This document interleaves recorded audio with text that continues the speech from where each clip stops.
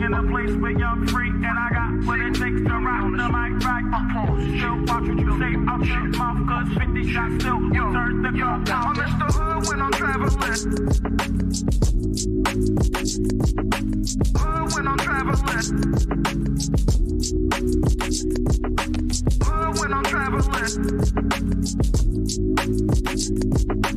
Hood when I'm traveling.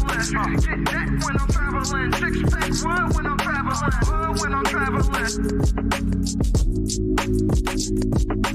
Hood when I'm traveling. Hood when I'm traveling. Hood when I'm traveling. Get that when I'm traveling. Six pack wood when I'm traveling. Seeking a place where you're free, and I got what it takes to rock the mic right. Seeking a place where you're free, and I got what it takes to rock the mic right. Seeking a place where you're free, and I got what it takes to rock the mic right. Still watch what you say out your mouth, cause 50 shots still turn the gun out. I'm Mr. Hood when I'm traveling. Hood when I'm traveling. Hood when I'm traveling. Hood when I'm traveling. Get that when I'm traveling. Six pack wood when I'm traveling. Hood when I'm traveling.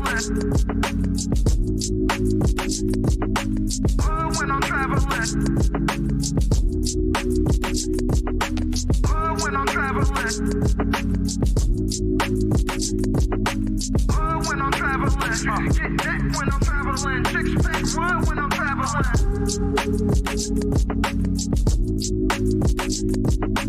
Hood when I'm traveling. Hood when I'm traveling. Hood when I'm traveling. Get that when I'm traveling. Six pack wood when I'm traveling. Hood when I'm traveling. Hood when I'm traveling. Hood when I'm traveling. Hood when I'm traveling. Get that when I'm traveling. Six pack wood when I'm traveling. Seeking a place where you're free, and I got what it takes to rock the mic right. Seeking a place where you're free, and I got what it takes to rock the mic right. Seeking a place where you're free, and I got what it takes to rock the mic right. Still watch what you say out your mouth, cause 50 shots still turn the gun out. I'm Mr. Hood when I'm traveling. Hood when I'm traveling. Hood when I'm traveling. Hood when I'm traveling. Get that when I'm traveling. Six pack wood when I'm traveling. Hood when I'm traveling. Hood when I'm traveling. Hood when I'm traveling. Hood when I'm traveling. Get that when I'm traveling. Six pack wood when I'm traveling. Seeking a place where you're free, and I got what it takes to rock the mic right. Seeking a place where you're free, and I got what it takes to rock the mic right. Seeking a place where you're free, and I got what it takes to rock the mic right. Still watch what you say out your mouth, cause 50 shots still turn the gun out. I'm Mr. Hood when I'm traveling. Hood when I'm traveling. Hood when I'm traveling. Hood when I'm traveling. Get that when I'm traveling. Six pack wood when I'm traveling. Hood when I'm traveling. Hood when I'm traveling. Hood when I'm traveling. Hood when I'm traveling. Get that when I'm traveling. Six pack wood when I'm traveling. Seeking a place where you're free, and I got what it takes to rock the mic right. Seeking a place where you're free, and I got what it takes to rock the mic mic right opposed. Seeking a place where you're free, and I got what it takes to rock the mic right opposed. Still watch what you say out your mouth, cause 50 shots still turn the gun out. I'm Mr. Hood when I'm traveling. Hood when I'm traveling. Hood when I'm traveling. Hood when I'm traveling. Get that when I'm traveling. Six pack run when I'm traveling. Hood when I'm traveling. Hood when I'm traveling. Hood when I'm traveling. Hood when I'm traveling. Get that when I'm traveling. Six pack run when I'm traveling.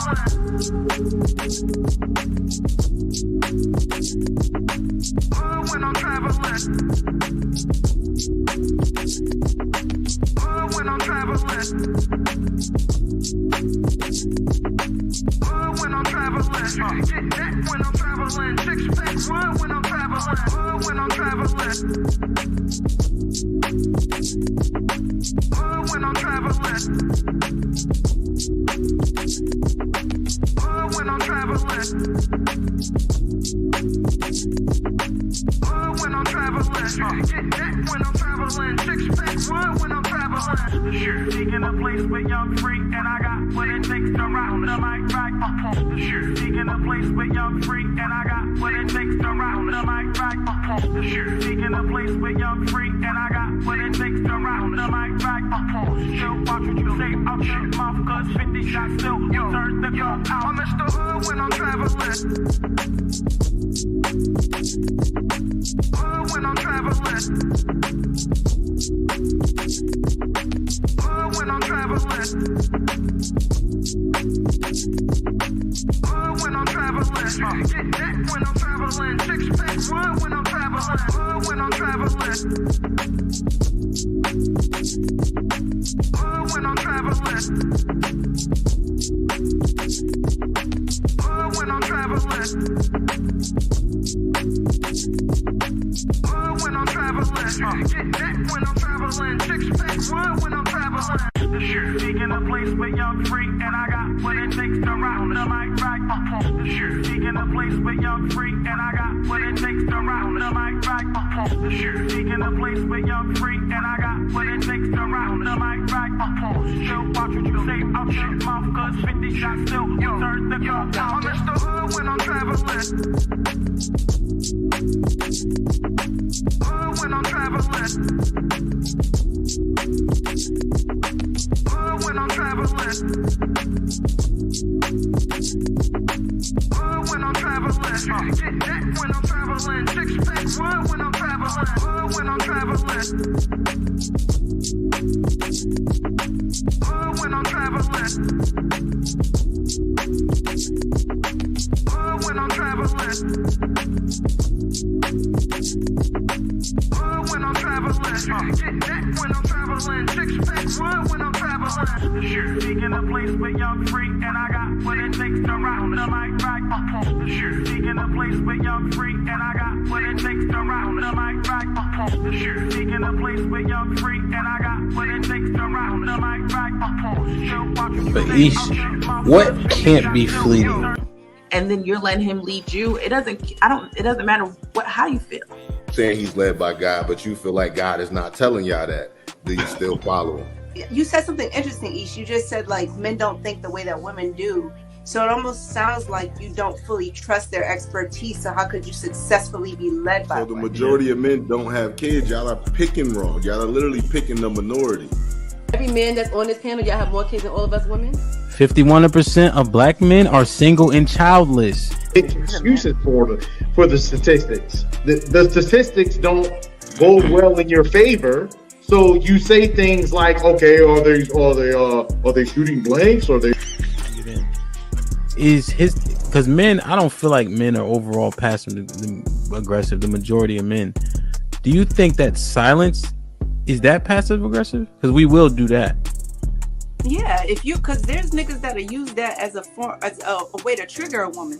Like, because a lot of time a woman will tell you, like, when you're silent, it makes me feel like I'm ignored. So a nigga will do that intentionally.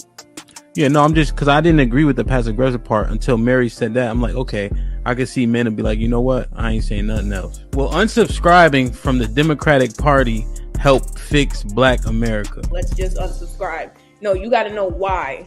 I don't think so. That's the only thing that get Black people together. You know what I'm saying? Like that's Shit like that. Shit like that. Shit like that. Wow. Like that. What I think will fix is if Black people truly understood politics. Because for a guy, because listen, it's so many different reasons for a man to want to hang out with his friends. Adrian, I'm not gonna let that slide. I heard you. Why do you think that it's older single women who share that opinion? Sometimes that's the case. There has to be Explain balance. what White History Month is. It's honoring the achievements of the greatest ethnic group in human history. Wow. I think all of that shit deserves a put him in the bathroom. Would you rather have a whore of a daughter or a gay son? Let's see here. Bruh. Because if she's a hoe, that ain't my problem. Hell, she just be a hoe. Shit. That's a whore. Definitely. Like, Yeah, is going to college a waste of time? Absolutely. I wouldn't think for biology. It's ridiculous. And can I just piggyback on that? Read this for me, Q. Okay, $5 super chat from Omega Green. Depends. Go for STEM, medical or law. However, if you go for BS degrees like communications, is that supposed to be policies or Poli-sci, political science? Poli-sci, okay. Or criminal justice? It's wasted time. Final thought. When you take a man's time, it's like taking his money. When you take a man's money, it's like taking his time. Simply put, we want something for it. If you're not interested, don't go out. Sis, hit me up. Let's clear your coochie balance. Do women, should they still be covered by men? Do women need to understand what it takes for men to feel like they should be covered by men? Yeah, absolutely. Like, women don't value men anymore, and it's evident. For women to admit that they're not equal to their men, women have to come to that conclusion that you are not equal to your man. Are you for spanking? Let's go around the room, yes or no. Q, you for spanking? Absolutely. Age. Okay, so big kids don't get spankings? You gotta fight them niggas. There's no difference between divorced women and single mothers. The man will, in both circumstances, suffer comparably with no benefit to himself. The benefits don't outweigh the cost. But it's still better to go with someone who hasn't gone through that. It's still better to not choose them. Have men been getting over on household duties all this time? Listen, but I don't touch a trash bag to save my life. So let me ask you, could you and your wife switch roles in what you do versus what for that person hold y'all back or let y'all go? Physically, can't nobody hold me back. Ain't no such thing as a fair fight. But Ish, what can't be fleeting? Direction, choose your own path. Don't just wear anything. Wear garments that mean something. We got hats. We got sweatshirts. We got jackets.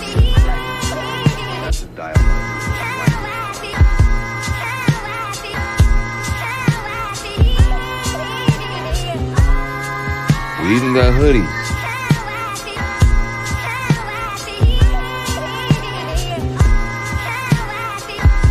Let's not forget our classic tees. Direction, choose your own path.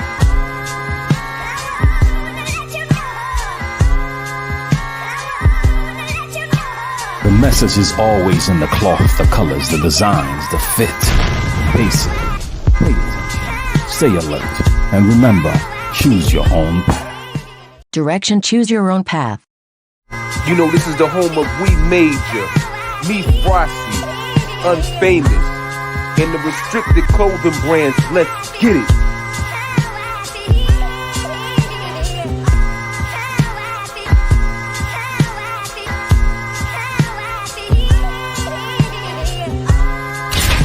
The message is always in the cloth, the colors, the designs, the fit.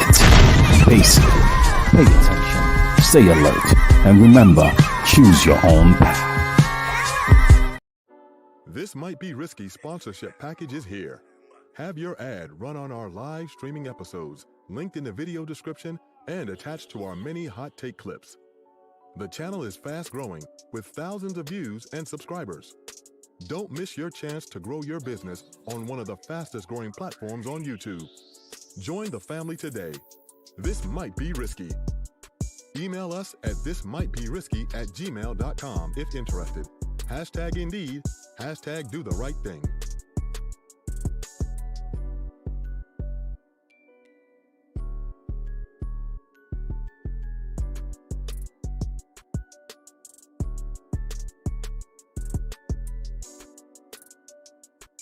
Speaking a place where young free, and I got what it takes to rock the mic right up on the shoot. Speaking a place where young free, and I got what it takes to rock the mic right up on the shoot. Speaking a place where young free, and I got what it takes to rock the mic right up on the shoot. Watch what you say out your mouth, cause 50 shots still turn the gun down. I'm Mr. Hood when I'm traveling.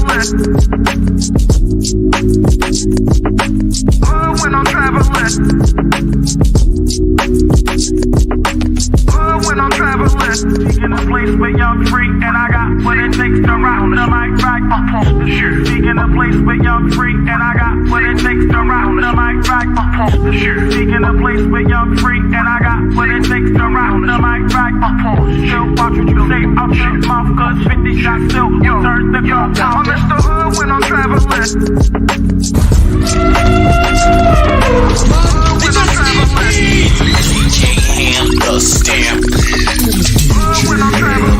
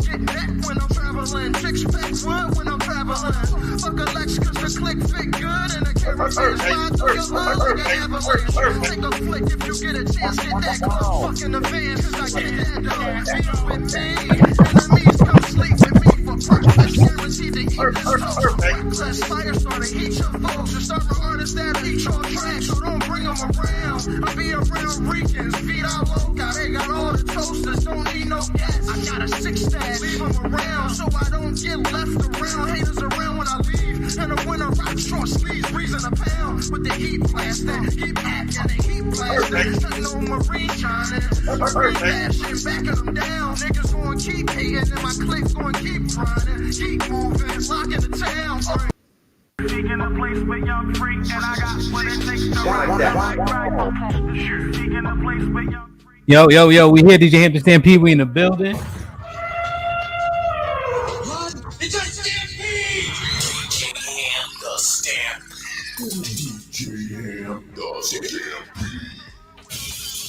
It's good to be back, man. Like, share, subscribe, tell a friend, hit that like button right now if you can. That helps the channel the most. Yo, man, these algorithms is weird, man. If you've been gone for a minute, I think they take you out that motherfucker. So if you got a chance, like, share, and subscribe. It's uberly important, you know what I mean? We was here just a few hours ago and we back. I'm gonna make up all those shows, I promise you, man. Get the likes up, get the likes up, get the likes up, get the likes up. Let me check something real quick. Let me get it popping.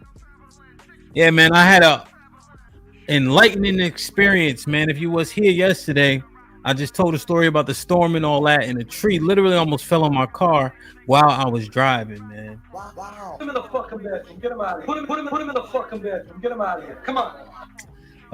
Definitely my fault. I shouldn't have been out that early, but it is what it is. You know what I mean? But you know, just looking at everything under a different lens and a microscope. You know, to be frank, the things that we talk about all the time, cool. You know what I mean? But I want to make more progress going forward. You know what I'm saying? So if you ain't here to make progress, beat it. You know what I'm saying? Put him in the fucking bedroom. Get him out of here. Come on. You know what I mean? Hey, what are you doing here? I tell you to go fuck your mother. You keep talking, man. You shut the fuck up. Huh? I'm putting cases on all you bitches. Parties. Brother. Perfect. Damn. I like it, man. Let me check the likes real quick. Yo, Hall of Fame was popping. Let me see. Okay. Good. Let me see who in the chat real quick. We get it started. Salute to K. Became a member last night. Victim Olympics renewed. Salute to them. The killer was popping. UFO was good. Cali Bev in the building. Orchid in the building. Melly Mel was popping. Happy belated and all that, man. Almond Eyes was good. Josh was good. Megawatts in the building. Salute. There he is. Appreciate you, my G. Miss Jilly was popping. Hope all is well. Yeah, man. I appreciate you. You know? Thank you, Rashada. Thank you. Josh, what's up? Corey, which question? Oh, in the intro? Yo, the Decade to Alien was popping, my brother. Who called me old? Orchid? Mel, you already know. What's popping? Salute, man. I'm just happy to be here, man. Asia. Yes, ma'am. I'm doing just fine. I'm doing awesome, actually. Impress, salute. Thank you yesterday as well, man, for the 50 ball, man. I appreciate you. Perfect. Shit like that.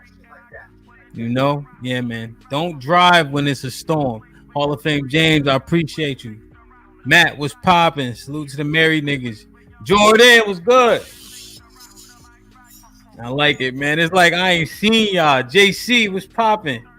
Like I haven't seen y'all, man. I'm like happy to see y'all. You know, I think I saw mostly everybody yesterday, but nonetheless, man, today is a new day, you know? Damn, man. Shit like that. Like, share, subscribe, tell a friend. Fred was popping. Like, share, subscribe, tell a friend, and tell a friend. Hit that like button right now if you can. That helps the channel the most. Omega is crazy. Yeah, man. So there was a conversation. Yo, down south was popping.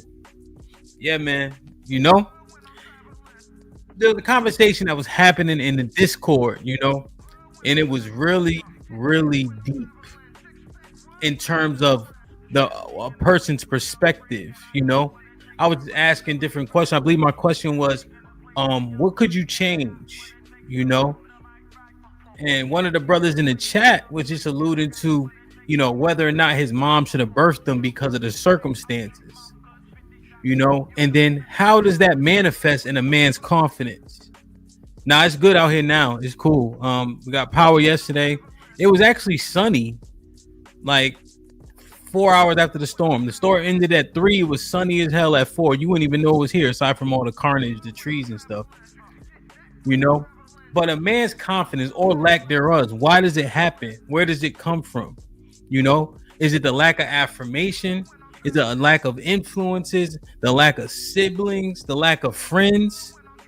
You know, positive reinforcement, negative reinforcement. When a man falls as a boy, who picks him up? How is he picked up? What does that do to his psyche when it happens? You know, Rum, what's popping? It's interesting to me. So I want to dive into it a little bit more, man, and actually have the conversation regarding a man and his confidence or lack thereof. We talk about women all the time. You know, I wonder, is confidence transferable? Put a 1 in the chat if you think confidence is transferable. What I mean by that is simply, Aaron was good. Is I was a pretty good football player, right? But when I went to play basketball, I wasn't as confident, but I know that I was athletic enough, right? So I would do the things that I could do the best I could do them, right? So on the basketball court, I'll take the open jumper. I'll try to get to the lane, whatever the case is, you know. But I wouldn't overdo it, right? Because I was much more humble playing basketball. But my side to side was impeccable. I played linebacker, right? So you're not going to just blow by me. You know, I'm going to hustle. I'm going to play hard, and I'm going to use all the unlimited fouls I can. You feel me? Shit like that. Shit like that. Shit like that. So I wasn't as confident in football as basketball. However, I knew that as a competitor, you're not just going to do me dirty. You see what I'm saying? So the competition in me was still there. The heart was still there. The desire was still there. The want to win was still there.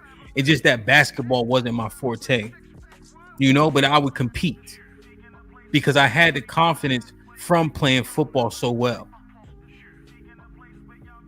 you know? So it's interesting.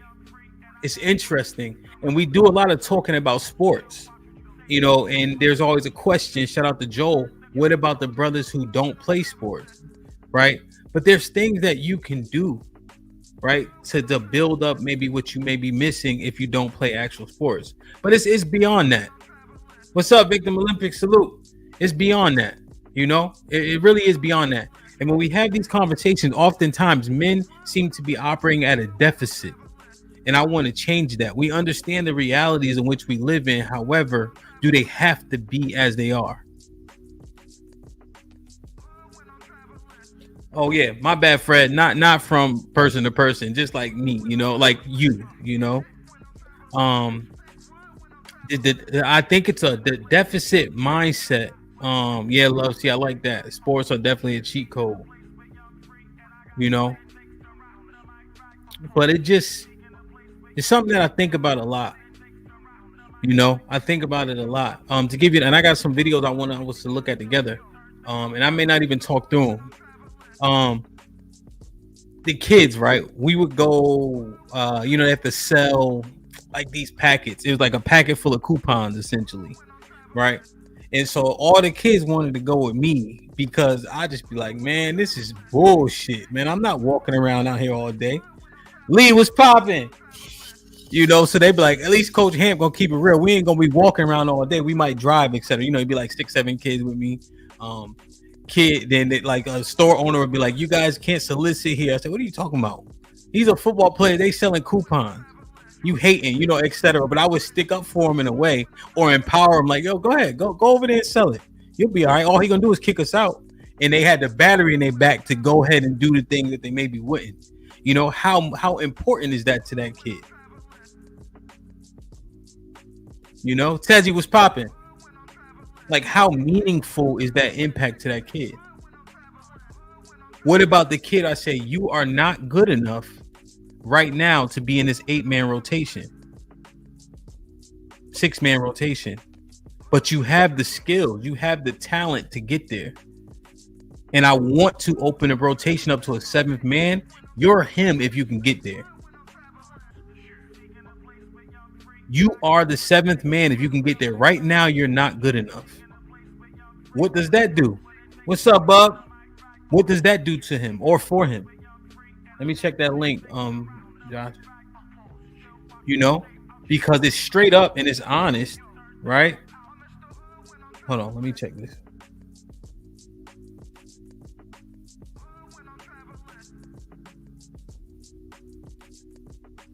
I don't know why it's not working. This. Wait. Let me check it, Josh. That shit should be working though. Let me check.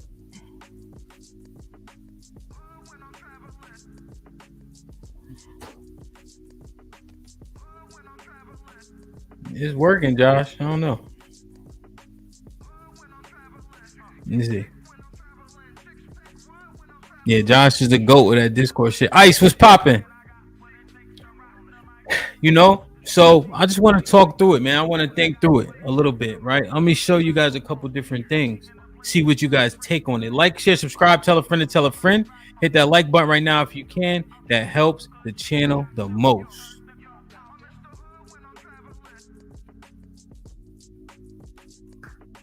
Let's start here, man. Have you guys ever seen these two little boys before? They're twins. They're about 14 now. 14 or 15 now. You know? But how important oh, I see what you're saying. It's not an actual link. Okay, I understand. Okay, I gotta fix that then. I see what you're saying. Okay. Now, they have a father, but look how important his brother is to him. You know? I wanted to highlight them because I think this is important. Hold on, I'm just trying to fix that link. Give me 1 second. Because we're talking about a man and his confidence or lack thereof. How do you build it? How can you destroy it? And then when we have these conversations regarding women, what happens? You know, how important is this type of impact to how he deals with what we would deem a gender war, how he operates within it. Let me show y'all this. They're older now. Grady twins, if you guys want to look them up. Let me turn the music down a little bit. And I'm happy to be back, man. Uppercut.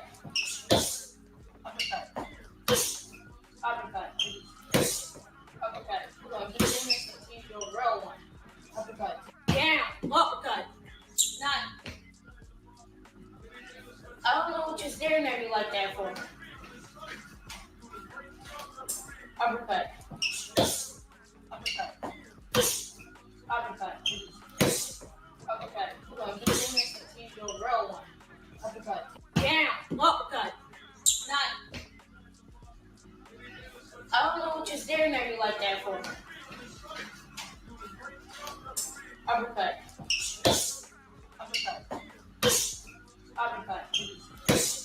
Uppercut. Hold on, get in there and see your real one. Uppercut. Down. Uppercut. Not. I don't know what you're staring at me like that for. One more time. Uppercut. Uppercut. Uppercut. Uppercut. Hold on, get in there. Now look at this, right? The reason why I like this video is because he critiques him and he on his ass. I don't know why you looking like that. Miss Shar was popping. Salute. Shalom. Kia was good. He knows what's good, my brother. He giving him straight critique, real coaching. He's saying, throw that uppercut. I don't know why you looking like that. You about to whine or something. I ain't trying to hear that. But you can tell they getting that voice from somewhere else, right? You can tell that they mimic, you know, you could bet that they're mimicking their father, you know, the coaches, their grandfather, etc. Right?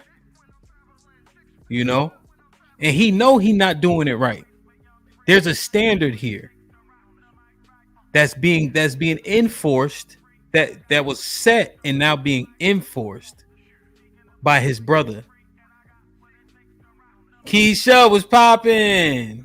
Yes, ma'am. I'm glad to be here. Right? There's a standard set, and then it's being enforced by him and holding him accountable. And he not sucking his teeth. He ain't saying nothing. Right? He's doing it without pushback, taking the correction. Put a 1 in the chat if you could assume these two boys are man-led. Because again, we're just talking about a man and their confidence, and where does it start? You know, And this is a very harsh critique. Because watch this real quick. Not. I don't know what you're staring at me like that for. Uppercut.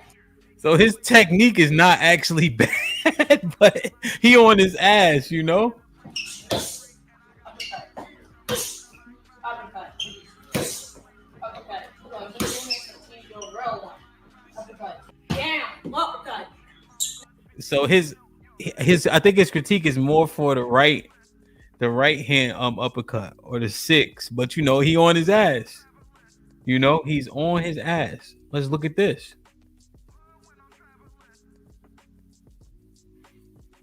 All right, let's just keep looking, man, because this is the shit that boys are dealing with. Good, bad, and different.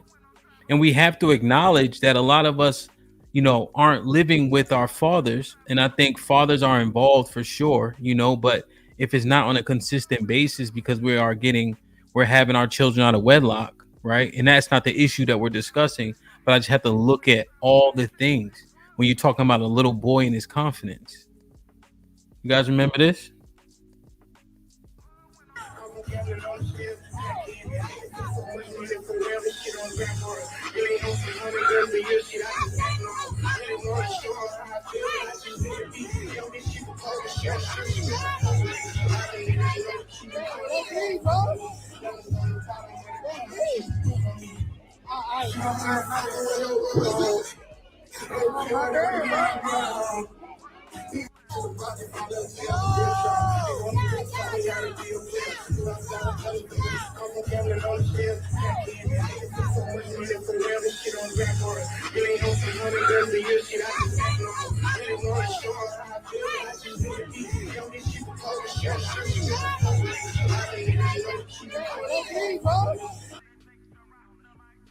Now, pay close attention, y'all. Right? Yeah, and I don't know if this is the reason, right? Because Blink, you may be right. However, we know that this happens, right? We seen, that's his mom. That's his mom.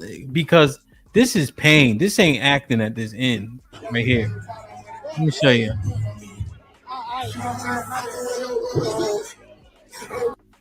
I don't know. It just looked different, man. But look at the reaction of people around, right? Ronnie was good. Hope all is well, my brother. Good to see you. I just want y'all to look at this. O'Shea was popping. Yeah, he's famous, right? Yeah, Will, right after he was crying and all that. You know, this is just a clip.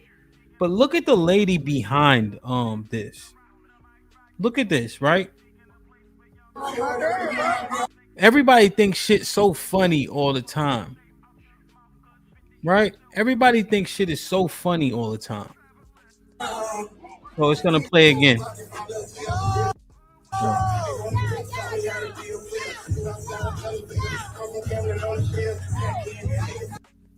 This lady here. Okay, the blonde hair lady right here. Look at this.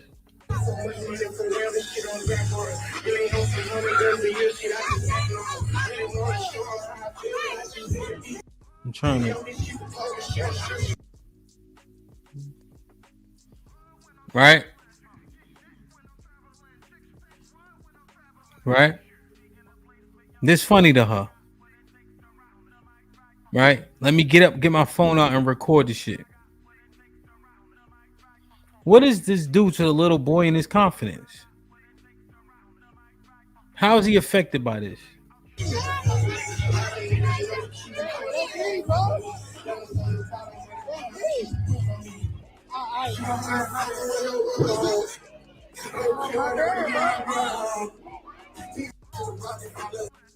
What does that do to that little boy and his confidence? There's been videos. If y'all ever looked on Twitter, Twitter is the craziest place in the world. Even back in the day, there was a video, you just scrolling, and the caption is literally kids banging on the window while the mom was giving fellatio in the car. Did y'all ever see that? The little boy is banging on the window. while his mom is giving fellatio in the car. Y'all ever see that video? Like, what does that do? And that's an extreme example, no question. No question. But what does that do to this little boy here, man? Right? Like, it just, I'm just asking, like, what does this do to boy? Right? And if I think he's popular too, like on Facebook and things of the nature. But he's slightly, and I'm just gonna be 100% honest, he's slightly effeminate. You know, like his mannerisms, how he moves. The little boy, I think his name is James right here. He has like effeminate ways about him. You know what I mean? Where does that come from? Is there a lack of something? You know? And other little boys notice that too. In young boys. They notice that. That a boy would be slightly effeminate, right? The mannerisms, etc. Again, I'll use the example that is most prevalent in my mind. Coaching the kids playing football, right? They could tell, like, yo, where your dad at, bro? Like, they would say this shit. I would say, do you have a father? Because the mannerism just wasn't, as quote unquote manly. You know what I'm saying? And don't get me wrong, I'm not saying it's absolutely impossible that it can happen if your father's there, But I'm just saying, though, it's more likely with your dad not present. You feel me? Damn. Like, share, subscribe, tell a friend, hit that like button right now if you can. That helps the channel the most. Aaron with the $10, what's popping? He said, it's funny you show this. I hate the fact that I had no brother, no male cousins, lived close around my age. They all was older. I hated going home to all women house. I never wanted to stay home. It makes a difference. He knows. Salute, my G. Right? And again, we're just looking at the men and we're looking at the constructs that we're subject to, right? This is not necessarily about the women. We talk about the women in terms of that boy being under certain constructs, under a matriarchy, under a patriarchy, or lack thereof for either, and what happens to his confidence. How is it built up? You know what I mean? He knows. I appreciate you, my brother. Aaron with the 2000 says, let's be honest. You only see this at black functions. I only go to black functions, so I'm the wrong person to ask. Zoe, what's up, bro? I ain't seen you, my G. Been a member for 4 months. What's good, Hamp? Looking forward to your fight in Philly. Shit like that. Indeed. Let's get it. Let's look at this. Get the likes up. Get the likes up. Push us into the algorithm. Let's get it popping. Guys. Hold on 1 second. Let's look at this real quick. I just want to see. Hold on. Sorry. I clicked off it by accident.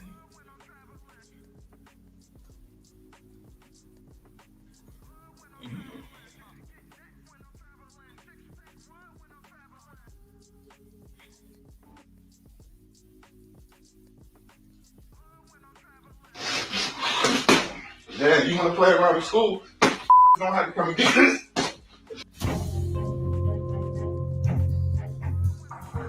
My son, 17 years old, decides he wants to go to school and cut up like he ain't got to come home and see me. All day went by, he didn't call. So now it's discipline time. Ooh, yeah, that one hurt, didn't it? That's Jack. That one hurt, didn't it? Want to keep playing around? Told you, you're a young man. I ain't whooping you with no doubt. Teach you how to learn. Tell your teacher you sorry. Sorry. We're getting up and walking out of the class. What's wrong with you, boy?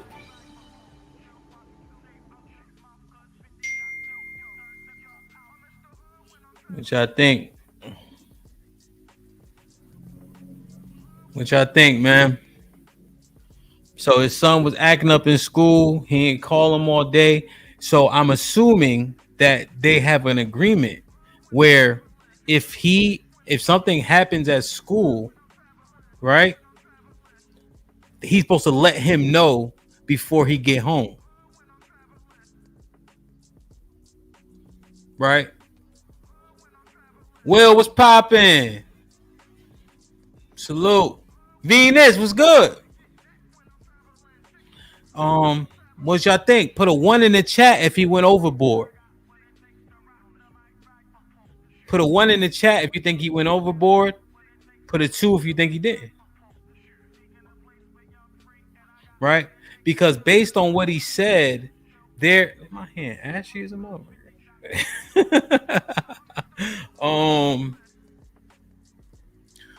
Based on what he said, he didn't call him all day. Therefore, they're supposed to be. They have an agreement, right? That's what I'm making an assumption that simply he's supposed to let him know if you got in trouble at school, you fucking with the teachers, you better call me before they call me, right? He didn't call him all day.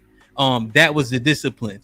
So if you guys ever been like cut before while you sweating and etc., and it looked like they went for a decently long time, you'll be surprised how much the sweat can exaggerate like the amount of blood and stuff. Now, don't get me wrong. He probably definitely had a busted lip. I think it was probably nose where he got that much blood, on his shirt. But the sweat definitely exacerbates the look of it, I wonder if we would have had the same sentiments if he would have had him wipe himself off before putting him on camera with the apology. Is it more palatable, the boxing, if he doesn't have all the damn blood on him?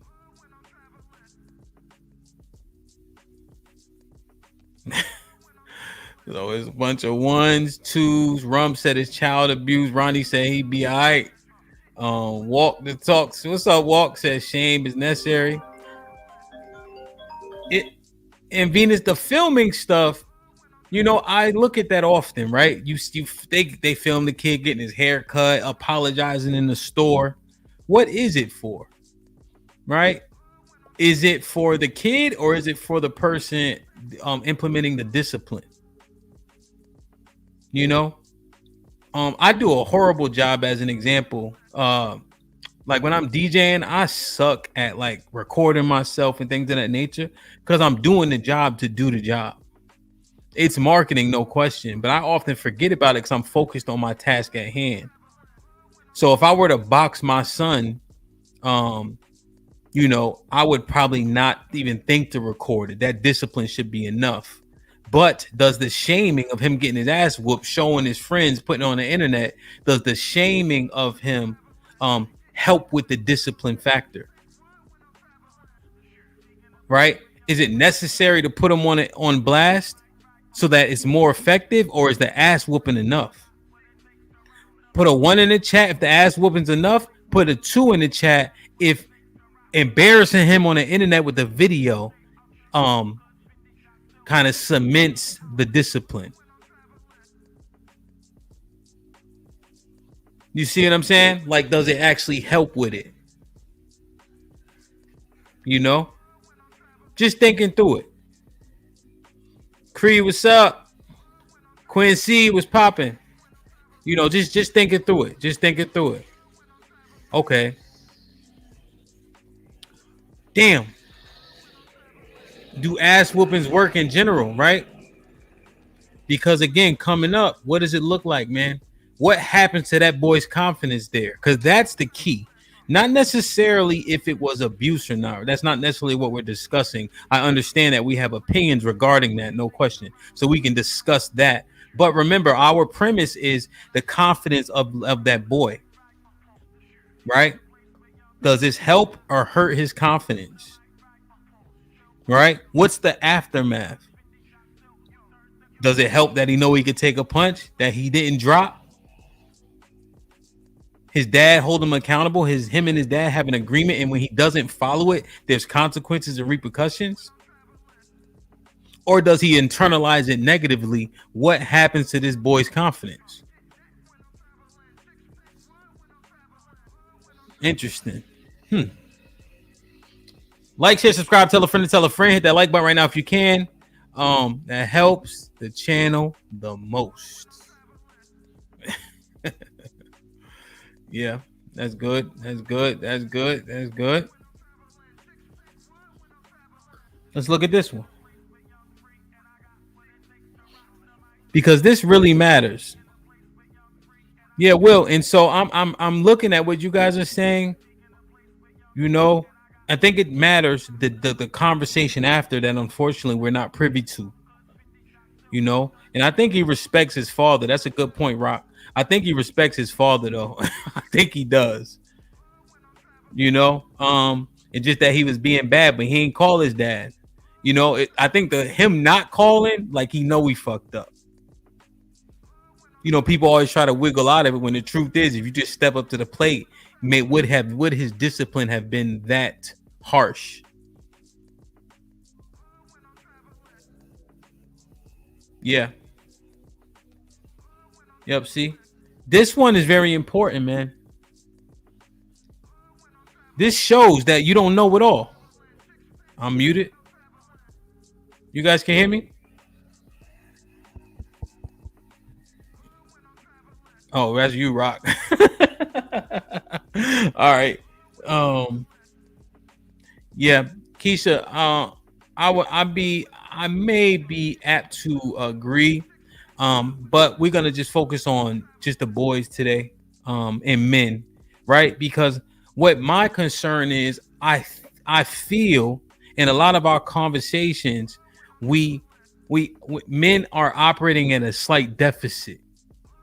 You know, with just some of the things we say, as an example, it's just like, women are driving a car, you just don't fuck it up, you know? You know, when we approaching women, as long as you don't say the right thing, you'll get access to her body, or the wrong thing. And I'm just like, it doesn't bode well, I don't think, in terms of, you know, exuding confidence and things of that nature. So I just want to look through it, man. These kids, these different experiences, what happens to said boy with a father, an overbearing father, a father that will discipline you with the gloves until you bleed, a father that will make sure you and your brother have the same standards so your brother can hold you accountable. You know, if your mom who's single, and we have to address it simply because a lot of us come from that construct, and she's twerking in the middle of an event and you feel humiliated and everybody's laughing, recording you around it. And if that video plays a little bit further, she was just kind of sitting there looking saddened by the fact that he was sad, and she was slightly regretful, you know, but it was done nonetheless, and he can't unsee it. You know, what happens to these boys' confidence? You know, we haven't really discussed every single, well, we've been a little bit, but I just want to keep going. I got a few more. Okay. Venus with the 10 ounces. Humiliating your child will permanently affect their trust in you and their confidence. What is the point? Question mark. You care about the opinion of strangers over protecting your relationship with your child? Okay. So Venus, you think it's for the father. Callie Bev also said it's for the parent. It's not for the kid. The parent wants the eyes on them. It's not to shame the kid into being right or to doing better. Right? Because to Venus's point, when it's on the internet, it's on the internet forever. Right? So I think that's a fair assessment. I understand it. This one.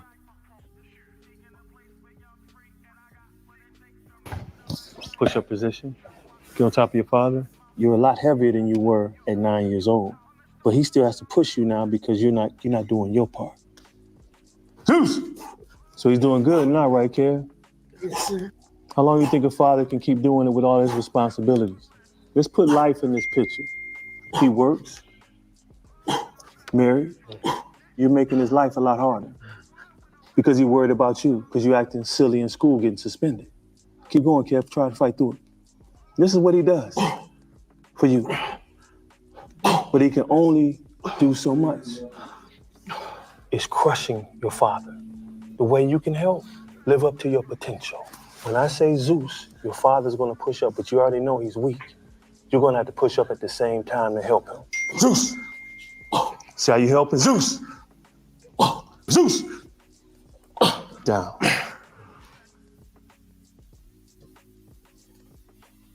The cave of a dull. Push up position. Get on top of your father. You're a lot heavier than you were at 9 years old. But he still has to push you now because you're not doing your part. Zeus! So he's doing good now, right, Kev? Yes, sir. How long do you think a father can keep doing it with all his responsibilities? Let's put life in this picture. He works, married. You're making his life a lot harder because he's worried about you, because you're acting silly in school, getting suspended. Keep going, Kev. Try to fight through it. This is what he does for you. But he can only do so much. It's crushing your father. The way you can help, live up to your potential. When I say Zeus, your father's going to push up, but you already know he's weak. You're going to have to push up at the same time to help him. Zeus! See how you helping? Zeus! Zeus! Down.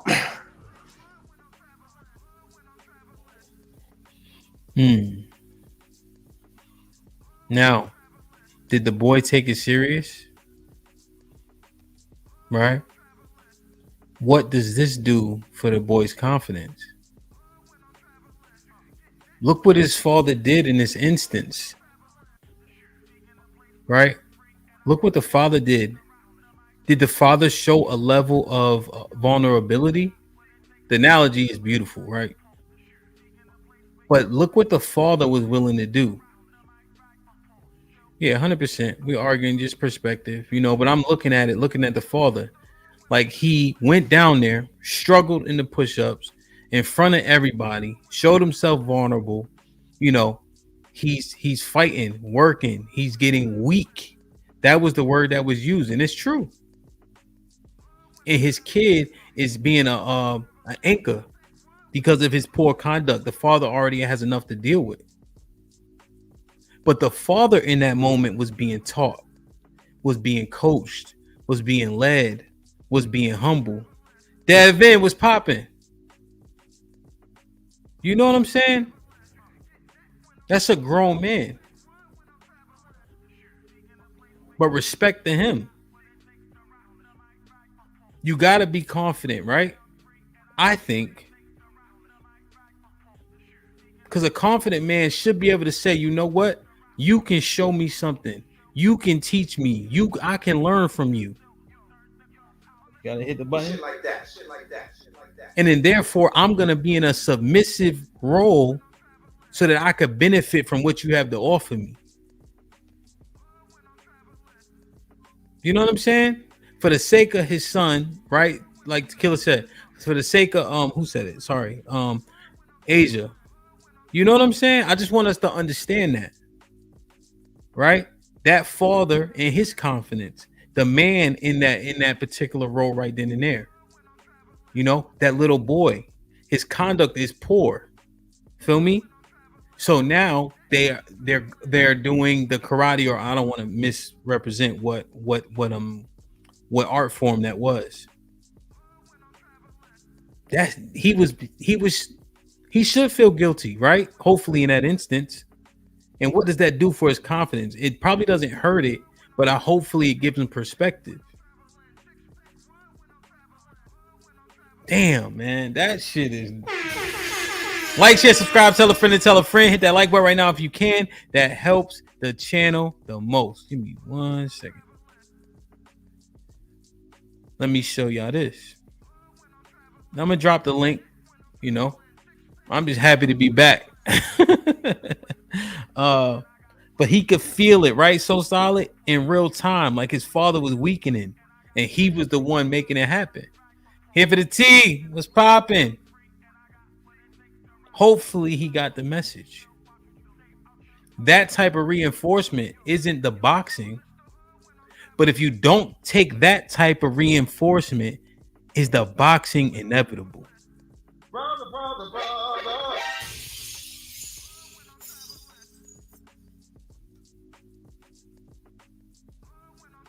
Let's look at this.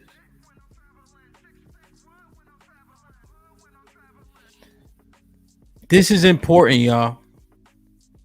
So when I coached high school football, I was very, very heavy-handed on the parents, meaning do not talk about. I haven't played no sound bites.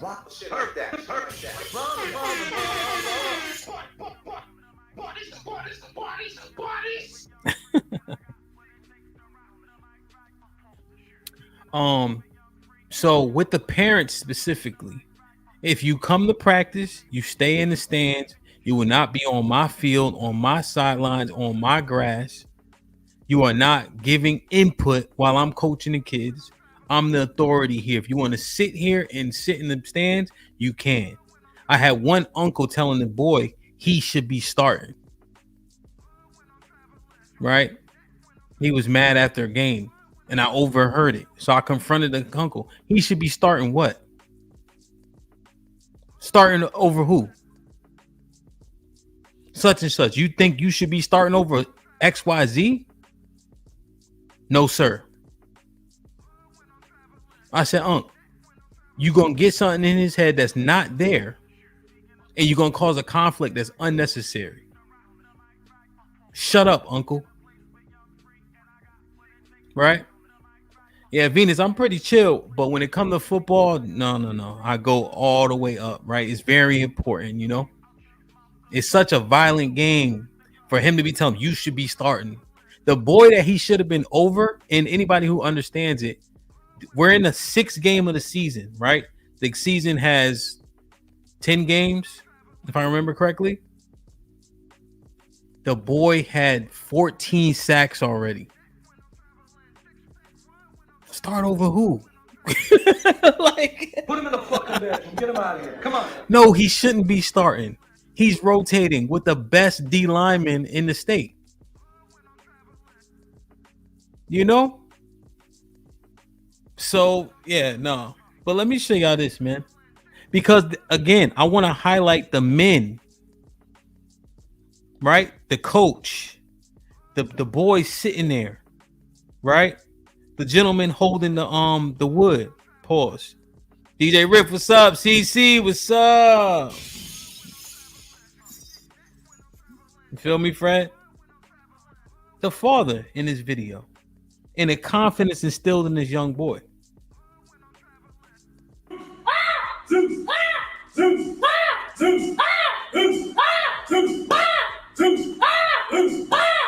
Pull in, punch all the way through. When you feel the pain, go all the way through. That could be a barrier in life or anything. Punch hard.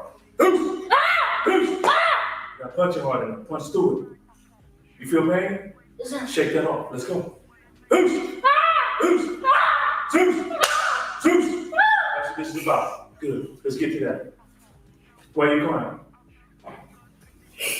That's what this is about, son. It's okay to cry. We cry as men. Why are you crying, son? Inch by inch. You feel the pain, good. Push through it. Okay? You feel the pain, good. Push through it. Direct with an action, with the solution. Look at the other boys. Tell me this ain't important. Look at the other boys. Why are you crying, son? Why are you crying, son? It's okay to cry. We cry as men. Why are you crying, son? Come on. Tell me, why you... Look at the other boys, y'all. They ain't laughing. They ain't joking around. Michelle say, okay. Genesis, salute. Ain't nobody laughing. Ain't nobody smirking at him. Let's go back. Let's go back, man. Let's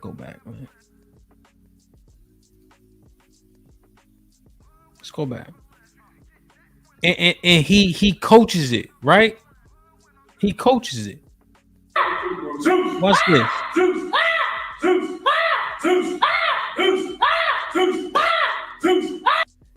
You notice the coach, when he says Zeus, that time he hesitated because he was about to coach him, but instead he gave him an opportunity to see if he's going to correct it, right? Let me just show y'all this. This is important, right?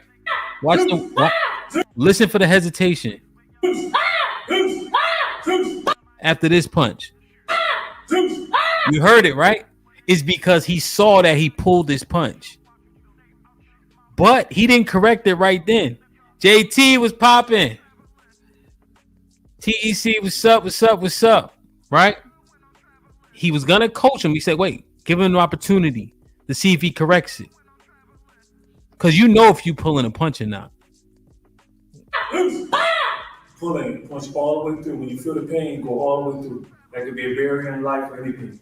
And he identified the issue. You see that? So he caught it, gave him an opportunity to correct it. Right? That's dope. And then he hits it again, and he knows the reason why he's pulling that punch is because it hurt his hand. And he addresses it. He don't ask him, why are you pulling your punch? Right? Exactly. I mean, he's very specific. And he identifies the problem because this is what coaches actually do. Why you hesitate? You don't want to run up in there. That motherfucker too big. Pause. Big ass running back. Y'all know. You know? But that's key, man. When you're dealing with experts and professionals, they see the problem. They identify it. And they give you a remedy. Punch hard. Now punch it hard enough. Punch through it. You feel pain? Shake that off. Let's go. And this how dope coach is. That do you feel pain was a rhetorical question. That's what this is about. Good. Let's get to that. Why are you crying? That's what this is about, son. It's okay to cry. We cry as men. Why are you crying, son? Come on. Tell me, why are you crying? It's called a test for a reason, but why are you crying? Go ahead, son. Because what? Because it is hard to push through with my left hand. Okay, good. But you did it. You punched through with it. You know in life there's going to be things harder for you to do than other things? Yes, sir. And you know those things that may appear to be hard to do, you're going to have to do as a man, regardless. And it's going to take tears. It's going to take the blood of Yeshua, Jesus, and your sweat to break through it. You understand? Yes, sir. So I don't mind you crying. I cry a lot too. You know what I'm saying? All right. So I want you you're pulling your blow. I don't know if you're facing fear, you're feeling that you may not make it. And we all face that from time to time. And when as soon as we have resistance, we want to stop. Look at this, right? Does coach cry? Who knows, right? My assumption is that he probably doesn't cry a lot, right? But he's trying to get his point through to his audience, right? And so in that moment, he may be lying, but what it does is allows the boy to be comfortable, right? And now he's open to hearing what he got to say. What does this do for this boy's confidence? Because if coach cry, shit, nigga, coach cry. Damn, coach cry? Okay. Right? You see what I'm saying? You know, and football, right? Coaches be sitting over there. The two kids will come. Coach, if it's 3rd and 10, I'm going to run this defense. And then the other boy's like, no, coach, we should run this. I talk when the other coaches be like, yeah, you should run with, John Doe said you run. Told you, nigga, XYZ. They go off happy. And the one who was wrong, he accepts it because of the respect, the compassion, the love that the coaches share with those kids. Because it's hurting for that pain. You're like, I'm not going through this no more, right? Exactly. We have to go off with those men. It's going to be very painful. And he being specific, and he telling them as men, right? He's saying men do these type of things. Do you understand? Yes, sir. Being a black man in this country, you're going to need mental fortitude. You're going to have to be strong here more so than here. You understand? You can do it. You just gotta put your mind to it. And it's good to cry so you can work through that emotion. So when it arises again, you can push it to the side. Do it. You understand? Okay, let's see what you got. See, and you see how he did it right at the end, right? Again, the confidence. He's not a see. What I hear is this, right? And I think he brought clarity. Is Coach a proponent of crying? I'm not necessarily sure, but what he did say was this: is you work through that emotion. The next time you have to deal with it, you can push it aside. You see what I'm saying? So crying isn't a remedy, but he's able to express it the first time. But now that he can properly identify it, push the cry to a side and go do what you got to do. That's fucking yo. Come on, man. Yep. Exactly. Right?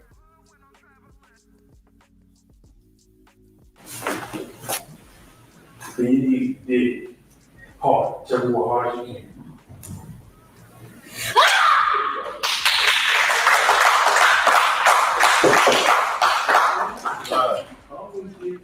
And you may not be able to break a habit or whatever the first time. Keep fighting, keep going through. And that's where you're going.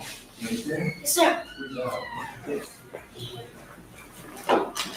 So this is father, right?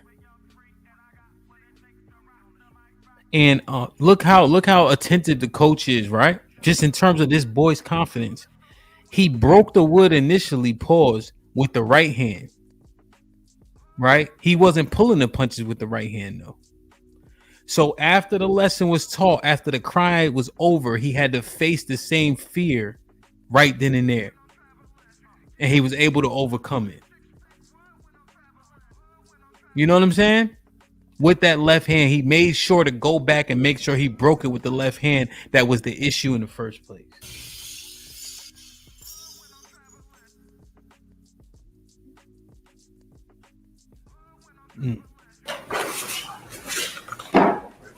Yes, sir.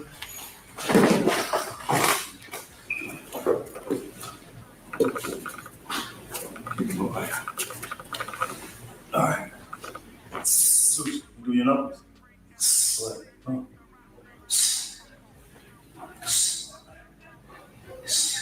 Come on, Bougie.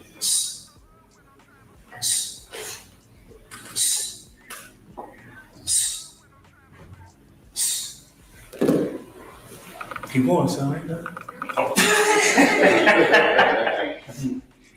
Chest down. Well. Look at this, right? What happens when we look at this. Chest down. Well. He coaching Pops right now. He coaching Pops right now. Chest down. 13. You the one chose the numbers. 15. 16. 17. Good. Come on, get on. Good. Good. Take a break. Keep the knuckles on. Keep the knuckles on. Hold on. Come on, get on. Hold on, y'all. Sorry. 12. 13. You the one chose the numbers. Keep going, son. Right there. Oh. Chest down. 12. 13. He said, keep on going, son. I ain't done. Right? He's still the OG in there. You know, he's still the OG. I should try to get him on the show, Riff. You the one chose the numbers. 15. 16. 17. Good. Come on, get on. Good. Good. Take a break. Keep the knuckles on. Keep the knuckles on. That's how we do it. This is what it is to be a father. I'm doing 50 for real? No, sir. Zeus. You got it, bro. Come on. You got it. Come on, big boy. You know I can back if you ain't got it. That's what we do, right? You gotta dig deep. Being a black father is a challenge, right? Amen. Yeah. So it ain't gonna be easy. Wait till you get 16. You ready? This. I ain't got this. Give me the thing. Hurry up. All right, now this for you. You my man. So when tough times get tough, this is just the end. I want you to block your mind out. Come on, man. That shit don't stop. That shit don't stop. That shit don't stop, man. Confidence. You know? Somebody breathing life, right? Men should be motivated 100%, but you can be inspired by a bunch of things. Pops wanted to stop. He ain't letting him stop. He coaching him. I'm only doing this to you because you my man. He making it more difficult. Shit like that. So drop the thing. Good. Good thing. Good. Put your knees down. All right. Excellent. I always push certain men a little further, and you've been like a role model dad, and like amazing. You can bring him every day, not missing, and supporting the cave, and how you take him to the rallies and all that. It doesn't go unnoticed, brother. So I salute you, you know, for being that type of father. It's an honor to have you. Respect. Still, give Bruce a hand and pat.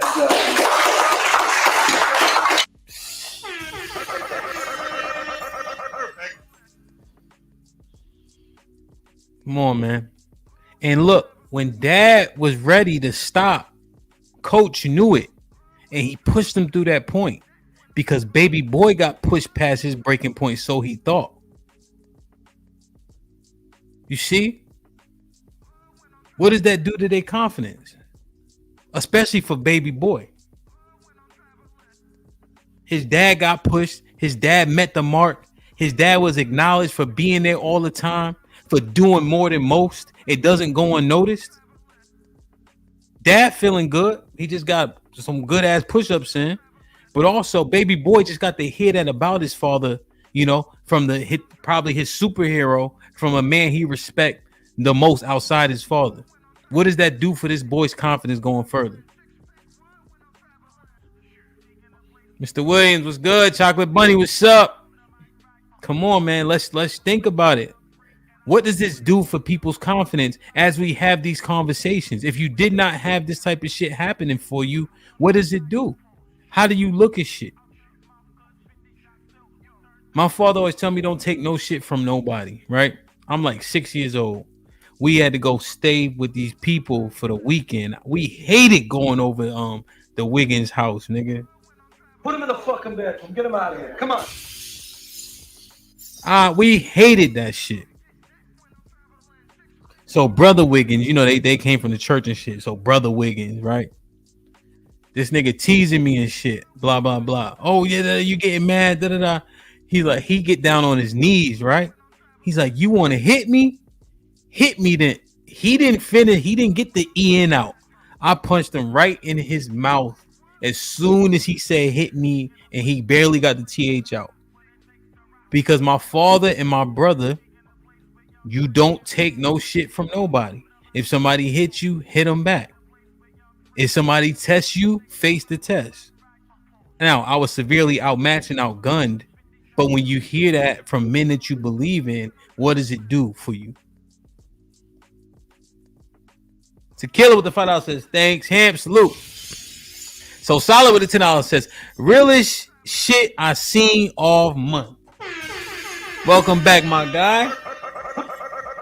Yeah, man. I'm happy you here, my brother. I appreciate you and thank you. We walking through this shit, bro. Real rap. Real rap. Like, share, subscribe, tell a friend and tell a friend. Hit that like button right now if you can. That helps the channel the most. Look at this. We got to look at both sides of this coin, man. All right, we got to look at both sides of this coin. Let's continue.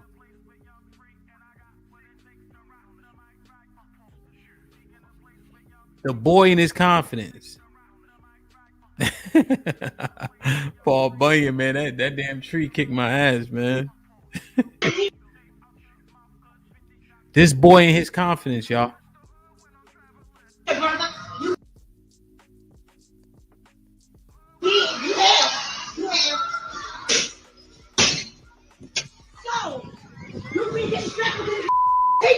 Oh, you know you're going to laugh. Wait, I'm not saying. So what you tell her?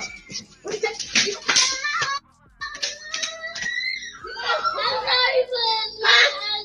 know, talk, get your back here now. Whatever. Oh, we gonna have this problem anymore. It's time we had a heart-to-heart. Just 29% of tech workers are women, and just 8.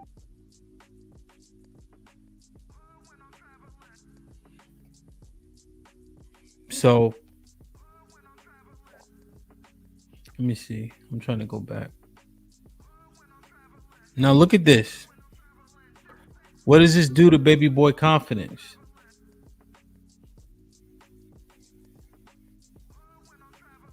What does it do to the baby boy's confidence, man? One more time.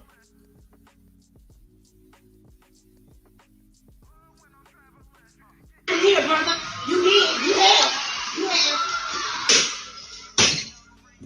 So, you be distracted with the teacher? Oh, you know you're going to laugh. Wait, I'm not saying. So what you tell her? What you tell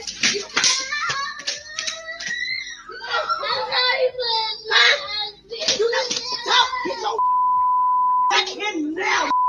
Whatever. Oh, we gonna have this problem anymore. What you think? His confidence done? It's broken? He being cussed out, spanked, you know? What does that do to his confidence, man? Ladies, let me ask y'all a question. The fellas too, right? But I am not a proponent of like moms yelling and screaming in little boys' faces. Specifically. Like I don't know how that does that help him? You know what I mean? Does it shape him differently?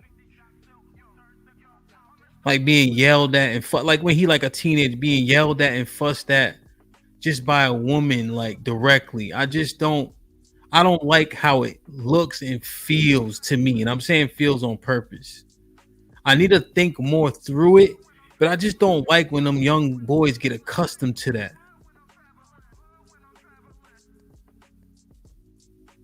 You know?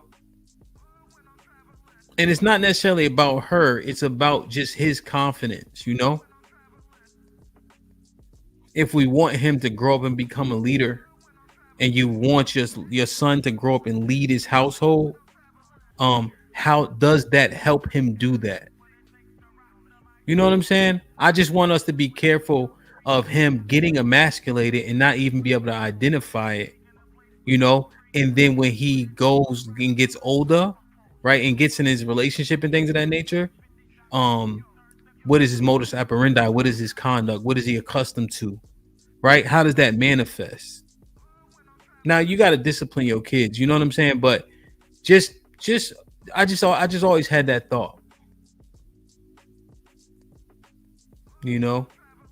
But look at this dude, man, right? Cussing at him, dragging him, spanked him in front of the kid. The teacher looked nuts standing there.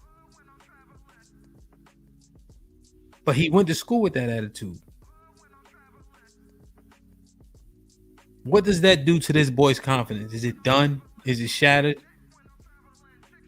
He just some nigga that get drug out the schoolhouse, get spanked and cursed out, get spanked again. Are we gonna have this problem anymore? He went to school with that problem. And then he got spanked out of anger. He got spanked out of anger. Shit. And then the boxing thing, I understand when we're looking at it, the physicality of it, but I would take the boxing if I had to take one I would take the boxing over that.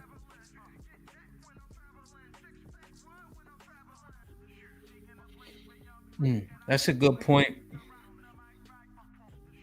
That's a fair point. What do you guys think about this point? You acting a fool outside, I'm gonna embarrass you outside.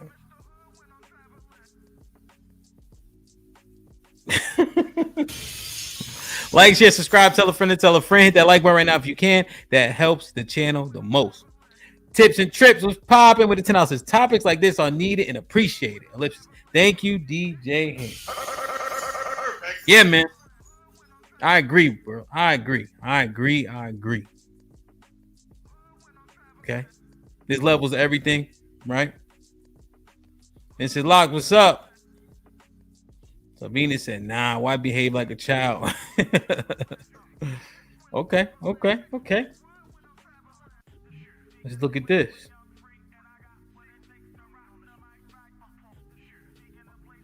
Hurricane was popping. Cody was good. CC, what up? Mr. Williams. Some dude, salute, my G. Mrs. Locks. Venus. Okay, gotcha. Look at this.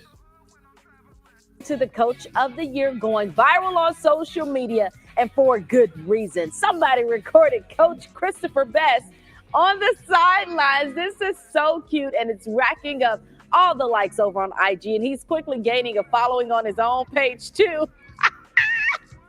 The 4-year-old has been on the sidelines with his dad, the head coach of a North Carolina high school basketball team. His parents say he is so passionate about the team. Yeah, and you see it, and he plans to stick around. Pretty cool there. He has like the squad and the look. Mannerisms, all of that. Yeah. All of the things. Now tell me how much you about to introduce you to the. What y'all think? What does that do for his confidence? And the thing is, the kid. So there's a longer clip, but the kids at the school, the kids that play on the team play into it. Like they acknowledge him, they let him give speeches, and yeah, man, good job, man. I just got finished sparring, man. I'm proud of you. Right? They play into it. Like he'll give his speeches sounding just like his dad, and they'll applaud, and whatever the case is, But what does this do to his confidence? He's acknowledged, by the big guys, the big boys. His dad got him hand in hand, side by side, learning the craft. How much time is he spending with his father while his father at work now, for all intents and purposes?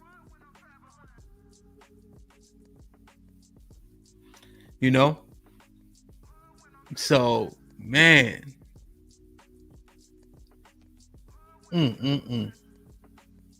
So I just wonder, what does that do for his confidence? No excuse. I don't even know what that is. I've never been on that podcast, Carlos. I think you got the wrong guy. I've never been on that. But what does that do to his confidence? Right? His confidence probably through the roof. And this one was easy, I got one more for you guys. You guys remember this? Mike, what's up? You already know. Appreciate you. Let me see. This one here. This is what the kids are subject to, man. You got the phones. You got all that shit, man. I don't know. Is Carlos Red spamming the same thing? I don't even know what he's talking about. It's weird. Carlos, I've never been on that podcast. I think you got the wrong guy. I don't even know what that is. And Tom was popping. But this is what the kids are subject to, man. The little boys. This is what's happening. And with these phones, everything is exacerbated.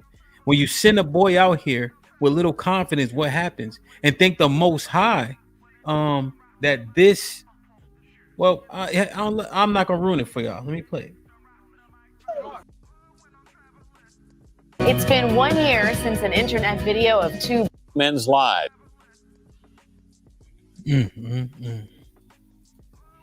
That one just, I see that one every so often, and we're assessing men as a whole. The man who walked up, like Knight says, salute to the night. How many men would have walked by? How many people would have just looked out the window? Why was he confident enough, or he felt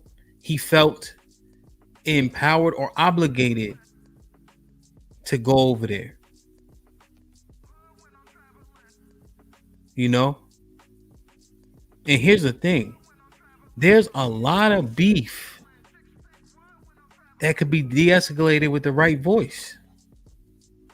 But the fact is, men ain't intervening. Right? Yep, this statement right here. They tell me this all the time. Hamp, you walk those old lady to the car that late at night, man, they'll accuse you of something. You helping these women with water, but they don't say thank you. These niggas ain't playing out here, man. You gotta. It's like we ain't even the risk. The risk just ain't worth the reward, so we say. But then we continue to complain about our community. The confidence of men, or lack thereof, man. Where does it come from? How is it? What's it called when you groom it, or I forget the word I'm looking for. But like it matters, bro. There's a whole bunch of clips I played. Because I'm telling you, man, the need, right? These little boys need that figure. Right? They need that influence. Let me show y'all this. Because I ain't saying Lee's wrong. Cultivate it. Yep. Thank you, Cece. Hold on.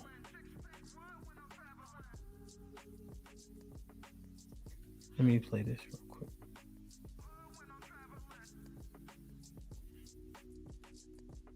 Right?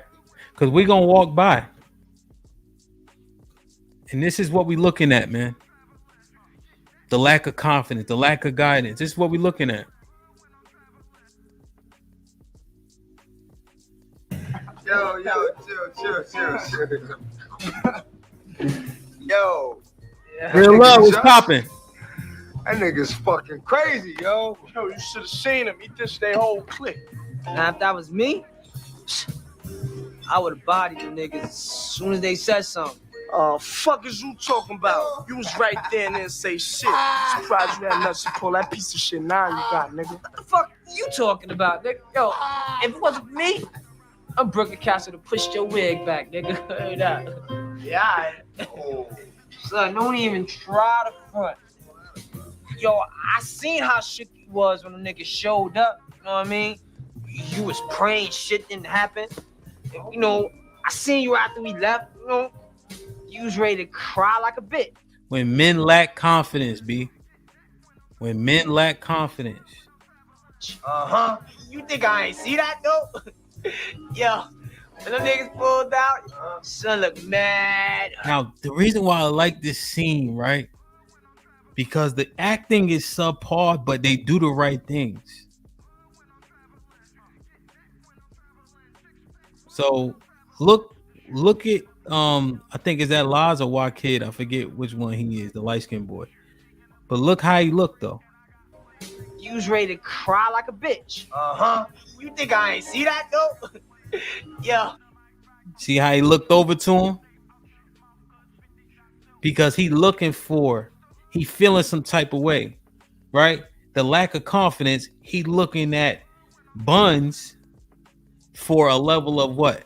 Affirmation, confirmation, to get like it just it's just key, man. Walk, you ain't lying, right? And then he instigated this shit. When them niggas pulled out, son look mad. The validation, right? Venus, that's the word I was looking for. Mad hurt, you know what I mean? Yo, don't front. But you don't want me to pull your bitch ass card in front of Buns and shit? Fuck it. right? In front of Buns. This is why it's all happening. The right person can de-escalate or escalate the situation. Just keep it real. Yo, I know you're not gonna let this nigga talk to you like that, man. What's going on, man? Nah, bitch nigga ain't no bitch in me.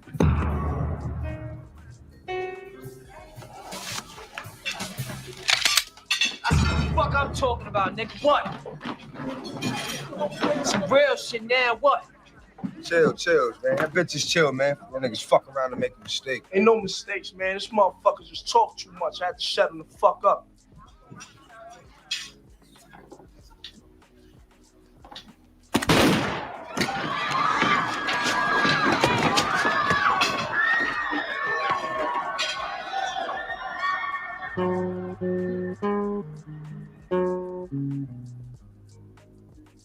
Yeah.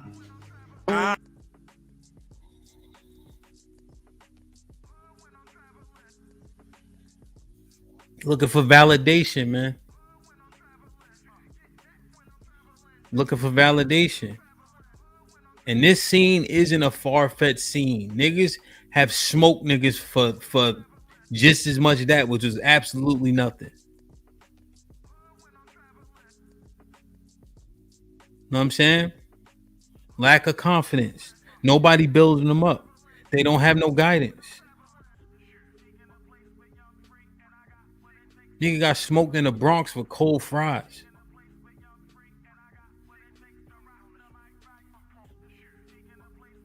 Damn.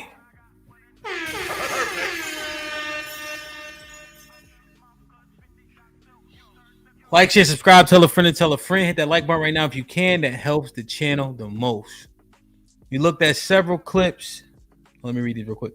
Docs was popping with the $5 says, the assumption from the videos is that the father is involved in the basketball video and the mother is only involved in the other. Maybe so. Dion was popping with the $2. Individuality, everybody about self. Yeah, man. But here's the thing, Doc, right? That is the assumption. And I think it's a safe assumption based on the things that we constantly discuss, right? However, think about this. If we saying that our women are being raised by single mothers, right? And therefore their conduct is as such, right? The men are also being raised by so-called single mothers, right? So do we need to assess that conduct the exact same way? So what we're looking at today is a man in his confidence. The fact that I was showing the clips with the fathers specifically is because we need to realize how uberly that important that is. You know what I'm saying? But also with Coach, who is coaching the fathers and the sons, right? That men need constant reinforcement and improvement, right? To continue to build your confidence. You know? And outside influences of men that are influential can be life altering for kids. Right?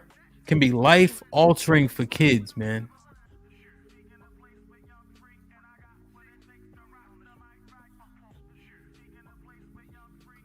Drop the link. But yo, as a man grows up and how he grows up, man, that confidence, you know, that male figure is uberly important. The things that I think we need to acknowledge, and we can go back and forth about it, is if a man doesn't come from that construct, if a man doesn't come from that construct, is he going to be at a deficit? And if so, what can he do to overcome said deficit? Because we very rarely give anybody any options. You know? Yeah, and Fred, I think that men will work, right? But think about this, Fred. You working hard as shit. I walk by. Yo, Fred, man, you working your ass off. Pause.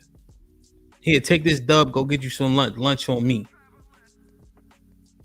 Let's say you fucking shoveling shit. I give you the dub. I give you praise.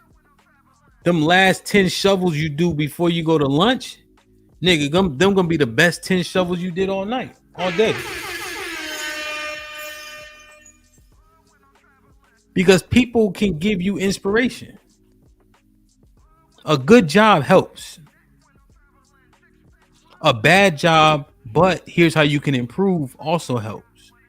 Right? But it's just the fact that that investment in a person helps people. We all don't get to this place by ourselves. You know? How does a man build confidence, man? What happens when his confidence is broken? How are we raising up these boys? And then when we're having this conversation, who are we talking to?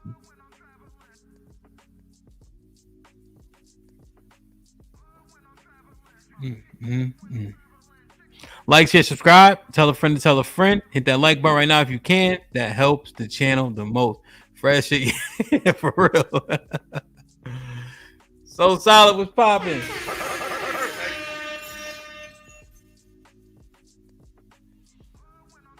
You on mute, bro.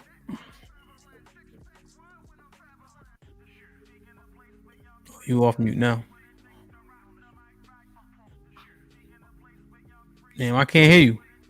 I can't hear you. I can't hear you for some reason.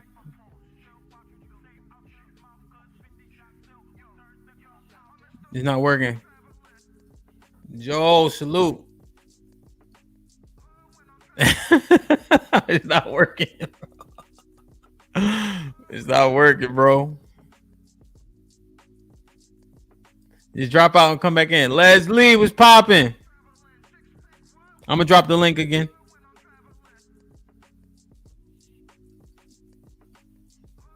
Yeah, VZ, man. When even like this, right? VZ, I had an epiphany a couple months back, maybe a month back or so. I'm like, yo, you know how we so heavy-handed on the girls' trips and shit like that? In my head, I was like, nigga, that's a break. You know, it's just we've been saying things for so long. Like, again, what is it rooted in? What are things rooted in? And how far back does it go? You know? And I think it really matters growing up as a kid, right? Like Joel has said it, he said in the chat, you know, success is a big help in confidence, right? But your standard baseline, right? If you've been built up correctly, adversity won't destroy your confidence. Right? I think what happens is people's baseline is not as solid, and therefore when they're met with adversity, their confidence gets severely compromised.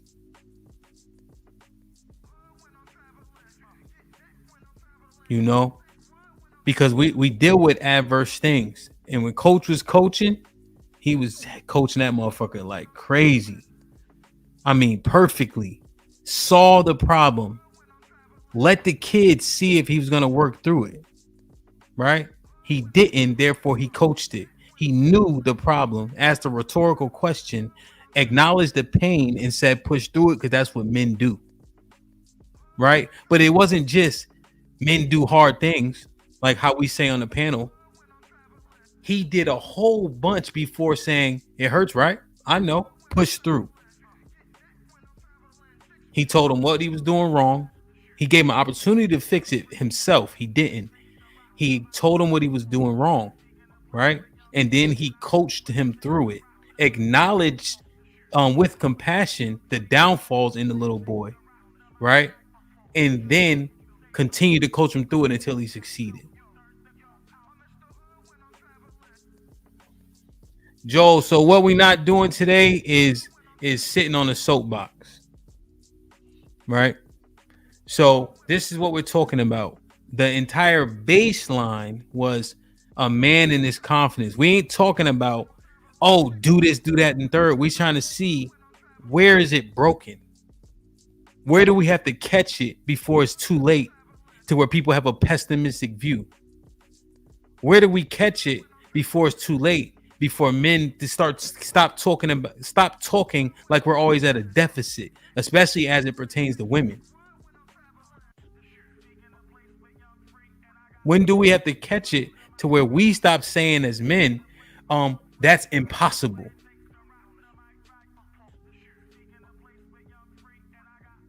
Right? So what it is how can we help them as boys before they get the men and then have all these deficits? You see what I'm saying? How do we, where do we identify the issue? What is the issue? We've said it a million times. Having a man in a boy's life helps tremendously. His dad, number one, but he has to be surrounded like people like Coach.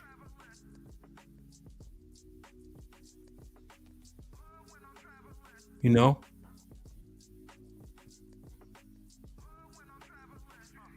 You know? Damn. Boys are born, men are made.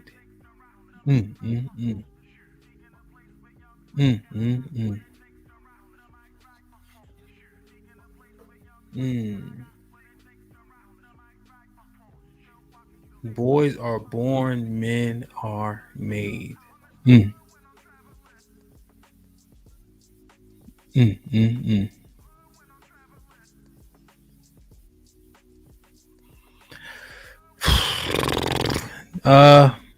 I think the threshold, just from coaching high school football, even then those kids are very malleable. Like you can get them to be there. You know, I think you can definitely change the scope. You know, I think you could definitely change a child's trajectory when he's older, for sure. Like the teenagers, I think if you have the right what it takes, you can definitely mold those boys into men 100%. 13, 14 years old. You know?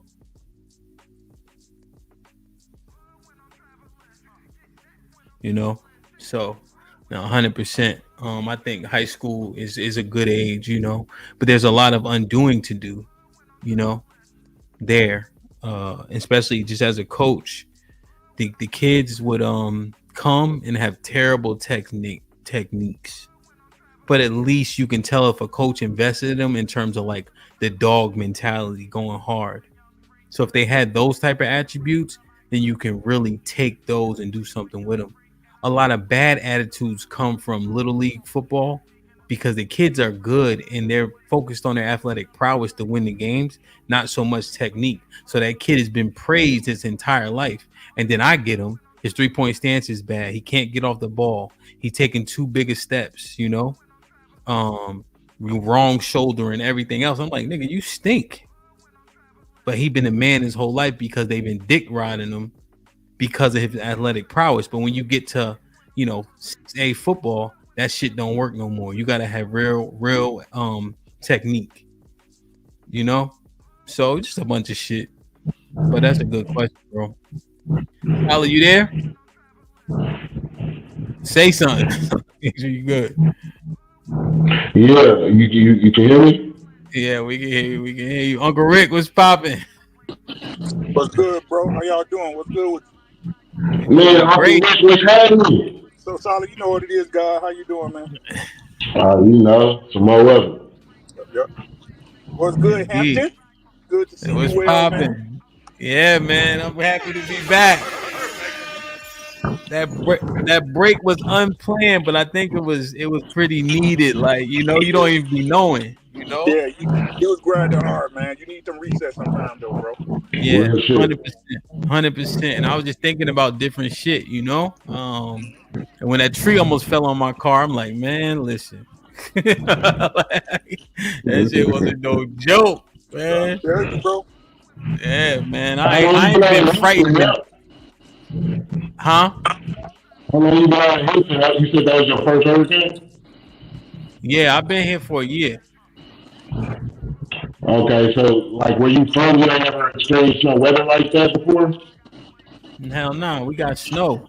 We don't get the hurricane. That shit be that should be a rainstorm by the time it get to us up north. You know what I mean? Right. So, Hey, I was trying to move out to Texas from California, and everybody was telling me, come on out here. And every time I hear about y'all weather problems, man, that should be making me want to be like, man, I don't know.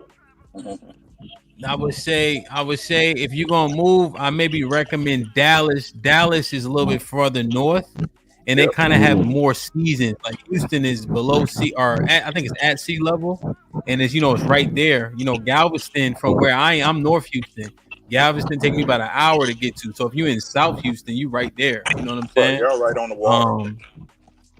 Yeah, it's right on the water. So yeah, man. So yeah, man, I'm good, man. Everybody doing well. Yeah, man. I'm just happy to be back. As soon as I got power, I was on this bitch 35 minutes later. Yeah. I think you went to that. I was like, man, he got right back on.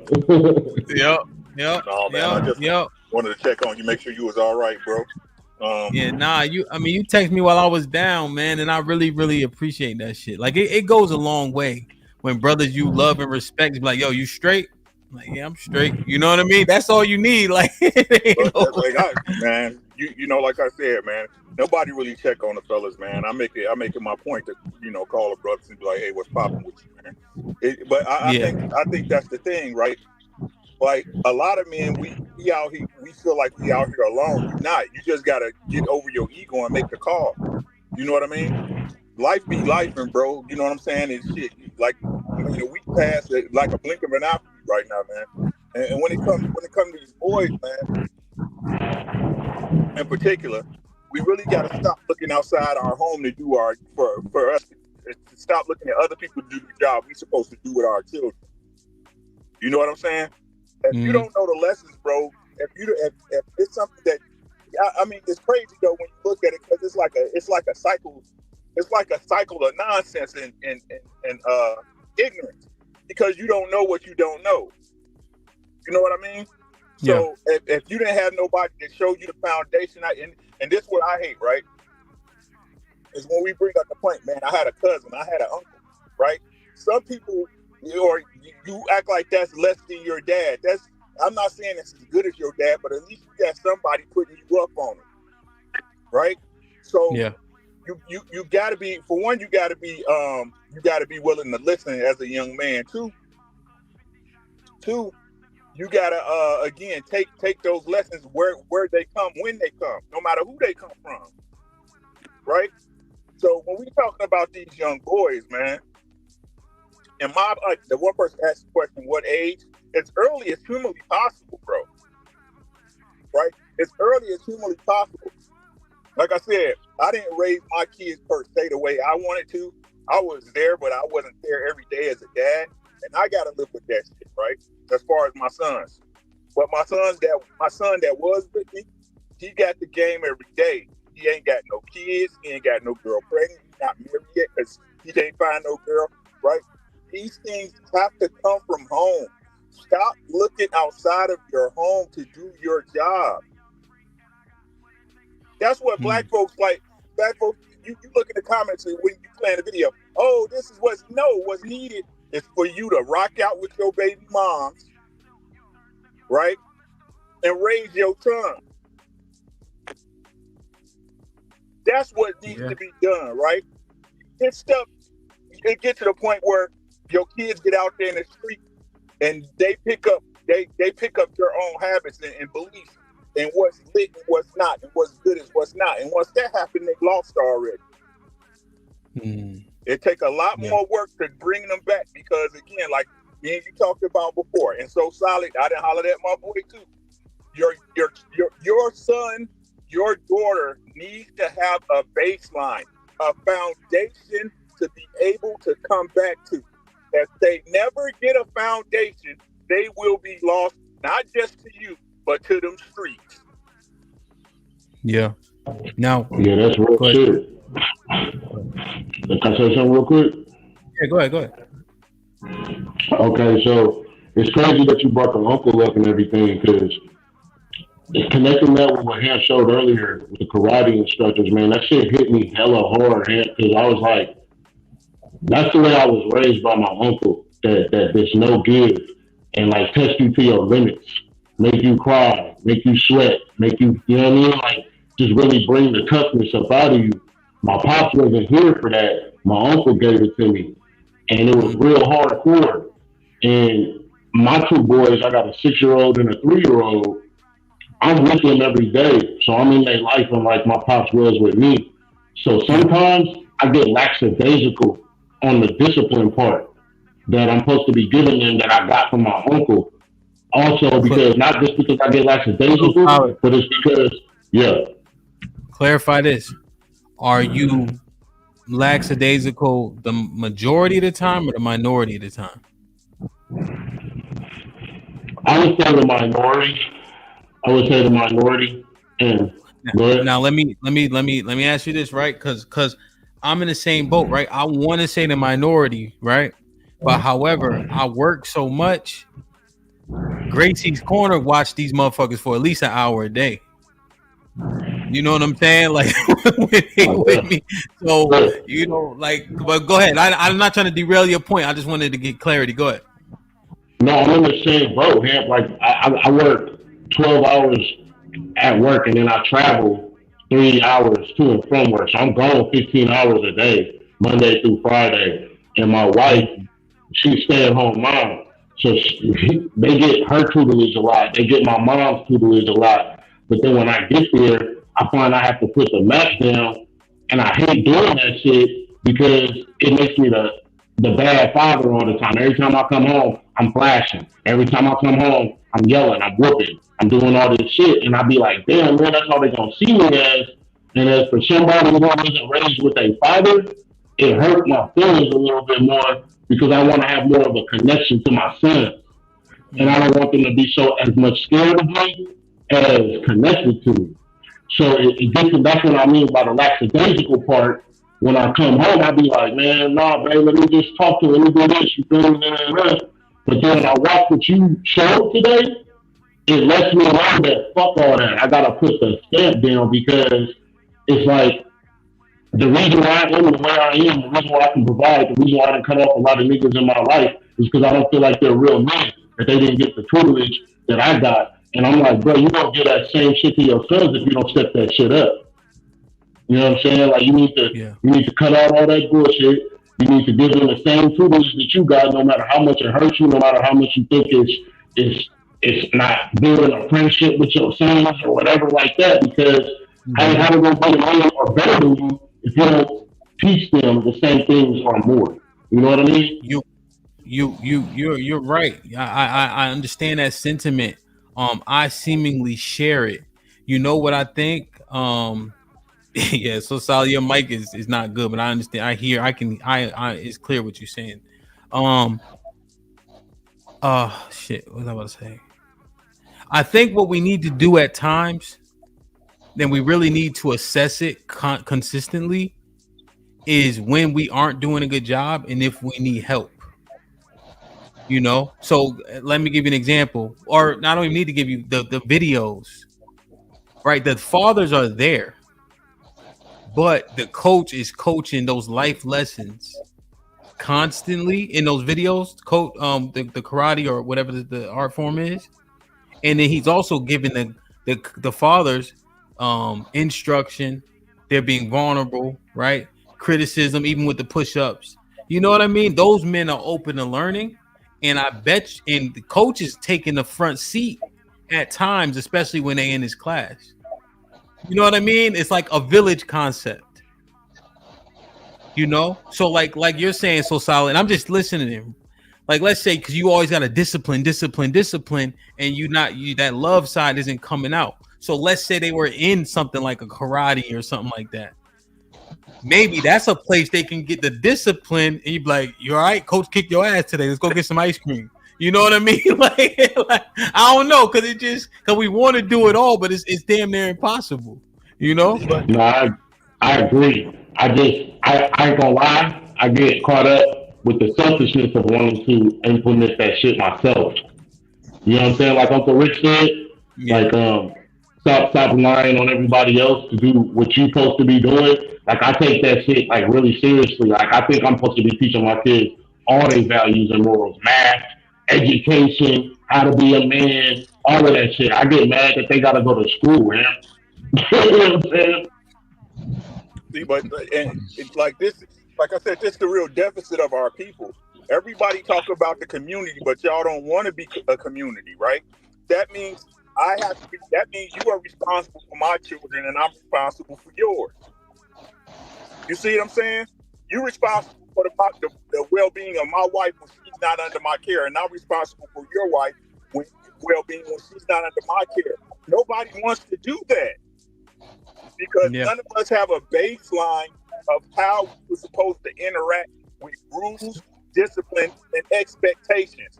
This is what happened when you put individuality above reproach. Yeah. It's the destruction of the family. This is what y'all don't understand. Because you want to be able to do what you want when you want it. So Uncle Rick, I think you're more right than wrong, right?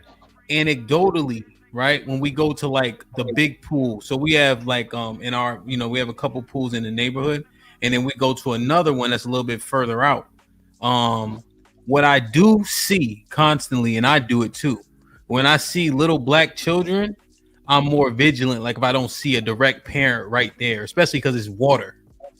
So there's been plenty of kids. I mean, I'll pick up the white kids too, but generally speaking, right? I'm looking at the, I don't want to see the kids drown, but I'll stand them up. My son, a guy, we probably about the same age. He was carrying him like, hey, he was over there crying. I know he belonged to you. You know what I mean? So it's actually a lot of that happens, but these are so I think a point, Uncle Rick, is these are groups of families at the pool.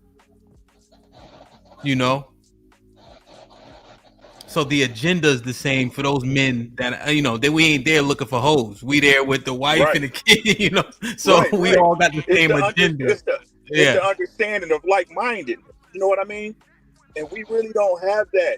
Like I said, man, like you can't have community and individualism. They're total polar opposites. You know what I'm saying?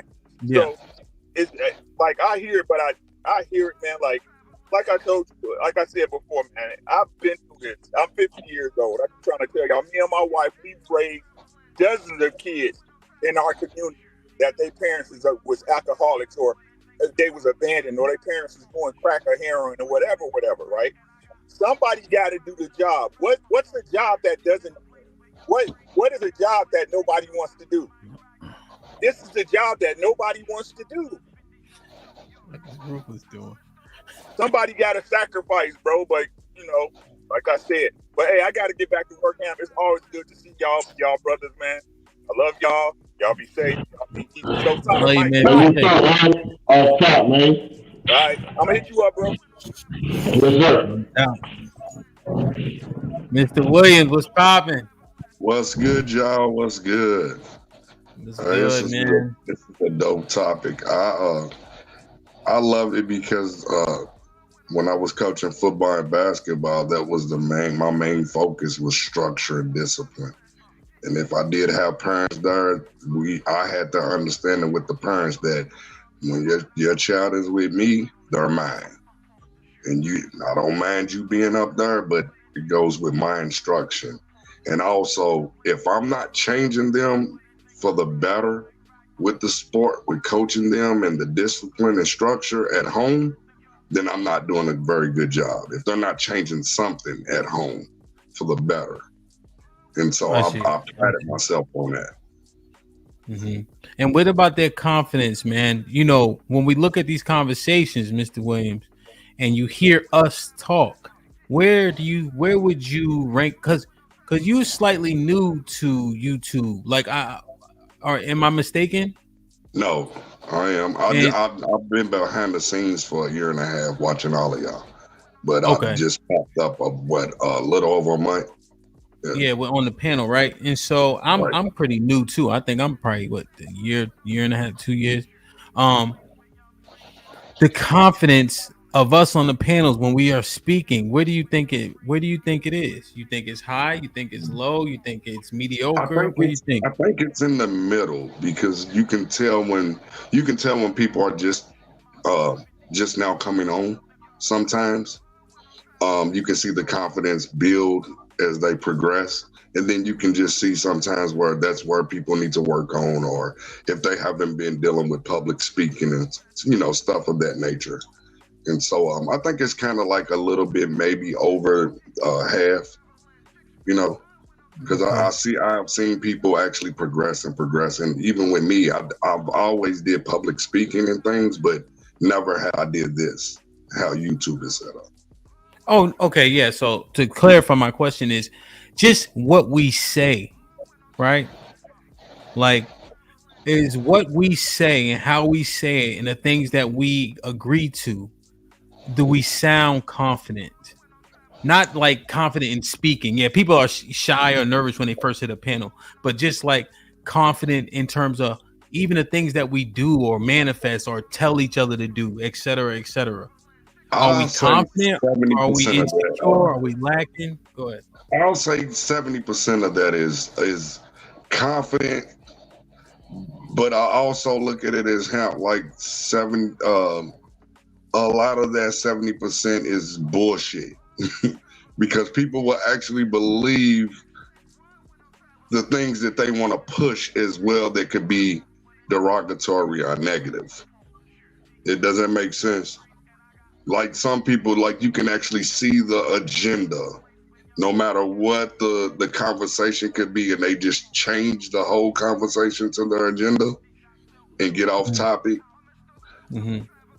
So I've been paying attention to that a lot when the topic is on point and everybody's on pace, and the next thing you know, one person derails it and goes straight to their agenda, and then we're arguing for about an hour on the agenda and not the topic. We're not even minding out the topic.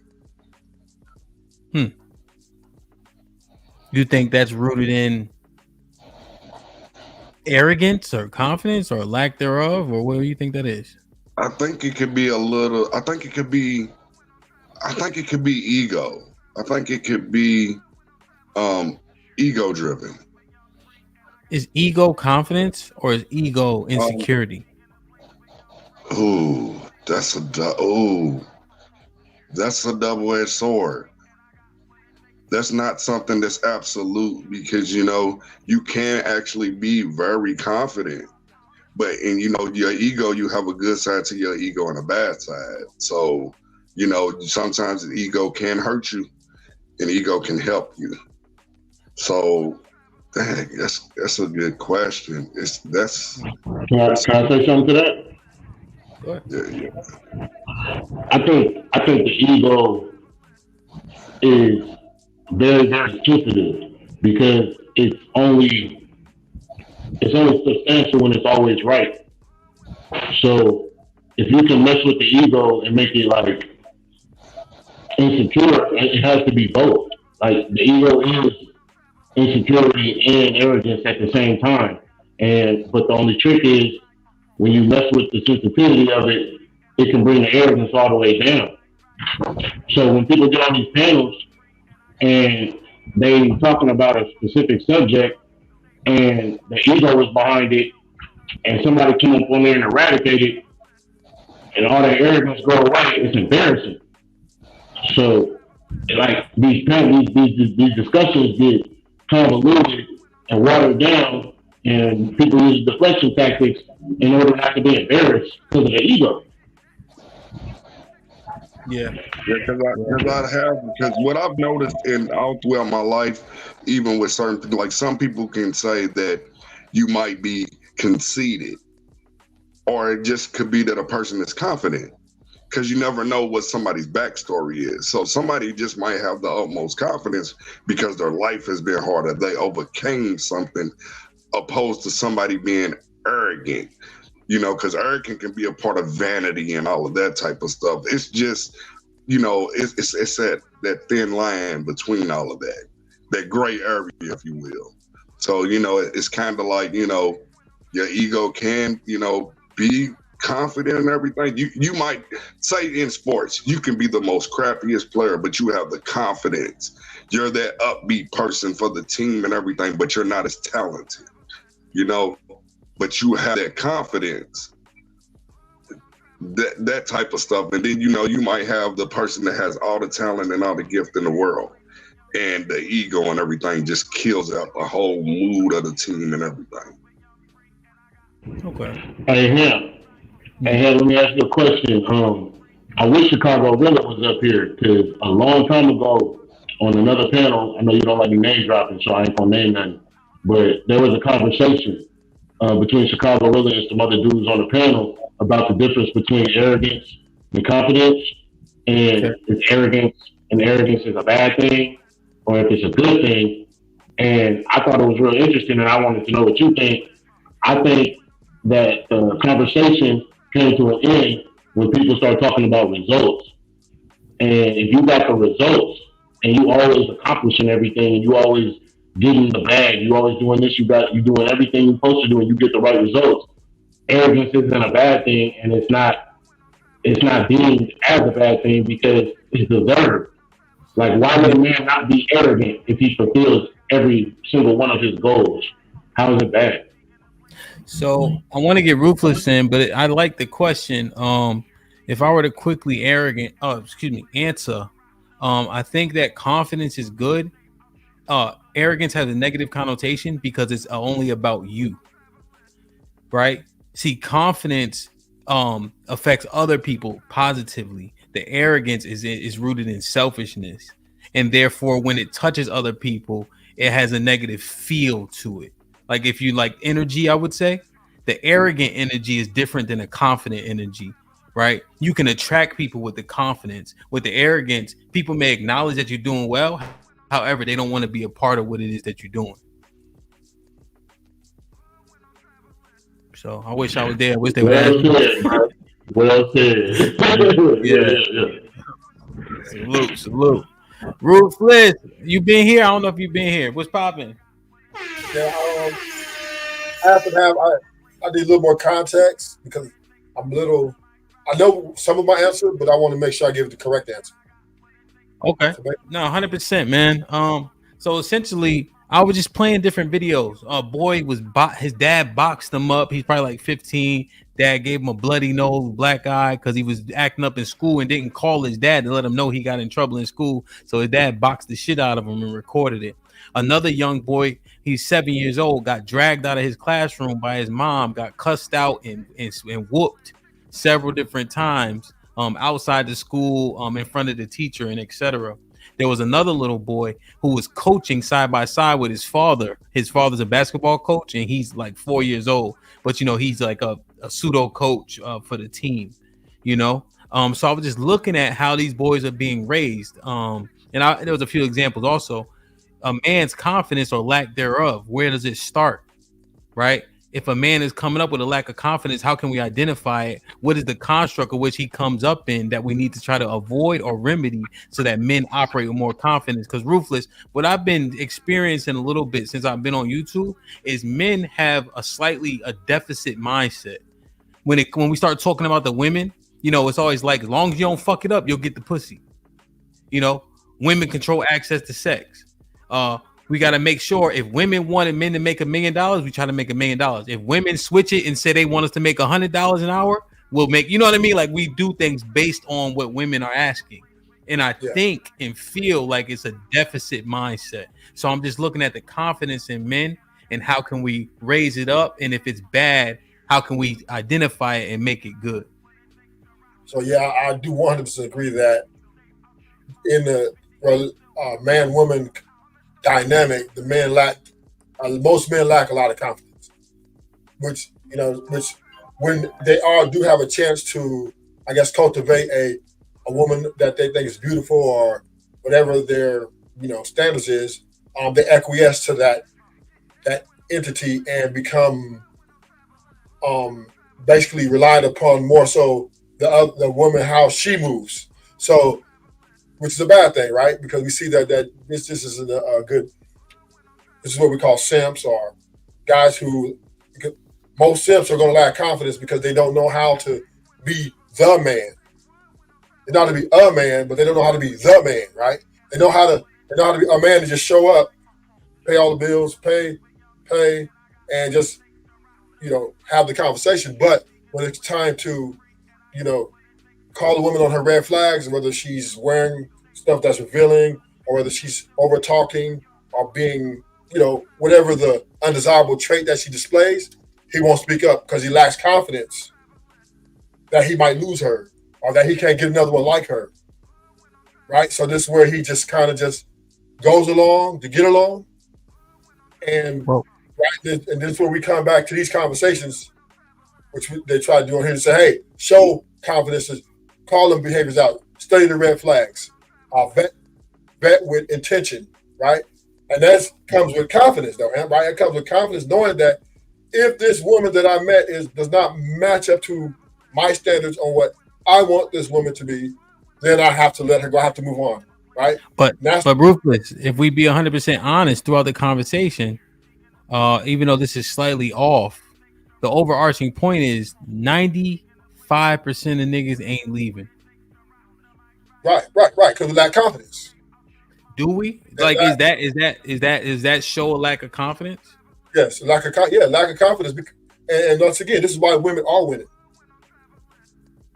Because the way the women played the game as a whole, in far as making men work for the thing that men desire the most, caused a lot of men to lose a lot of confidence.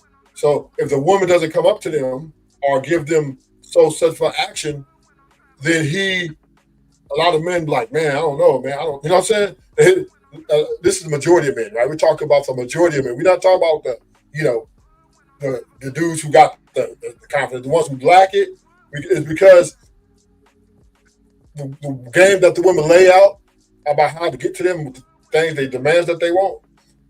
A lot of men don't think they have the confidence without those things or without that to be the man in that woman's life. So therefore they're coming in behind the 8 ball, right? So she's making him, you're going to be monogamous, you're going to do this, and he's going to say yes. So confidence is lacking a lot in majority of guys because a majority of guys don't get a lot of women. They don't get a lot of pussy, just put it like that. And this kind of makes them weaker and more thirsty, you know what I'm saying? And they just don't feel like they can afford to show confidence to a woman that they truly want, because she might say, I don't want to talk to you no more. And that's a crushing of ego, right? Even more. So yeah, I do agree that men lack confidence. Do we need more confidence to win this war? Yes.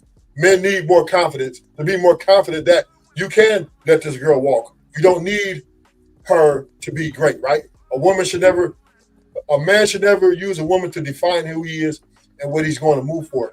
And that's the confidence a lot of men lack.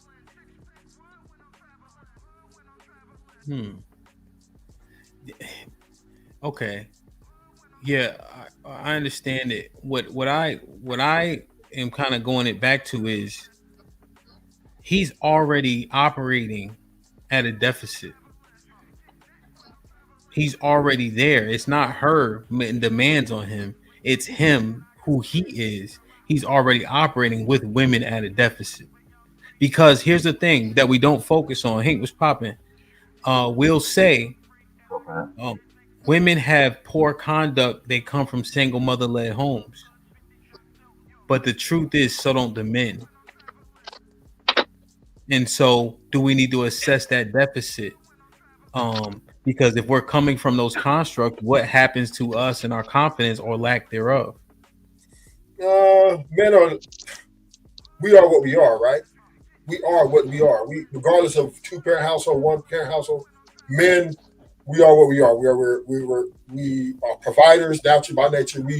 We're go-getters. We like to, in life, whether it's sports or whether it's getting a job or whatever it is, we are going to do what we do. Now, when it comes to relationship dynamics, why though? Why you say that? Because it's number one is what we're taught. By who though? But think about it though. Right, but they're not taught. Yeah, who taught by who?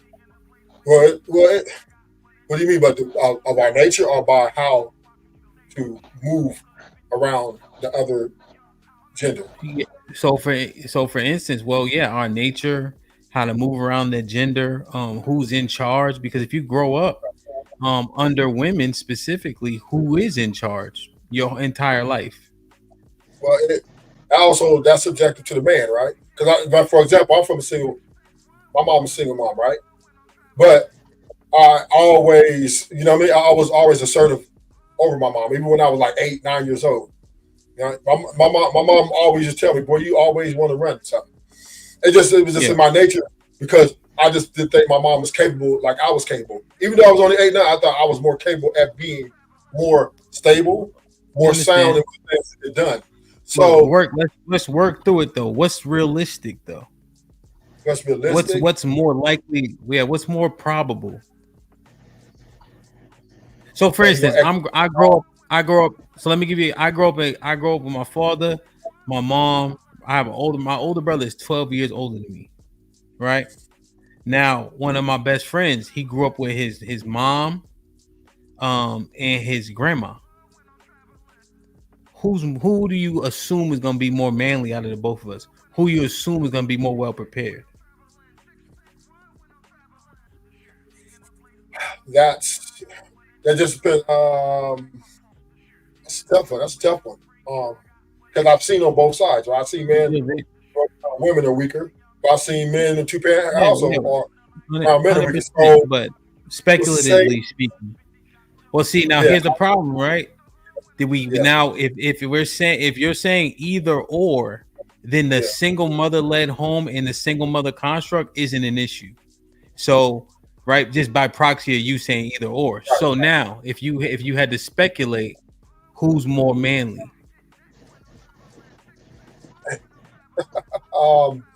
I would say that's a tough one. Come on, Ruthless. You know what it is. You know me. I mean, I'm straight about. You know me. I don't have no problem. My name's Ruthless, so I don't have no problem with speaking. But this is a tough question. This is a tough question because I've seen. I tell you that. Hem's cornering me. He's cornering me right now, right? And to be fair, I've seen it too with men been successful. I'm asking you, what's the probability? And we understand that there's. He's coming out softer. Who is? With the single mother. Highly probable he's going to be more equous to women. He's going to be more. The guy with the single mom, the grandma, is going to be more like less manly. Is he less confident? No. He's just less manly? Yeah, like as far as, you know, I'm going to run this my way. He's going to more look to please women and cater to women in that aspect. So that is, to me, a man who caters to women just because he's catered to them is largely, that's not as manly as a man who requests or demands a woman to cater to him. Hank, you shook your head a couple times. What are you thinking? Hey, you talk about a lack of confidence and insecurity. This whole conversation Ruthless been talking sounds just like that, man. He don't even want to answer the question why. Maybe because he came from that lifestyle or that upbringing. Man, just to be honest, man. God damn, you're too old to be lying now. Tell these young cats the truth. No, these young dudes who come from single parent, they gonna act just like their mother. Because that's what they learn. That's what they seen on a regular basis. You've seen them putting on stockings, more than likely that boy gonna try to put on stockings just like her. Act just like a woman, carry on like a woman, address shit like a woman, behave like a woman. Now, I'm not saying he's gonna mess around and be a homosexual. It's a possibility, but I'm not saying that. So guess what? He gonna do other things to try to remove his hand in manhood. And how he gonna act? He's gonna act over the emotional when shit comes pop off. So you ain't gonna be able to talk him down when he got to get ready to fight, because he's gonna be already gun hole ready to go. He's not gonna be one of the guys you can actually talk down. You gotta actually fight his ass in order to get him out of fight, because he's that emotional. He's gonna be the one gonna try to prove himself by having 4 or 5 kids to try to prove his manhood, thinking he's better of a man. He's gonna be one of the guys that I gotta get all the women to prove that I'm a man. No, that's not how you prove you're a man. It's your mindset. It's how you walk and carry yourself. Go ahead, Rufus. I hope these I'm not totally disagreeing with you, but what I'm saying is I grew up in the hood, right? And most of the homies in the hood are single moms, and these dudes are very, very manly, right? They're very violent. They're mayhem. They can reach havoc. So once again, but I did not see men in 2-parent households coming there, a little sensitive, right? So I'm just saying, I'm not saying you're wrong, Hank, but what I'm saying is it depends on the man, on what's in him, because there are men, right, who come single mom households. These dudes are riders, man. I know they soldiers out here, and they do exert a certain type of confidence that with or without a woman, they are what they are. Now, this is what I would say for the men. Most of our respect and honor come from other men. That's number one, not from women, right? So that's why we move out here in the streets. Yeah, we look for other men. Did you hear what? Yeah, did you hear what you said? Did you hear what you said? Yeah. You are trying to prove that you're a man because you can be violent. That doesn't make you a man because you could be volatile. No, a boy could be violent. That doesn't. No, it doesn't. Yes, it does. Okay, and see, that's the mindset of a single mother raised son. No, that's that mindset. That violence determines whether you the man or not. No, it doesn't. Let me tell you what determines. Let me finish real fast. I'll be done. Let me tell you what determines you're a man. If you can walk away for altercation, if you can walk away from a fight, because please believe me, you're gonna get hell in high water if you do that shit in high school or in life. Oh, Hank, you a punk, you this, you soft for that. No, dog. I know I got a bigger picture. I got something better than you. You ain't got shit to live for.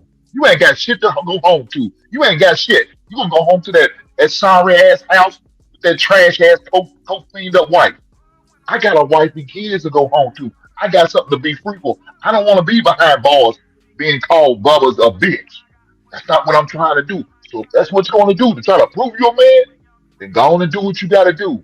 Bubba's waiting on your ass. Well, go ahead. This is where I disagree with you, right? This part. Since the beginning of time, men have always been taking over shit, taking shit out. And this is before the single mom. Men have always been violent. This is the way it goes. Even America got took by men who were married. So I don't really kind of understand where you're getting at. That if you exert violence or, that makes you a product of a single mom that you act like a woman. Women aren't as violent as we are, right? So we know that. Women, my mom always told me to walk away from fights, but I didn't listen to her, right? Because I know to make the assessment whether if this dude's going too far and do I need to make a stance right here for my manhood's sake, for the respect that I demand? Yes, I'm going to make that call, not my mama, right? So in that aspect, right, that's the confidence I have to understand how I'm going to survive out here. Because my mom's not going to be able to be with me all the time when I'm under attack or my manhood is under attack. So we have to be honest about who we are as men. I think somebody made a good point on the podcast last night saying that the healthy fear, right? The reason why men walk around here and don't be just disrespecting other men, because the subjectivity to violence is there. That's what, don't tell me that people that walk, oh yeah, I'm just being nice. No, because they know that if I disrespect you, it could potentially in my life, or I end his, or we be in the penitentiary, or whatever, right? So this is how society is tamed for the most part. So back to the man being confident, right? Confidence is important. To Ham's point, confidence is important, right? We do need to be more confident when it comes to these women and understanding that we are kings with or without them, that we can live with or without them. We don't need to be acquiescent to every fortitude of their behavior. If you do not disagree with the way a woman is carrying herself in what you feel is your standards, then you got to get rid of her. That's why I agree with you, Hank. You have to let her go. But just take away. Go ahead. Well, just as we work through it, though, right? Men are not putting away their women. Like it's just not happening. Like for instance, and I use this example 100 times. See, I probably heard me say it. What's up, Mr. Ferg? I was talking to Trigger Mike, and I'm like, yo, my wife wear that Lululemon shit to the gym. The tights, the right. And so, she put a jacket around her waist when she go out the house, right? Because it's tight. Man, I found that jacket in the driveway one day, man. Right? And then Trigger Mike was like, Trigger Mike was like, my wife wear a big shirt. No, the fuck she don't, nigga. You know what I'm saying? Like, the truth is, right? Does that make us less confident? Or are we just operating in the earth? You know what I mean? Like, does that define our confidence? What I'm really just trying to understand is before we even get to them, we just have these conversations like we just so beaten down and shit. Right. That ain't the truth. Like, I don't know why they do that. Like, they act as if these black women, we know that there are, and it's the minority that are bad. It's not the majority. I don't see that out here in the earth. All these women just acting a fool constantly. When I come across a lot of women, they are very polite, very courteous. You open up the door for them, they say thank you. Sometimes they open up the door for us. So I don't get where they coming with this ideology of these women are just so, hell-bent on causing chaos. I don't understand that. Well, Mr. Ferg, go ahead. I was going to try to take it back to the confidence thing. I know Rufus kind of took us off course a little bit, but that's okay. About confidence, man. Part of being speaking confidence, especially into your sons, man, it's a must. I make sure I stay on my son about, and other young boys I coach, about looking me in the eye. Why are you looking down? Why are you looking around? Why are you looking all over? I'm not there. I'm right there in front of you. Look me in my eye. Shake a man's hand and make sure it's a grip, strong handshake. We're not doing this little flimsy ass, barely. No, we're not doing it. We young men. I'm trying to get you somewhere. And part of that is doing what I need you to do. And be confident. Hold your head up high. I don't care if they are giving you hell or they're praising you. You still look them in the eye. Doesn't matter. Walk with confidence. Hold your head up. Put a belt on. Pull your pants up. Come on, man. I said, even if your pants fit, still put a belt on. It's aesthetics. It's a certain look I want you to have. Tuck your shirt in when you have to tuck your shirt in. Tuck your jersey in when you're supposed to tuck your jersey in. You're not looking at her sloppy. You representing my last name. And so if that's the case, I need to be looking, carrying yourself and walking, talking a certain way. That's how you speak confidence into your kids. And I tell other young men that. When I used to hear that the boys I coach, they say, yeah, mama. No. Come here, Junior. Yeah. Yes, man. What you say? Yeah. No, yes, sir. And then the mother would say, you don't have to say yes, sir. I said, when he's around me, he better say yes, sir, yes, ma'am. Ain't none of that bullshit. I don't play that. That's and right. If what you're doing home is your home. But when he's here in my presence, everything's yes, sir, yes, ma'am. That's out of respect. He looks eye to eye. He don't look down. I don't care how mad he is. You look me in the eye. Go ahead. My bad. No, that's interesting. The rules here, not rules there, right? I'm just using because I've heard that, not just Hink, I've heard that before. However, is that building confidence, or is he just playing a role based on where he is? Right? Yeah. Is he confident or is he conflicted now? Right? Like, how do we say, I don't give it, because this is what we say, Hank, I don't give a fuck what your mom say or whoever, your grandma, you're going to say yes, sir, yes. Or is it, listen, the reason why you do these things, right, is because you show reverence and respect, and then you get it in return. You'll be surprised that older men will be saying yes, sir, to you because you say it to them. You'll be surprised how men show you reverence when you have a good handshake. And those stuff, that the little things like that can open a door, right? Like, are we saying, hey, build yourself, be this type of man, so you can get the results that you given and looking for? You know what I'm saying? Like this, how does it actually build that boy up?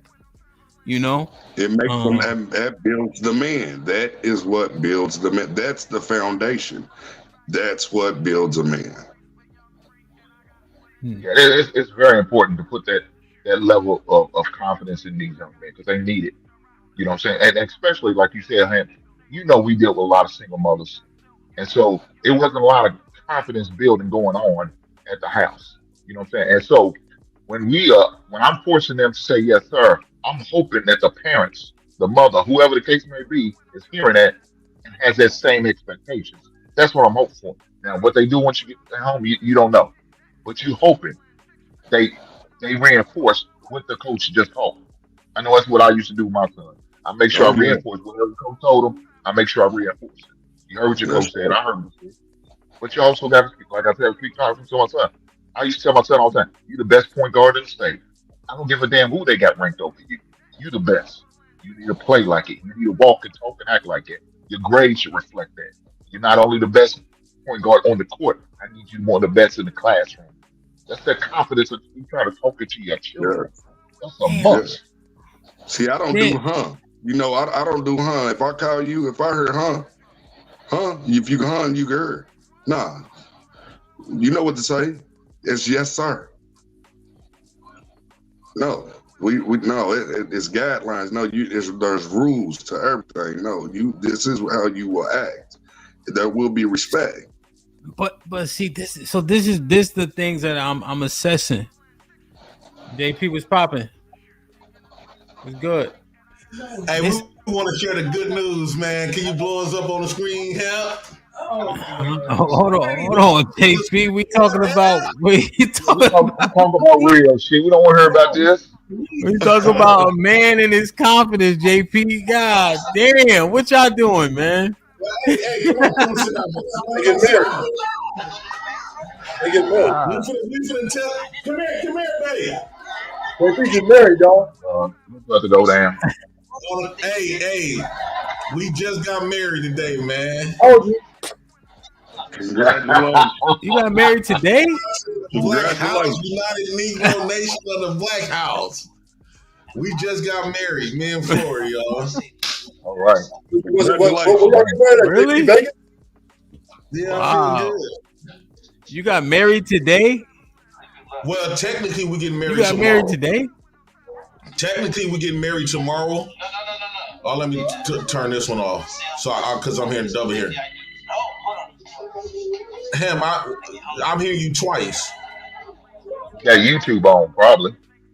Hi, I'm Michael Kyle, and you've reached the Kyle residence. Please leave a message. Who talking about leaving a message? Michael, this ain't it. Hey, Hey, man. Hey, log off. JP, log off and come back on, man. Don't. Yeah, you put your business out there. Yeah, JP, it was yours. It was yours. Oh, Flora. All right, JP, hold on, man. Damn. JP, just log off, dog. Log off and come back. So, hold on. I wanted to hear what Mr. Ferg had to say too on the damn topic. So Hank, that approach, I've seen that approach. I've been much more like, and maybe this is coming from a coaching standpoint, but I think like with Big Chug, I might be like, right now you playing like a 1AA athlete. Like I may tell him like you playing at a D2 level right now. And I may tell him like, hey, such and such is playing at a D1 level right now. You know what I mean? But now I'm going to be like, hey, here's what we need to work on. And quite often I'll sound like a boxer when talking to the kids. We have to, that was like, we will decide who we fighting, even though it's only the boxer in there, because it's a team getting them there. Feel me? But I'd be like, yeah, we have to work on your first step. We have to work on this. We have to work on that. I don't know if I would tell him he's the best if he's not the best. So, but Hamp, I'm talking about from an aspect. Now, what you talking about? I did all that while he was in elementary and middle school. But once he got to high school, and it was obvious he's the top 3-point guard in the state, I didn't care about nothing else. I want to make sure I pour that into him so he would never lack the confidence thinking it's not what he is. So that's why I did that. Okay, so you're saying what it was. Go ahead. Yeah, I think I see what you're saying, right? So you basically saying like he's rated top 3. Those 3 are fluctuating. This nigga ain't actually better than you. Okay, yeah. Like it's proven to an extent, right? Like that makes more sense. Yeah, He was okay. there. It's just, they had him at third instead of number 2 and 1. You know what I'm saying? So I just started pointing. But it was You that man. arguable. It was arguable. Yes. Yeah. Hey, Yeah. Okay. So let me ask you, right? Come on. Remember when I asked you that question about will I be considered one of the masculine men, right? So now, you know I'm talking about motherfucking shit. I'm the fucking president. Right. All right. So Well, JP, hurry up, because we having a good conversation about confidence. Go ahead. Okay. Well, this is confidence, right? I was confident enough, right? Remember, to add on to all the stuff that I had last time, I found me a woman that is an attorney. I actually went to school for attorney. Because a lot of men be saying when a woman black women, they get their degrees and stuff like that. It'd be a conflict between the men, so that it's hard to get black women. Well, I got a black woman that got a degree in law school and stuff like that. And she put that to the side to move down here with the president, him and his kids in a 2008 van and a hot dog cart to get married to the president. Would you consider that as masculine? You see, because a lot of men, they trying to make it seem like they doing this every day. You getting pussy part of every day, but you're not getting a woman that's willing to let go her whole dynamics that come with your stuff that's kind of below hers to get on your program. This woman let go, no matter what y'all say about Florida, she went to school to be an attorney. And she set that aside to come over here with the president to work on a hot dog cart to get on my program. Here's what it is. I think Flora is intelligent. I think she did a risk assessment. She did a market assessment. She understood the pros and cons. She did the pros and cons of what her benefits, and she saw that the benefits outweigh the cost. Also, I think with the girls can pull a lot of heartstrings also, and having a female influence over those girls is invaluable. Just like a young boy, which is what we're talking to today. So I ask you, is women doing that compared to what we've been listening to a lot of these men? Are women doing it on a regular to come with a man and him and his children that has a degree and very intelligent and smart, and putting that to the side with some bandit and his kids? Well, so here's the irony of it, right? The argument quite often is that the so-called, right, the quote unquote Pookie and Ray Ray have access to women, and oftentimes they'll be able to couch surf and etc. So we see it, but we don't see it to the degree of which the commitment is there, the kids is there, you got a business, and now you getting married. So I think that's good. I know we all have things that we have to improve on, you know what I'm saying, in every situation. But in terms of just that in a vacuum, it's solid. So I get a little bit of accolades. Yeah, you get married, nigga. Marriage ain't easy. We got one man on the panel right now. We got one man on the panel right now. He always say that he above, especially me, right? His name is Hink, right? His name is Hink. And he told this woman marriage for about 2 years now that we've been talking about this shit. And he was not confident enough in this woman nor himself to tie this knot. Maybe because he lied the first time and he just kept lying. I'm gonna pick with him.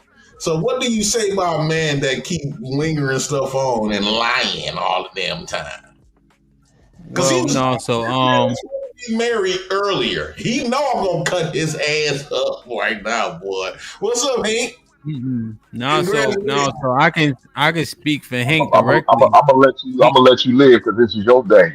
I'm gonna let you live for now. So no, in terms of what Hank was doing, man, he had a couple different variables, and I had the honor of linking up with Hank and his soon to be wife, and everything is 100% top notch. So he deserved just as many accolades and kudos for sure. Because all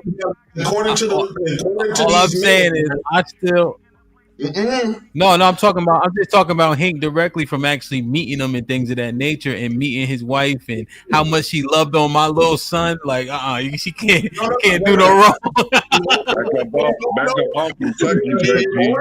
According to these men, all that sound good. Like he actually was the one that they said that women can get in their default mode, really, meaning that his wife that appears there to be good all right now. He was the one that said she can go back to his default mode and not be the desirable wife that he wants to be. So he's dope and she's on my dope. On my channel, he was supposed to be married by now, right? And I don't know what it is, why he's now having this trust in this woman. Of course, when they come around you, everything look good, look peaches and roses and stuff like that. But it's something in him. And he's supposed to be more confident than me. He's supposed to be more intelligent than me. He's supposed to be more bolder than me. And I can find... That's true. Those are 2 words. That's true. That's the realest shit you said right there, that part. So if that's really shit I said, how come you still have not married? You said this 2 years ago on my panel that you supposed to be married to that woman. Oh, I'm talking my shit today. Well, now we about to be. So go ahead, Hank. You can respond real quick, then we're gonna get back to the convo. No, so mine is a little different from yours, JP. You are about doing the quick thing. Congratulations to you and Flora, whatever the situation is. Cool. I take my time because I'm investing in something that's got to be right for me. So I've been married before, so you got to make sure you do the proper steps when I do what I do. So did it take 2 years? Yeah, but August the 31st, we gonna say I do. So I mean, if you're looking forward to sending me a wedding gift, JP, there you go. There's a date. Now you know. Well, congratulations, nigga. I feel happy now. At least a date. Hey, JP, I got you a wedding gift. JP, I'm gonna send you something. You need money, nigga. So I'm gonna send you some money. I feel good, him. I know a lot of people gonna say, to a simp, which I do believe marriage is simp, nigga, type of stuff. You've always been a simp. I think. Well, you know what it is. What it is though we actually recalibrating some of those things, right? Some of the terminology that we often hear, we need to thoroughly understand it before we apply it. I think things are applied too early because a man will want to see his wife happy. Like, for instance, JP, I have a $3,000 coat rack in my house. A coat rack? Yes. Hold on. Hey, goddamn it. I'm talking to you. So I got a $3,000 coat rack in my house, JP. People would call it a Peloton bike. But all this shit do is hold clothes in my house. Don't nobody ride it or none of that shit. Right. Why did you get a $3,000 coat rack, huh? No, it's a joke. So you know the Peloton, you know the bike that people ride. Okay, so it's like slow. Yeah, it's a bike that people bought, and it was a real trend during the pandemic because everybody had to work out at home. So it's like a stationary bike. The joke is just simply that my wife is supposed to be riding it, but instead it just got clothes and shit on it, you know. But yeah, but she mentioned it. Yeah, that's all. So she mentioned it, and so I got it. You know, people be like, "That's simpish, right?" But I get return on my investment. You know what I'm saying? You know, there's a lot of things that we do that people may be like, "Oh, nigga, that's life." Mm-hmm. You know what I'm saying? That's life. Yeah. You don't do every single thing, but you know what I mean? People buy bags and whatever the case is and hot dogs. Fuck it. You know what I'm saying? Yeah. My because you know I'm gonna have a lot of questions for you because you is married and I'm about to chop it over to you in the back. When you first got married, did you feel like you was like you was gonna derail the show and we gonna talk about you, huh? Is that what we doing? Why not? Fuck you, get out of here. This is good fucking news. This is breaking news. The president got married. You know, I actually feel good about it, Ham. This summer, this is my first time 39 years living. through all the women that I done been through and stuff like that. And then by me having 3 girls at the same time. And I like the dynamics because she's 10 years younger. So she can still be like with the girls, and she kind of be somewhat updated with the girls where I think next year I'll be 40. You know what I'm saying? So I think it worked out perfectly. Yeah, I think it's good. I think it's good, man. I'm a proponent of marriage. It is not easy, and at times you even have a level. Just being 100% transparent, you be regretting shit at times. Like in the moment, you be like, man, it's a lot of fucked. There's been times where I ain't like my wife for a month. I always love her, but liking her, that shit fluctuates. It's not easy, especially when you've had access to women, generally speaking, and now you have to control those urges and desires, right? And they getting on your nerves and be like, man, I can go get some cheek anytime I want, But that's the stuff that we got to do, that we committed to not doing as much as possible. But people make mistakes constantly. I think forgiveness is super duper important. Don't break your standards, but at the same time, you got to be empathetic, because you're not going to fully experience the things that they experience. Like that 28-day cycle shit and that attitude and them cramps. I don't get it, bro. I don't know why you can't go to work, but that's the thing that they have, the girls that you just outside with, you can leave. Like when she on her 28-day cycle, you go see the next girl. You know what I'm saying? Like, so it's just so much of that, bro. So much of that. And women make a mess. Yeah. I don't know. Yo, what the fuck is up with women, bro? They are messy as shit. Hair, clothes. My wife comes, she say the drain clogged. Yeah, because you got half a horse in that motherfucker. That's why it's clogged. So it just is, man. It just is. But man, we happy for you, man. Just continue to try to do the best you absolutely can with everything it is you do. We avoid as many mistakes as possible, and anything we need to deal with as men, we deal with it head on. That's it. And you know what? I got tired of like having different women. Like, even though I know I could get in like a lot of women that I never really got turned down from women that I actually wanted. But the difference is waking up, especially at my age, waking up with women that I really don't care about every goddamn day, or nor that I trust. It used to be tiring. Then it became embarrassing as you get a certain age, and you having all these different women, especially when you got your children and daughters at that. It become embarrassing. Like you can't keep none. It shows that you can't keep nothing stable. No woman want to stay there with you, love you, and stuff like that. Yeah. And eventually, even though I was getting those women, it looked good when I was in my teenage years, in my 20s. But when I hit past 35, it was like, man, this shit is. I used to had to hide. Like I'm getting all these different women. I didn't. It wasn't something to showboat. Right, yeah. I didn't start showboating these women till I got on YouTube, because I found out a lot of these niggas ain't even getting that. But I think that it was embarrassing that you couldn't find nobody to love you. When you get older, you want that. Yeah, Miss Live Your Life, my shit back up and running. Interestingly enough, that's a good segue. I want to ask Mr. Ferg. One of my buddies, he was talking shit online, right, on Facebook, and he was in Dubai or something. He traveling. Everybody with kids, you can't do. Or he didn't say everybody with kids, but he like, y'all travel. I'm traveling. Y'all still stuck at home. I'm like, nigga, you don't got no kids. Old ass nigga, you 42. You don't got no kids. You want a kid, but you don't got one. You didn't marry your woman. But me and him have a back and forth joke constantly, right? Because he always talking about, nigga, you at home with all them kids, so we go back and forth. But it was interesting, right? And so, Mr. Ferg, when I think about that, right? Can you hear me? Yeah, I can hear you. Can you hear me? About that, yes, sir. What's up, Aaron? And anybody can answer. I just want to get Mr. Ferg. When I think about that, men that have access to a plethora of women, right?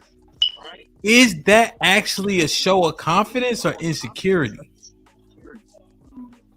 When you can't maintain or keep a woman, when you're running through them, when you don't commit or don't want to commit, does that say anything at all? I think with that,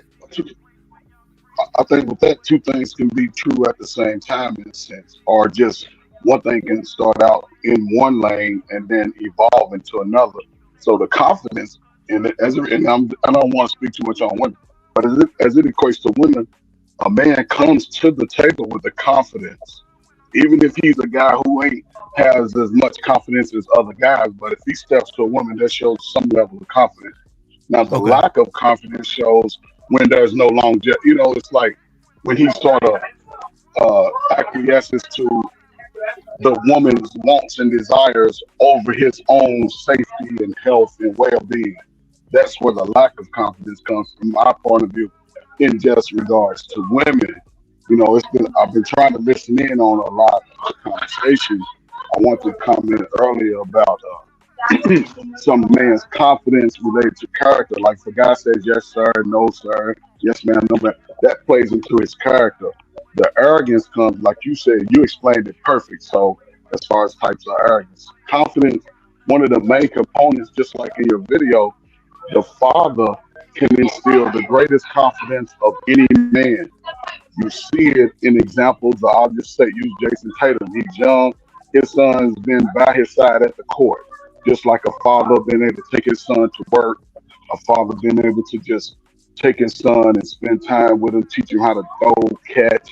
Those are some of the first levels of confidence that a man puts into a boy. And as his scrotum sac drops, it's even more important for and fathers. This is why I think we can do ourselves a great benefit for the longevity of our life. If we can find a way to build that relationship by that pre-teenage with a son, and I know it's going to take some of the mothers working with us, but even for the ladies, it'll change our life. So those boys will have the confidence. And I look at confidence, how is he amongst other men? Because a man that has the confidence doesn't have to always boast it. He shows up with his confidence. Other guys recognize it. The conversations can be held despite our difference of opinions and feelings about certain topics about life. And the confidence, even, a father instills confidence and courage, because he'll have the courage to sort of overcome some of those adversities, whether it's having to be lured in by those who just want to hang out and do nothing. You have the confidence to go to school, understand the schoolwork, learn as much as he can. He had the confidence around women, even though every girl ain't gonna like a light-skinned, bald-headed dude. I can't be mad and cursing out the girls because I have the confidence that was instilled in me from my father and my mother, and having sisters of my own on how to move within that dynamic. And like the video, by that son and that father showing that the father will support him and put his life on the line, that builds throughout time. It's just unfortunate. We had a lot of years where, and it's just unfortunate, and it's going to think on how I'm going to connect the women to it.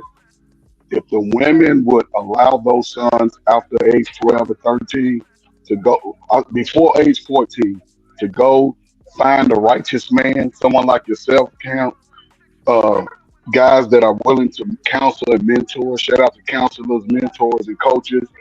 If y'all allow those to connect with those righteous men, those boys will uplift everything around them and just building their confidence. But it starts, early. It's just unfortunate. We have a lot of men now, the last 30, 40 years, they wasn't told that they can do it. They wasn't pushed to get over it. They were allowed to sort of sit back. If they didn't play sports, then you saw what some guys got caught up in, and it was just a lack thereof. But I think, brothers, just stop being so hard on yourself. I think young brothers are too hard on themselves because of stuff that happened when they were in the house. Now that you out here as a man, listen to these little nuggets. Some stuff will apply, some stuff won't. Continue to work on your physical health, because one of the greatest times to work out as a man is when you're angry. You beat the fuck out of that punching bag. One of the greatest times to do push-ups, sit-ups, weight lift. And this is my last thing, Ham. That's why I'm going to say this. Have a meet up, play some flag football, teach you some techniques on how to block. We have some breakout sessions with the man, trying to just be better. And I'm telling you, we'll change the world, man. We got a time, man. I just appreciate the conversation. My last thing. So him, And brother Williams, man, Hank, when y'all going to the Dirt Bowl, man? Y'all coming to the Dirt Bowl? I'm down there Sunday. I'm down there. I'm What down there every time, Sunday. man? I was down there the last 2 Sundays, man. Okay, so I was down there. Come back next Sunday, Okay. man. Hey, we're gonna meet up over where they throwing the cornhole. Okay. Well, my son play basketball down there, so I'll be at the basketball court. We going Oh, to you the be down there early? on Saturday. Yeah. We going to the okay. York event Saturday. Okay, with the old school. Yeah. So okay. I like to interject this into the conversation. Go ahead, okay? I like to be. Yeah, and then we get Aaron in. Go ahead. I think confidence dwells on the individual inside of himself. This is something that can't be taught, or something you can't implement, right? It all works it out within yourself. So like some people, they fail at something, right? Yeah, I'll leave it there, man. So they're what you like? You don't know? I like this one, but mute yourself, Ferg. So some men who they fail at something, right? They might grapple within themselves. Just like him, you told us a story of that dude ran you over, that running back that ran you over, right? Yeah. Now, within yourself, you didn't need your coach to come tell you, hey, you need to get back up and go out there and fight. You didn't need your mama to come tell you. You in yourself, you say, okay, I need that faith. I need that back. I'm going to go out and be better. That was just innately in you. So I was 21 though, Ruthless. I was 21 years old. Yeah, but still, right? You still have the Well, what I'm saying, Ruthless, is what happened for me is I had already had a lot of that instilled in me, you know? Like, for instance, as an example, I fought everybody in the neighborhood that was around my age because my brother made me do it, my older brother, right? But it was controlled, though. You know what? We would box or wrestle or a combination, but it had to go down. You know, any kid that thought they was tough, he like, well, I got my little brother, and I did not win them all, you know, but he trained me, you know, stuff like that.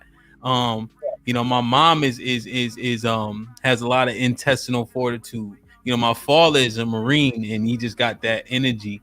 No alarm clock, do everything the hard way, work concrete construction. He been working for himself forever, as did my grandfather. You know what I'm saying? So all that was instilled, and I had examples. You know, there was a bar already set. You see what I'm saying? Right, but do you agree that it still was within you, your own individual of who you were, and say, you know, this is how I'm going to attack this? Like some dudes, they can have all the structure. You can tell them about everything, and they still lack the confidence because they might not believe in themselves and not believe in their abilities. Right? So, and once again, it goes back to within oneself, is what I'm saying. It's all within you where your confidence comes from. That's just my opinion. I mean, back. Can I say something, Ruthless? I think it comes from even though you can be taught, you know, that people can tell you about confidence stuff, but you have to experience certain aspects. Confidence is not a broad brush. Right, a lot of y'all, Ham can be confident in football and boxing, but have low self-esteem in electric engineering. So you got to. I truly believe that you have to experience certain stuff. Like, okay, I'm confident. Let's just say if I lose my bills, if I don't pay no bills, I get on the street and stuff. I'm confident enough to know, since I have experienced it before. You have to go through experiences first to be able to confident. Once you achieve it first, then if it ever happen again, you got your confidence. You know what you can do next. When you're in a situation, you know what to do. You know not to panic and all this other type of stuff, because you have been through it before many a times. All this other type of stuff compared to somebody that never been through it. That's how confidence come from. So I don't believe that confidence is a broad thing, because you can be confident in 10 areas of your lifestyle. But when you meet something different, like a lot of people might be confident in a lot of sports, but when it comes to dealing with life, even though you can apply the same method of sports into real life, but a lot of people don't know how to do that. So when they go through stuff like any little thing. They can have a stress problem or any little thing that they might not just be confident in. They can lose it. So I think we should go through life trying to make ourselves confident in other areas. Don't just take one thing that you're confident in and make it seem like and tell yourself that you're a confident person. No, that's not the case, because there's other areas that you can face that you will not be confident in. Yeah, 100%. So I explained that a little bit earlier. I was talking about myself in terms of like basketball and football, right? Just because the sports are easy. If I'm playing football, well, back when I was in my prime, I would probably be called arrogant on the football field, right? 100%. When I'm playing basketball, I'm much more humble. I do my role. You know what I mean? I'm confident in my athletic ability, you know, so that's consistent. But basketball isn't my forte, so I kind of just play my role. So I don't think I'm less confident. I'm self-aware, but I'm still able to go side to side. I can recover. Unlimited fouls always help me. I'm gonna play rough. I'm gonna play defense. You know what I mean? Stuff like that. So JP, I think you're right. Yeah, I think the confidence is still in the skills that are transferable, but to your point, you do lose. You come down a bit because it's not your forte. You know, so I think that's fair. But confidence in life. Go ahead. Once again, how to adjust that confidence is important, right? So in one level, in the football, you're alpha. You know it all, everything about it. But in basketball, you still have your confidence, but you have the understanding that your confidence is more maintained in basketball as a role player. Yeah, because you're self-aware. Right, that comes with confidence management.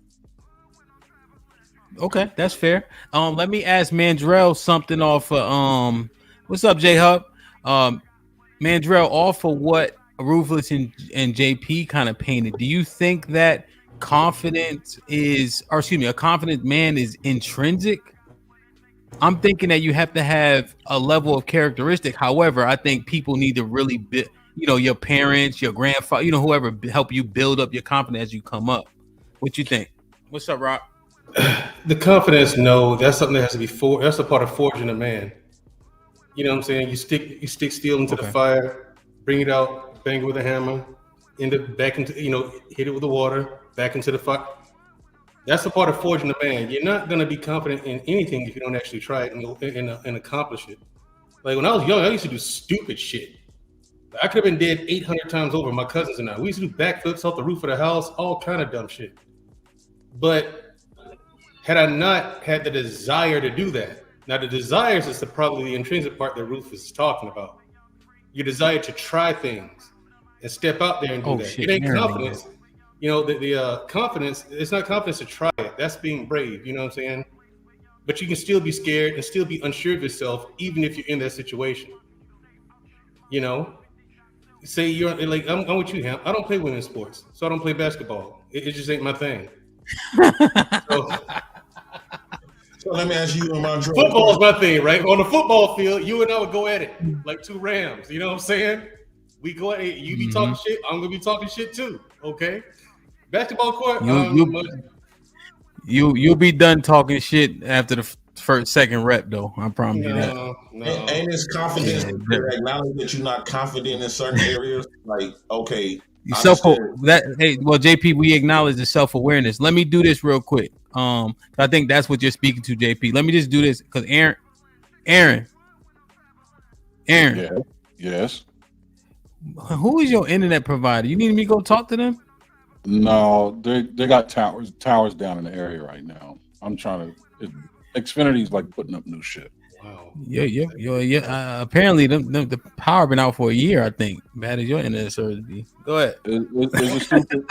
Just put me one more point. We'll give one more example. It's retarded. It's okay. Let's do this. Mandrell, finish your final example because I know JP interjected, but it was a fair what he said, and then I want to get Aaron in because he was here earlier. He had to drop off for a second. Go ahead, Mandrell. Right. Well, the confidence came like me doing even more dangerous stuff, more and more dangerous stuff. Anyway, once I did it, you know what I'm saying? I wasn't completely sure of myself. You can hurt yourself, right? But once I did, I was like, oh, okay, I'll do it again. Now that I know I can live through it, that's where the confidence came in. Now that I know I can live through it, yeah, I'll try this again and again and again and again and try to get better at it. Because I was confident in myself that after the first successful time, now I had the confidence. Same thing with martial arts or boxing. Once I beat one person, it's like, oh, okay, I can do this shit. You know what I'm saying? So it's like, I kept getting better. Yeah. That's when the confidence kicks in, you know, but. Well, Mandrell, also on that point, how much did it help you if your father was like, you got it? And my father said, you got it? Oh, with gusto, I'd have done that shit then. That's all it took. That's all it would take. My daddy told me I could. Yeah, hell yeah. Your dad tell you? He be like, you good? I'm good? All right, fuck it. You jumping off all types. The one phrase that got the most niggas in the hospital, watch this. Damn, man. Aaron, can you hear us now?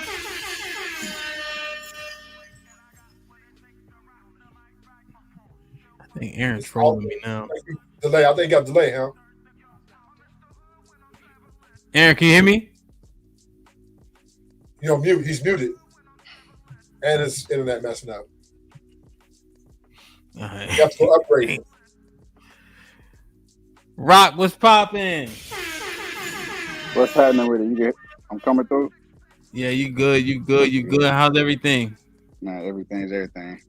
Yes, sir. I don't know if you were here from the beginning. I played a bunch of different videos, just like young boys being raised up in a particular way, and what does that do to their confidence, and then how do those men manifest today? And I think about a lot of the combos we have and how we operate. And I'm just like, damn, was this man's confidence broken 30 years ago? You know? So that's what I was kind of going through. Rock, you could jump in, and then I think Aaron's good now. Matter of fact, Rock, let me see if Aaron. If he good, let him. Is it good? If this ain't good, I'm out. Fuck this. No, you good now. You good now, Aaron. You got away from that shit in it. Thank you. Jesus, man, I'm a patient man, but fuck this. This is ridiculous. So, panel, how we doing? Good. What's popping? Yeah, nothing over here. Not me. You guys are doing better than me. This is shit. Definitely not that internet. Yeah, no, it is what it is. It's man-made. But you said something earlier. The difference between confidence and conceit or arrogance was really profound. And that was a long ago, but I kind of wanted to stretch that out. Confidence, you had said something about it being like get a positive reaction from the people that encounter it, and arrogance usually gets a negative reaction. I think that's because arrogance is rooted in some sort of lack of confidence. Really? Yeah, I think arrogance really is that chest beating bravado. It's like the loud motherfucker in the bar that really can't fight. But it's deeper, right? It's a deeply subconscious piece that I don't even think the user is really aware of it all that much. But when you're truly confident on something, right? When you've mastered something, you're now like sage. You're like teacher level shit, right? Like that bravado, though, you almost cheapen what it is you're confident about with the bravado.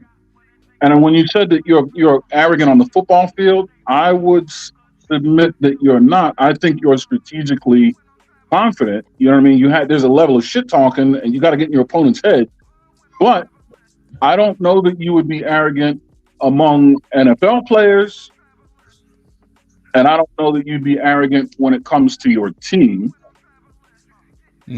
I think you're arrogant when it comes to anybody that opposes you. And I don't call that arrogance. I call that strategically applied confidence. Okay. So that'd be fit. So this is how my conduct would be, Aaron, back in college or high school. Yeah. I would talk shit like before. I would talk more shit if somebody on my team make a play. If I make a tackle or score a touchdown, I was always taught to celebrate as though you've been there before, like you do it all the time. So I just get a ball back to the ref or I make a tackle and all my teammates be like, good shit. And I'll just be like, you know what I mean?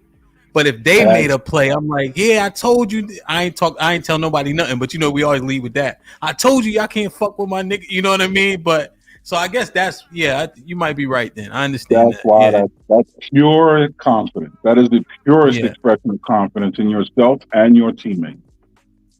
Yeah. Okay, that makes sense. And I'm a firm believer, Aaron, as you know. Well, I think you can agree.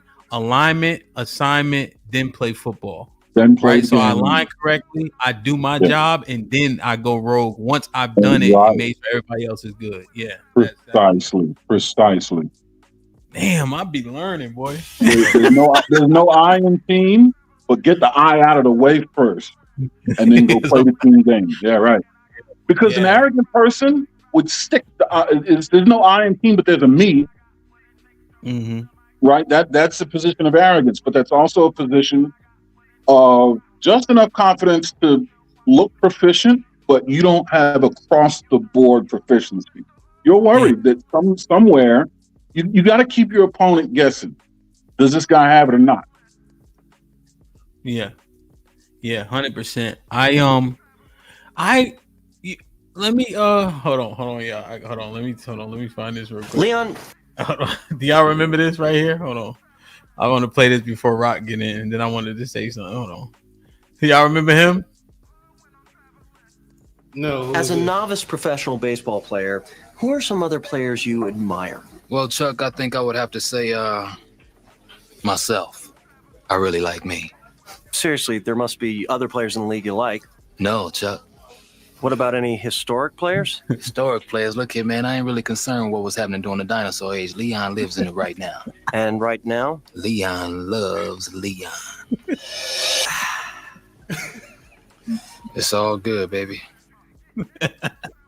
Leon, as a that's arrogance.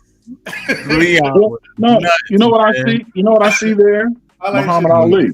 Man. Well, no, I don't see him. I don't see Ali, Aaron. I don't see Ali. I don't know that that's arrogance as much as it is performance art. Well, yeah. That was more like Dion right there. That was Dion. All right. Leon, there you go. But performance art. Floyd act like that. You know what it is? Floyd's a cock. But you can't find for all intents and purposes a hole in their game. So the results are so backed up where it's like, cause you know what? When Dion tell you what he gonna do, we all believe him. Yeah. We all believe him. There's this dude we played against, and then I get rocking. His name was Gregory Toller. He played for the Arizona Cardinals and the Colts, and then he finished at the so-called Redskins, right? So we talking shit to him. Nigga, you ain't going to the league. Fuck out of here. We gonna kick the ball to you. He said, kick that. It was a kickoff. He said, kick that ball to me if you want to. I'm a 4.26 that shit to the crib. I said, that's a great comeback. Yeah. If you running that fast, that's a great fucking reply. Yeah. Don't kick this nigga the ball. And we believed him. Don't kick him the ball.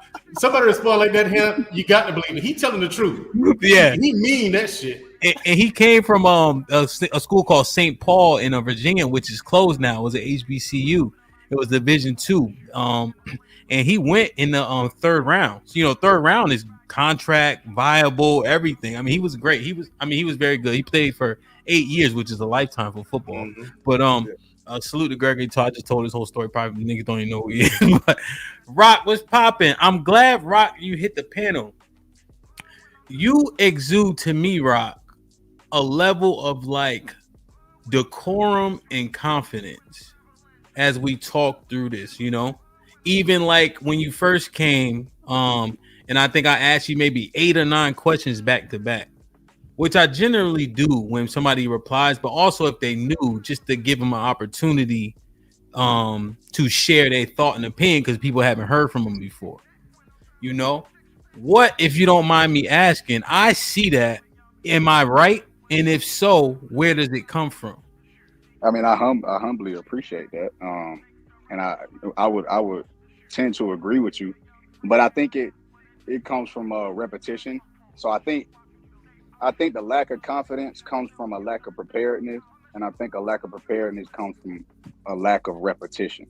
And so again, when we talking, you can talk about anything, but since today is, you know, the sports analogies, the more repetitions you get, the more prepared you become. And then the more prepared you are, the more confident you are. but then you have to be battle tested. So it's like game day is that battle, or even scrimmage. You know, when y'all go offense defense in practice, that'll test that'll test the preparedness, but the outcome of said battle is where you get the spark of confidence. And it's a paradox to even, if you take an L, right, you can do one or two things. You can fold, or you can get back in the film room, get back in the the weight room, so on and so forth. But once you got to be like, it comes from competition. I think confidence is birthed out of competing, and when you work backwards with it, it's confidence, competition, preparedness, repetition. The more reps you get, the more prepared you get. Okay. I think you'll be right in your assessment of me, is because I think I've had a decent amount of reps and speaking or articulating myself. Okay. In general. Okay. Now, what about the premise that JP had proposed, where what if it's an arena that you're unfamiliar with? Can we still see how confident Rock is? Yeah. It goes to your, because I play football too. So like on the basket, it goes to your basketball thing. When I'm on I was never that, but I'm an athlete. So my confidence is sort of, what's the word? It's confined to my, just pure athleticism, but I'm not as confident in my jump shot as I am, cutting back in the hole or so on and so forth. But confidence bleeds over. But a big part of that is knowing your league and knowing what game you need to be playing. Yeah. Like if you 6'6", 300 pounds, why you lining up at wideout? Like nobody does that. But again, it's knowing your game. So is it something, Rock, that you ever experienced something that you're really not confident in, and how did that play out? Absolutely. So it would be anything, like especially at the start.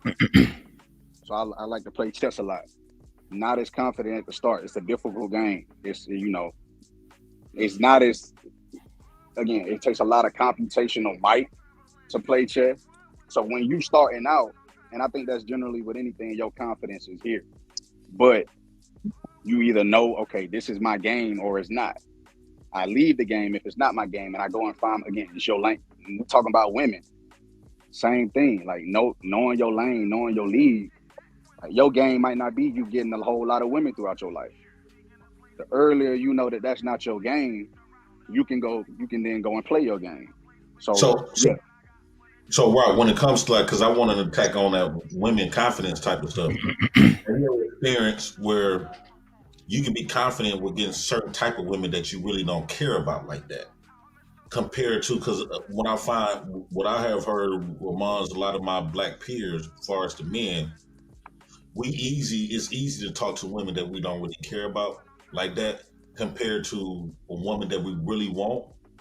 And a lot of times I think, I don't know your thoughts on that, it comes to a point like black men is far from, a lot of our emotions, emotional childish, because we was taught not to even dib inside of our emotions and stuff like that. So we not as strong when it comes to our emotions. So I think that's all. I think that's all men. I think when it's a girl you want, niggas get butterflies, niggas get nervous. It's like the championship game. Like when I go out into a scrimmage, even though it's competition, I'm not as jittery. Like I would tell y'all this, but y'all gonna judge me. Fuck it, I'm gonna tell y'all. Before a real game, my penis get as hard as algebra 2, nigga. I don't know why, but I be ready to fucking play, bro. Like, I don't know. Hey, it just was what it was. I shouldn't have told everybody that. It's only 200 people here, so it's not nobody gonna tell anybody else, so I'm good. But like it just, but during Malik done said pause, man. Damn. But at the scrimmage, you're not human. but see, you're not human. Yo, you don't understand, man. That shit, yo, I don't Correct. know. Hey, so I got a question. He said correct. Oh shit. Yeah. So what you said earlier was significant about the confidence and the arrogance thing, about how people will want to do stuff with the confident person, but it turned them away from the arrogant person. So I guess my question is, because most of us appreciate arrogance in people when it's not directed at our inadequacies. So if you appreciate arrogance for the most part, only when it's not directed at you, should there be a negative connotation on arrogance? Because people who are arrogant about results. So why should they not be arrogant? Because you end up like Adrian Broner. That's why you. No, I think people again, right? I think this goes back to, if I were to answer quickly, it goes back to like just the community and everybody being out for self, right? How you come across, right? You should be cognizant of that. If you want to be a leader of men and people, right? How you affect people with how you conduct yourself should matter. So I understand you have results, but if your results are cost, what the cost was you becoming a dickhead, I will reassess how you got there in the first place. Right, because I'm gonna question you. Look at Adrian Broner. Nowhere near as good as he thinks he is. Nowhere near as good as his promotion tried to paint him out to be. He lost to a nobody. You know what I'm saying? Here's the thing. When you're arrogant like that, people didn't show up to watch Floyd Mayweather win. They didn't. They showed up to watch him lose. That's nobody's extremely arrogant though. You see what I'm saying? And we don't why we associate arrogance with being a dickhead. Because most arrogant people, most dickheads are arrogant. Let's be honest. Come on. But when they're being a dickhead, what they're doing is they're mostly just verbalizing how good at what they do. They're not like making fun of nobody. They're not talking shit about nobody. They're just saying how good at what they are. Oh, I see. I think there's a difference here. Like, okay, there's a difference between Hamp. If he's at a game talking shit, you know what I'm saying? He knows he can get out there and back that up. That ain't being arrogant. You like Deion Sanders. He would take away when it comes to passing. He take away a whole half of the field. Nobody threw in that direction. He come out and talk all the shit he wanted to, but he back it up. That's not being arrogant. That's not being arrogant. So here's turn your mic down just a bit. Aaron, I just want to say, I think the arrogant shows itself in a different way though. It does. Broner humping people hands down, right? Yes, see, Floyd would talk about his money, but if you watch Floyd box, it is the most technical. No, it's not. Most Floyd Mayweather. Are you serious right now? It's not the most technical. Yeah, come on, you don't know what you're looking at. It's not. You don't know what you're looking at. Sorry, that's that. We can talk. We'll talk offline. Yeah, we could definitely talk offline because or you can make a whole show where I can show you some. I don't like Floyd, but he is technical as hell, though. He's I don't like him. Hold on, y'all. All right. So let's not get derailed with that. I'm just saying, Floyd, that shell nigga. Now, don't get me wrong. To your point, Mandrell, he's so athletically gifted, and his hand-eye coordination is I don't know, maybe Pernell Whitaker. You know what I mean? But now, yeah. So he has an advantage there, just with athleticism. I understand, but he works hard. He trains. He works. Yeah. That's what I'm saying. His technique is good. But and just go for a run. But I apologize. I can see he's not the most technical. All right, I don't want to go down. Let me get Aaron in. He's about to say something before I said the wrong thing to Mandrell, and then he want to argue me about boxing. Go ahead, Aaron. Yeah, just as a reference, Merriam-Webster's definition of arrogant: exaggerating or disposed to exaggerate one's own worth or importance, often by an overbearing manner. Second definition: showing an offensive attitude of superiority, proceeding from or characterized by arrogance. So there is an element of offensiveness, and I would say inflation, maybe undue inflation of one's own ability. But that inflation and all that stuff you said, the offensiveness, that's subjective to whoever's listening. Just because you're offended just because you're offended by my prowess doesn't make me a dickhead. Well, it just makes me supremely confident. Well, So I'll read it, Mandrell. I'll read the second definition again. Showing an offensive attitude of superiority. Yeah, an example of that would be solid if you're really good at something, right? But then you say, so you if you're bigging up yourself, saying you're the greatest and this and the cool, but then where you go wrong is when you say, okay, and William over there, he ain't shit. It's trash. You know what I'm saying? Like you're tearing down everyone else to make yourself look bigger and better than what you really are. It's one thing that's the difference there. The offensive part. It's one thing y'all not mentioning, even though I can understand where y'all come from, how arrogance could be offensive.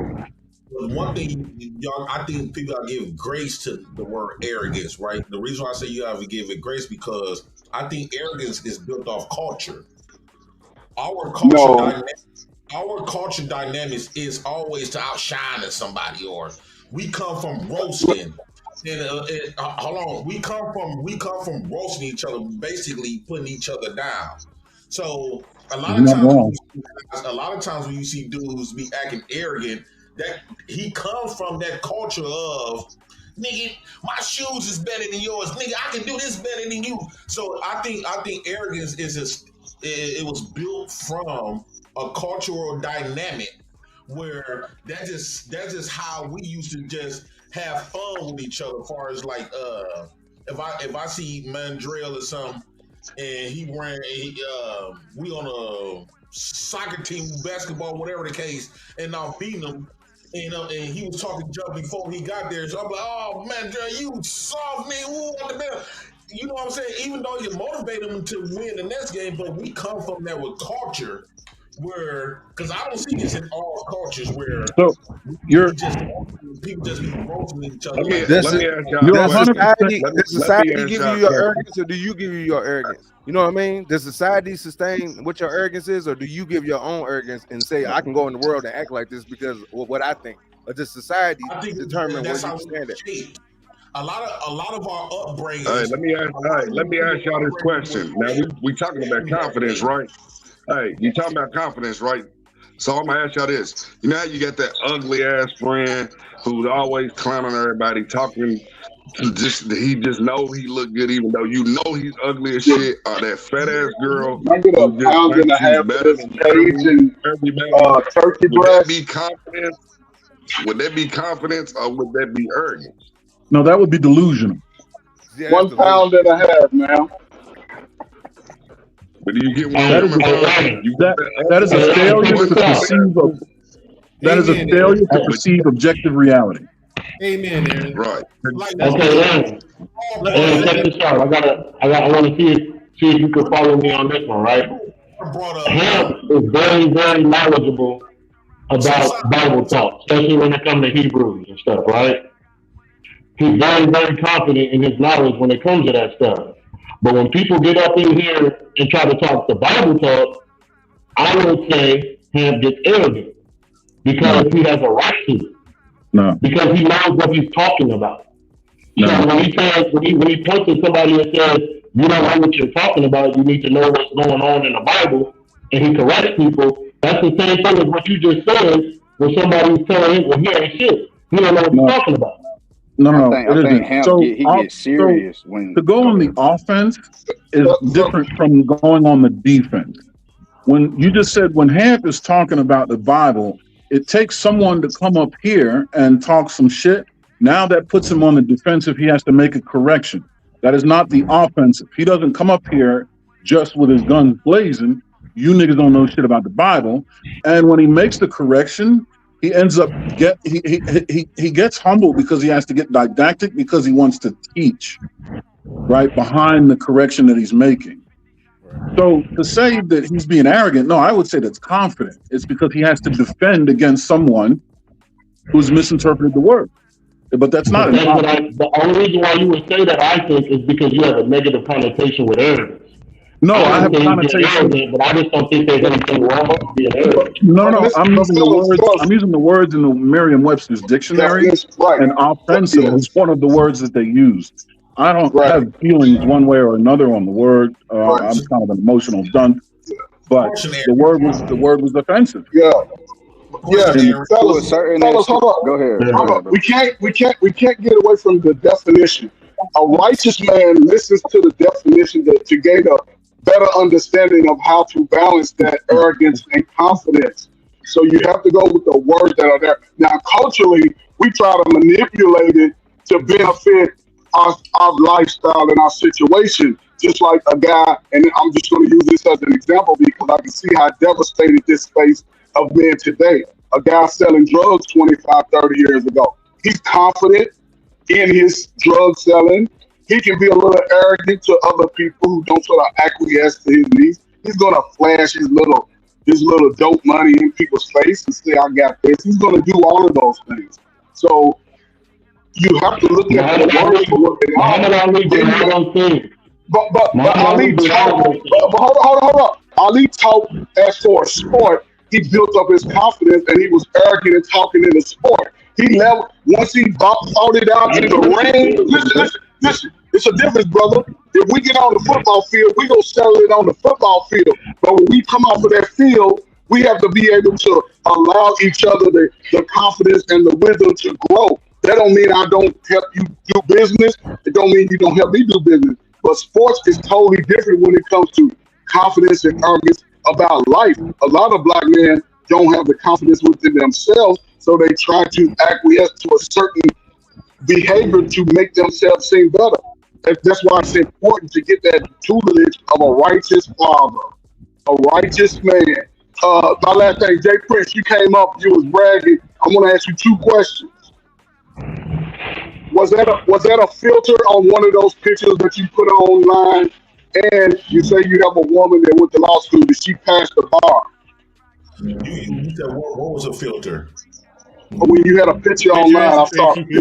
There's a chance to trade no. Okay, so did your woman pass the bar? No. Okay, no, because he came up with those examples, and you have to understand when you come with the righteousness, you're gaining understanding on how to be confident and competent. I can't come and just say stuff and to throw stuff in your face, regardless of what I've accomplished. I'll come up here throwing stuff in your face. That's arrogance. But if we can work together, so whatever I like and whatever you like, we can find out together and build each other. That creates a level of character and that creates a level of confidence as we grow into men. So that's saying on this panel that Muhammad Ali was not arrogant, right? Let me say this so solid, real quick, so solid. No, he loved the people. Confidence is extremely quiet, right? No, not always. Not always, yourself. You don't have to prove yourself because you know what you're doing already. You know what you're capable of. You know what you got. You don't have to prove yourself, but we can't forget that we live in America. America is arrogant out the gate. The whole United States of America is arrogant, can be arrogant out the gate, from the military, from all of the stuff that Americans done built and done took from other people and stuff like that. So we come from that off rip. So it's not about saying that we need to be building each other. We got this internet war, Trey. For I never seen you around that much. And last time when I came up here, the opposition, they were saying, "Oh, you ain't doing nothing. Who out the bed? You ain't doing nothing." So they wanted me to believe that they wanted me to believe lower on myself. So, and when they talk about that, we had a conversation about masculinity and stuff, and I'm him over here. And so when I asked them, well, what do this mean? And when I'm finally achieving some of that stuff, all these guys trying to make me believe that I'm the bottom of, I'm the worst piece of shit that you want to think about. So I came from, even though this arrogant, I came from a perspective, well, I'm doing this, I'm doing that. I can't be too much of a piece of a shit. And when y'all, and I would say they the most arrogant because they was up here trying to put me down. And think and try to make it seem like they're the definition of confidence, achievement, the pinnacle of what a man is. And if I'm able to hold and say, well, you this pinnacle, you're not doing this. You didn't achieve this. So y'all talked about confidence comes with competition. So that's what you been saying. When I came over here, it was a competition. You didn't know what we said on previous before this. So, JP, I would 100% agree. And I don't think you were being arrogant, right? I think that was because I got married.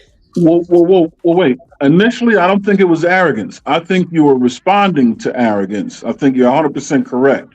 It doesn't turn to arrogance until you move into the space where it becomes no one else here has accomplished that without actually confirming it, right? But when you were, advertising your accolades in the face of people who, as you say, were denigrating you, then you 100%, that is not arrogant at all. That is a correction made out of confidence. Mm-hmm. Now, to say none of you niggas have accomplished what I've accomplished, that's a little arrogant, unless you confirm that. Right. So solid. Read the definition again. Read the first definition again. Hey, so solid. The first definition oh, my bad, Eric. Go ahead. Exaggerating or disposed to exaggerate one's own worth or importance, often by an overbearing manner. How is that not what JP did? Because he just said that the people were sitting there trying to denigrate him and put him. It doesn't matter why. I'm just saying why. How is that not what he did? I'm answering your question because he was in a defensive posture where he had to make a correction. The only other alternative is to sit there and let the lies be perpetuated. You know what I mean? That's not arrogant. That is confidently making a correction. I just don't agree on the part where you have to be defensive to be arrogant. You don't have to be defensive to be arrogant. You have to be offensive to be arrogant. I mean, and that I'm looking at what? Exactly. That's what I'm saying. I think a lot of people are offensively arrogant, but I just don't think sometimes there can be a negative connotation to it, and sometimes there isn't. Like, that's why I use Muhammad Ali. In press conferences, in the ring, in real life, that man was arrogant as hell, but there's no negative connotation to it. So I think, do you think it's not arrogant to negate the definition in the dictionary? Hold up. But hold up, y'all. Hold up. You're speaking on Muhammad Ali. Now, I was fortunate enough to be around. So, FOE and Rock need the mic, I think. Yeah, they need to be. I want to speak on Muhammad Ali too. There's a difference, and here's where it comes to sports. My thing, Muhammad. I believe his pants wishes that. Yeah. No, okay. I think. Yeah, I was about to say about Muhammad Ali. Part of it was showmanship too. Yeah. That's one. So, FOE. We being signaled in. Yeah. Who's? So the whole thing about the Muhammad Mandrill. FOE. The whole thing about the Muhammad Ali thing, I think he was like confidently arrogant. This might be risky.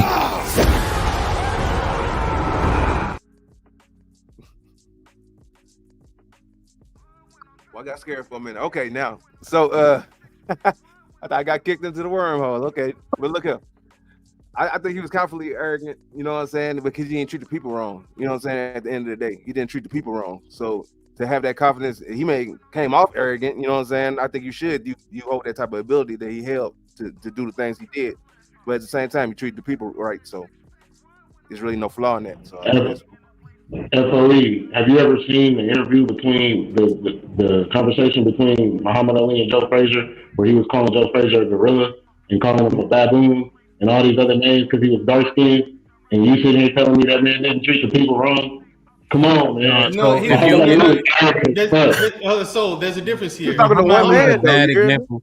Hey, can I Joe say Frazier.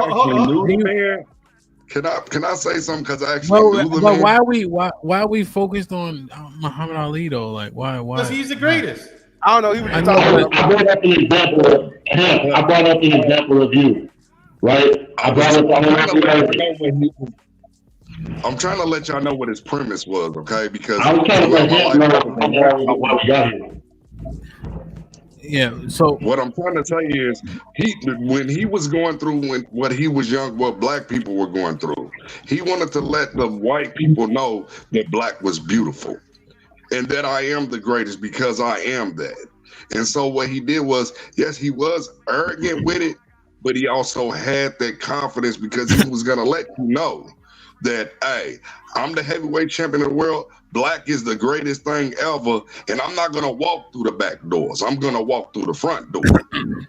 So he wanted that to be uplifting to everybody else. That nah, we're black and we're beautiful, and they're not gonna tell us that we're niggas, and they're not gonna tell us that we're just ugly. Him and Joe Frazier were friends. Now they had a love hate relationship throughout, but that was his character on there. Even with Howard Cosell, they were great friends. So he used that to his advantage. He was comical, he was funny, he wrote poetry. And so he wanted that, and he instilled that even when we were younger. He would come to the community centers with us and everything. He would teach us those things. He taught us how to, he just wanted us to represent ourselves as knowing that you're a little black boy, but you're great. Yeah, so to condense it down, right? He played that character, and they were friends. They looked out for each other, even monetarily. Him and Joe Frazier hated each other. I don't disagree with none of that, man. Yes, I was just saying that. Yes. What were you saying about the Bible? Thank you. So all I was saying was, I was trying to use you as an example of arrogance and confidence, and I think that you were pretty confident when it comes to Bible talk. When it comes to stuff about the Bible, especially the Hebrews and all that stuff, you're supremely confident. But when people come up here and challenge what you talk about, or when they come up here and challenge the Bible, in my opinion, you get arrogant, rightfully so. And the only reason the people was pushing back against me with that, saying that he's not getting arrogant, and I said the reason why they're pushing back is because they have a negative connotation towards arrogance. I don't. I think you know what you're talking about. I think if you do have the results and you have the supreme knowledge, you have a right to be arrogant. And then they kept saying that your arrogance wasn't putting down people. And I said, you don't have to put down people to be arrogant. You just have to be rightfully, opinionated and know what you're talking about and be abrasive with it. And I think that's what you do. But I don't think there's nothing negative about it. All right, now that we got all the glazing out the way. I think I get serious. Like, if people start talking, then I lock in, and you'll get a different energy. I'll get serious about it. The reason why it's not arrogance, because oftentimes once we're done with that conversation, the person that didn't know, they'll either say, "Let me go look for it," or they'll learn something. And so there's no over exaggerate, like in the definition that Aaron would go ahead. Go ahead, Rob. Yeah, I was just gonna say there's no over exaggeration or inflation, and even when he started to get serious about talking about the word, it's like he's absent of being over exaggerating or inflating anything that he's talking about. And then that second definition of being offensively superior, that may be where you going with, like, okay, arrogance might be amoral because we do appreciate excellence and beauty. So when somebody is excellent at something, Ali, Dion, Hamp, when he's talking about the word, we appreciate that.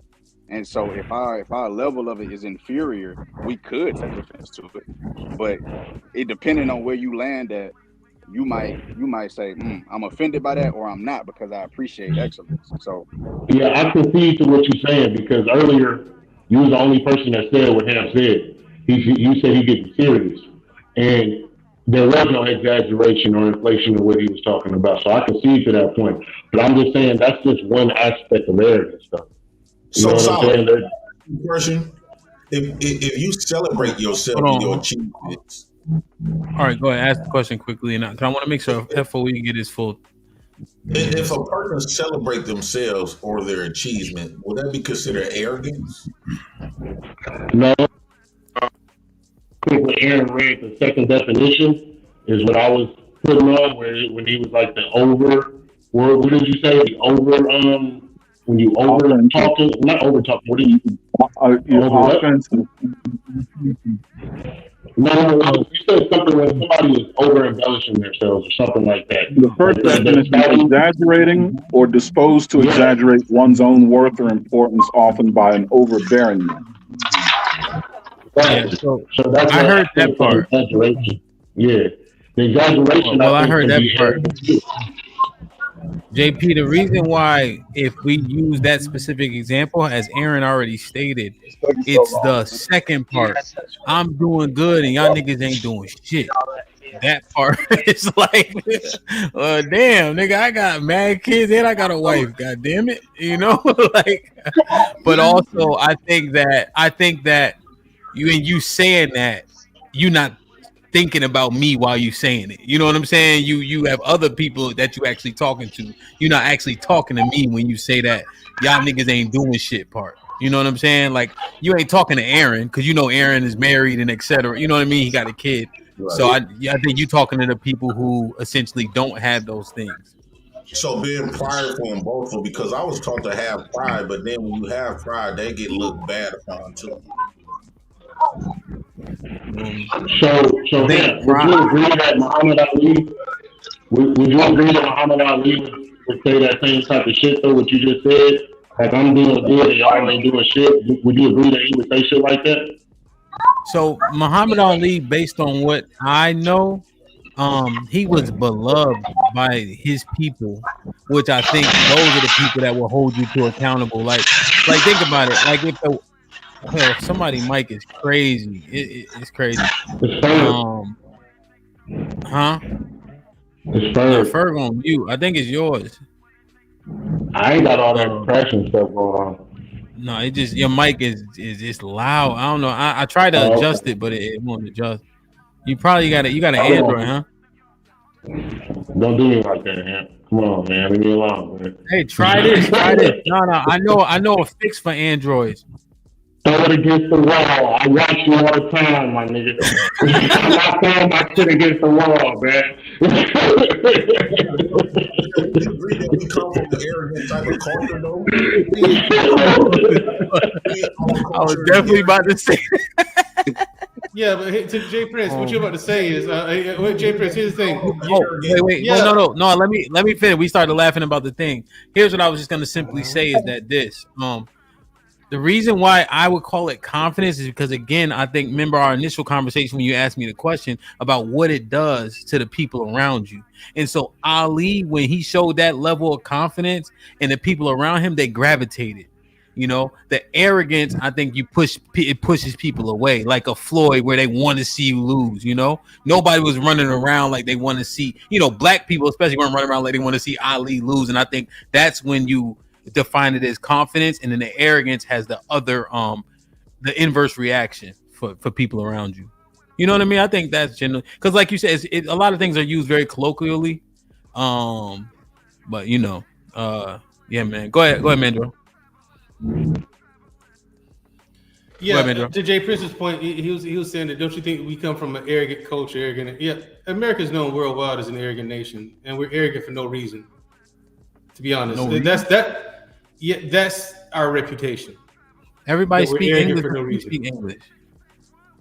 I'm telling you what the people around the world say, not what you think or Americans think. No, but you said for no reason. Yes, that's our reputation. I'm saying that's our reputation around the world. When you travel across the world, that's what people think of us. We're arrogant for no reason. Why are they saying no reason though?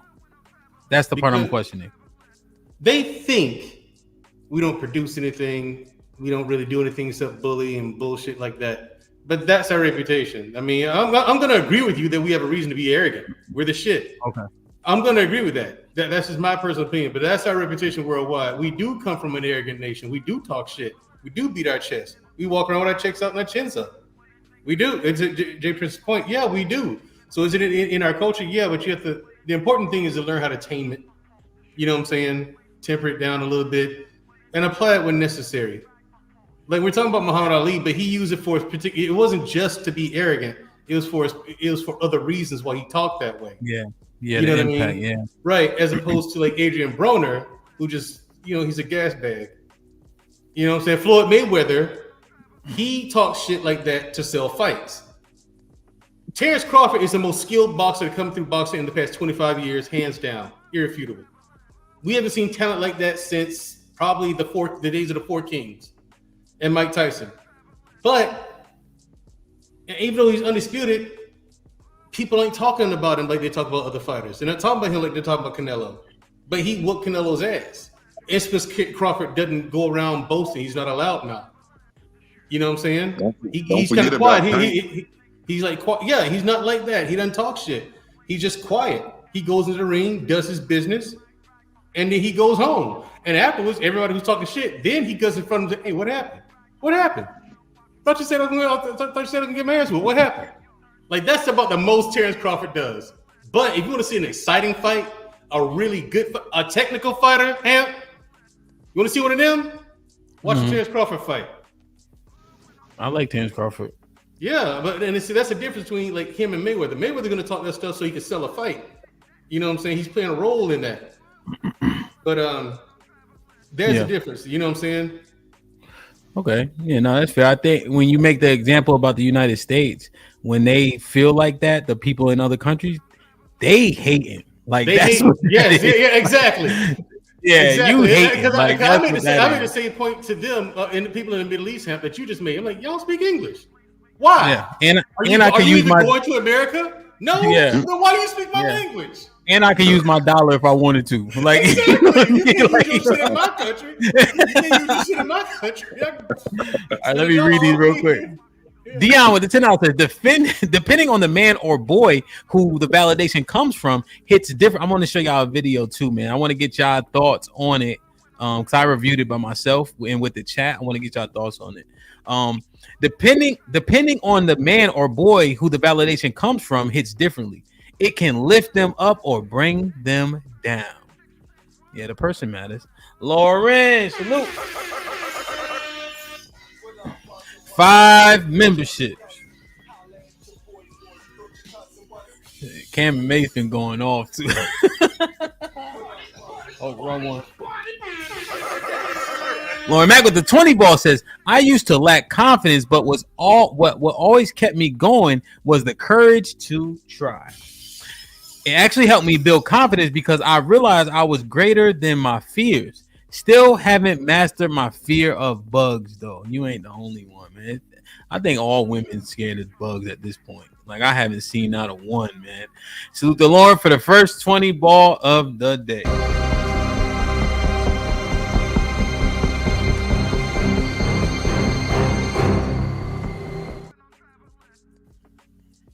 Lauren with the $5 says, the only thing women won, ellipsis, the girls trip debate. Shout out to Callie Bev. This is a troll. Yeah. JT with the $5 says, a hot 5 for J Prince comedy break.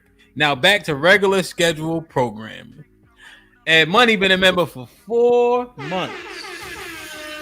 And Money, appreciate you, my G. How you say Dachi? Dace? Dachi? Mm-hmm. With the $5 says, Hamp, ask him why he bringing up old shit. Who brought up old shit? I don't really remember. Red Pill Ranger with the $2 says, confidence without outcomes to match is delusion. And Money with the $2 says, JP got married. Oh, man. Red Pill Ranger with the $5 says, the difference between confidence and arrogance is based on the insecurity of the person you are talking to. They label you based on their weakness. I think that's what Mandrell kind of painted out when they talk about Americans. Yeah. Matt with the $2 says, take some time off, Hamp. Let Aaron run the pen. What, man? Listen, just tell me y'all didn't play football without telling me y'all didn't play football. That's all. Damn it. You don't know what type of shit be happening, man. I mean, you be getting, man, listen, y'all don't know. Joel with the $5 says, you got to succeed with women to be able to realize what your lane is, though. If you're not, all you're learning is what not to do. God damn, man. He won't quit, man. He's a legend. Joel is a legend, man. Salute to Joel for contributing 20 to the extension. We definitely got at least 20 more minutes. Appreciate Miss Jess and Roy as well. Big O was popping. What the 50 Ball says, Muhammad Ali was not arrogant. He was a Muslim by definition. He understood there is a creator greater than himself. When you see Ali, remember that's what we should strive to be in our lives in every aspect. Ali was confident in life, not just sports. Like, share, subscribe, tell a friend, tell a like, share, subscribe, tell a friend, and tell a friend. Hit that like button right now if you can. That helps the channel the most. And when I'm feeling broke, E and J by my side, Henny like $40. This shit like 25.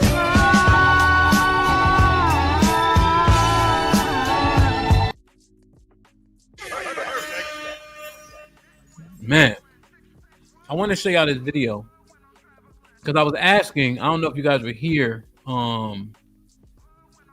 when I played this, but I went through a bunch of videos in terms of what does this do to a boy's confidence. I think the confidence conversation starts when boys are young, you know, instilling confidence, showing confidence. Let me show you guys this video, and I want to get your take on what it perhaps did to this boy's confidence.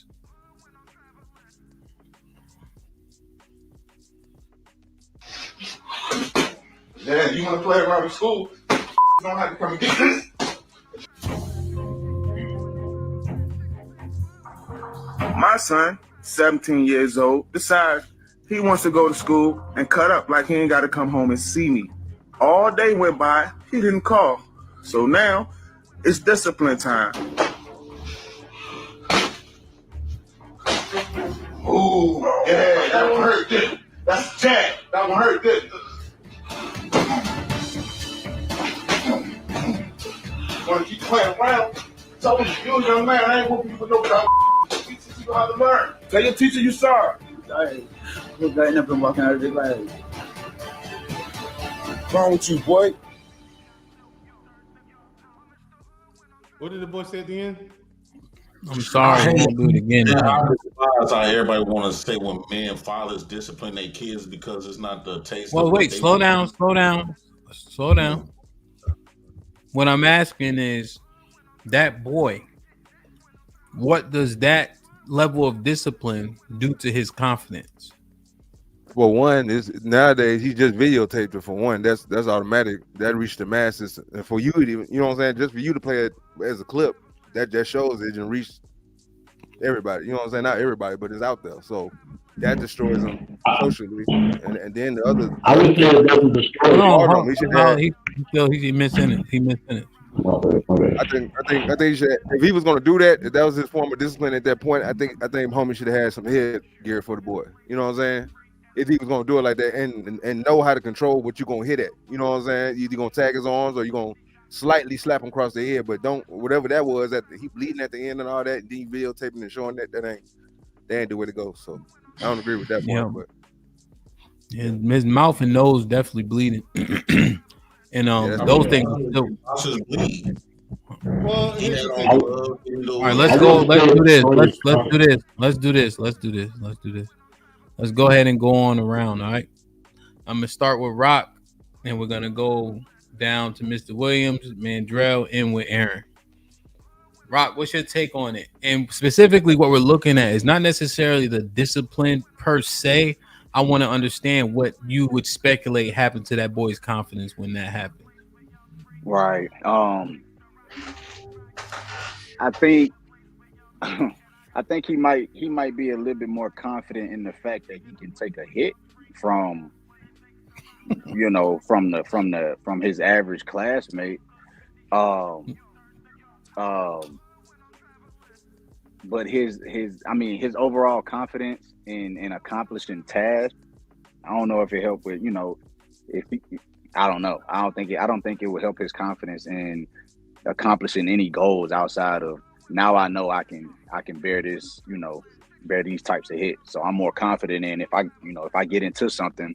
So it might have, I don't know. I think that's the only thing that would have helped him.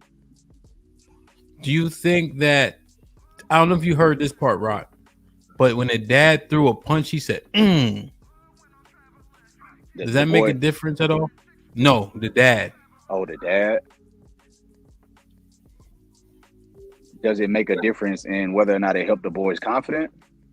No, Or just in terms of, because in a situation like that, my thought is everything matters, right? So if me and my father are boxing, going back and forth, and he like, like, you really trying to, like, you know what I mean? You try to do me dirt, like, and that could be nothing. I could be reaching, you know, but does any of that matter? Yeah, I mean, because maybe not, maybe the son wasn't able to perceive that in the fight, right? The adrenaline of the fight. But if he were to watch the playback of it, and he was analyzing what my father just did, and he hears that his father's grunting when he get a good hit in, it's like, oh man, this man was really trying to hurt me. That could affect. I don't know if it'll affect his confidence, but it would affect his perception of his father and his father's, love, for lack of a better phrase, of him. But in the moment, I don't think the kid was just trying to get through it. Yeah. Okay. Mr. Ferg, what's up, brother?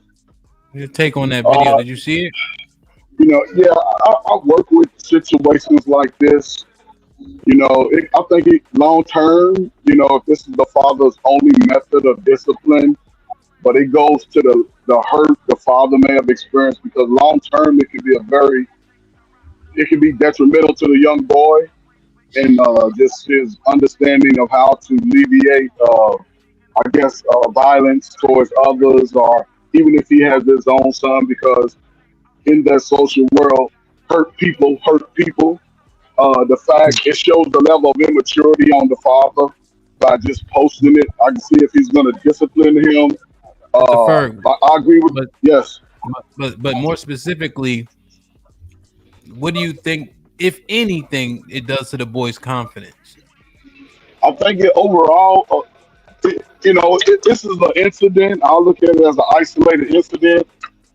It could do two things: to let the boy know that the father's serious about his education, but also if there's really no follow up with the father, the boy can sort of start getting into his own head that he's not loved and things like that, and it can end up bad.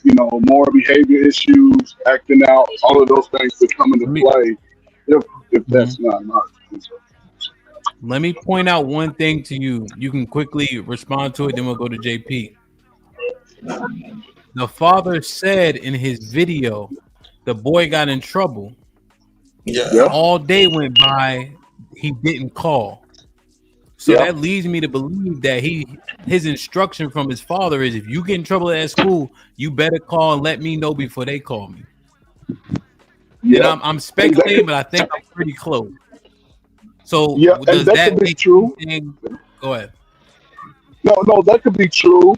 Also, as a teenager or even as young people, we know sometimes when we do stupid stuff to get in trouble at home. So the last thing we want to do is rush home.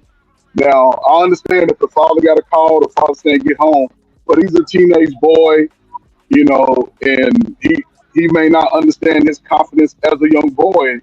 But a lot of things, it's a lot of variables that are unknown based off the video. So if being able to assess it a little more, I got in trouble like that.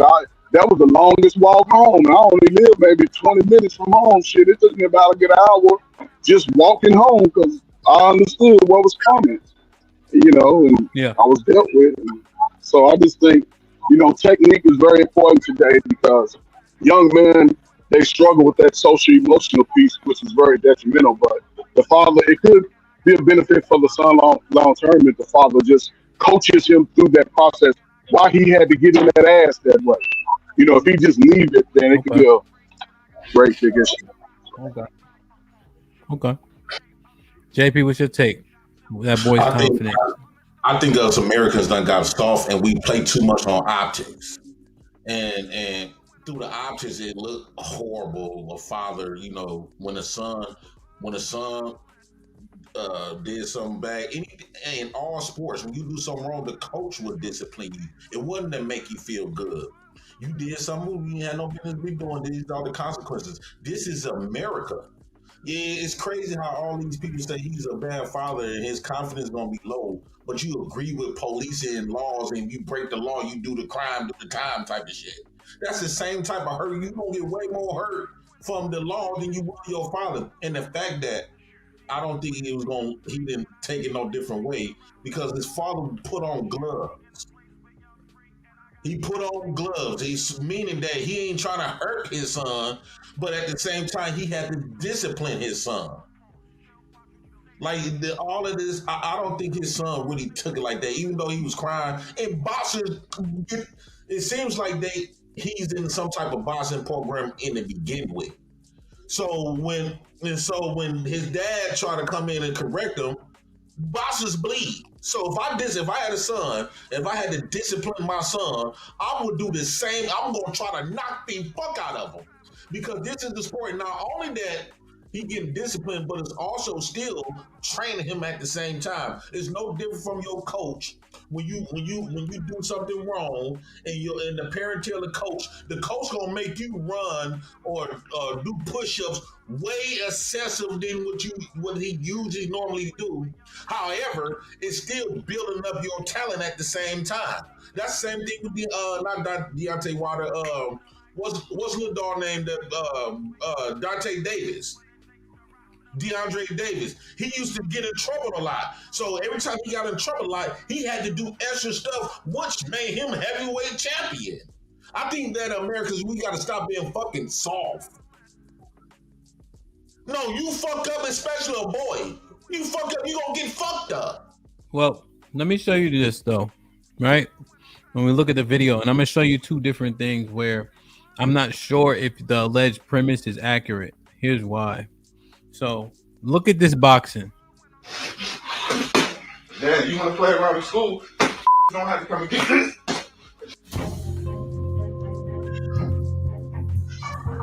My son, 17 years old, decides he wants to go to school and cut up like he ain't got to come home and see me all day.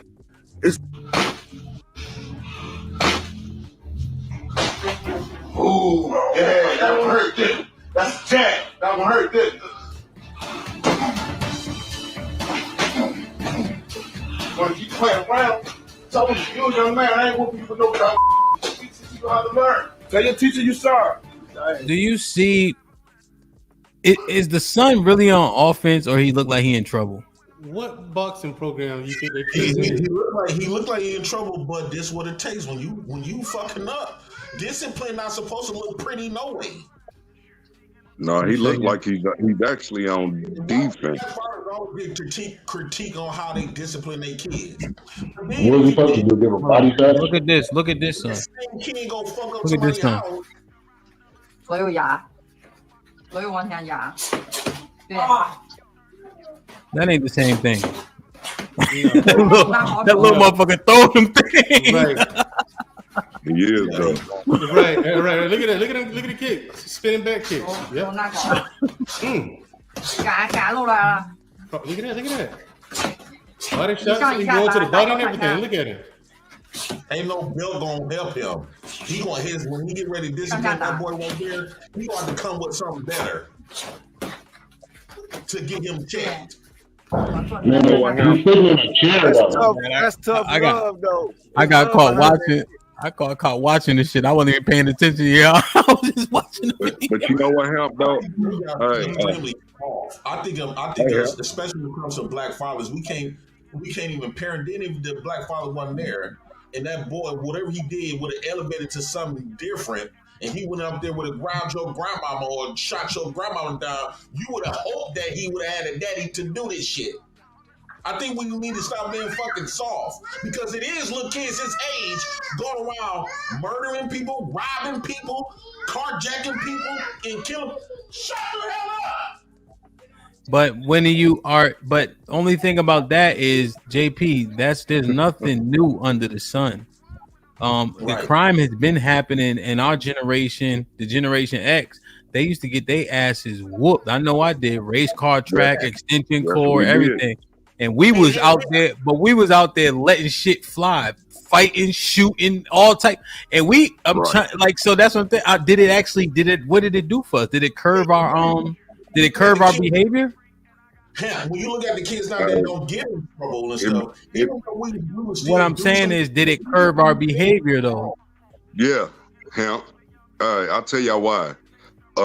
Because not only I got away with a lot of shit, but I was very well disciplined as well. But you know, when you're away from your parents and everything, you know, you tend to, you know, do what you're gonna do with the fellas and all of that. But at the same time, you know, if you get caught, that's your ass.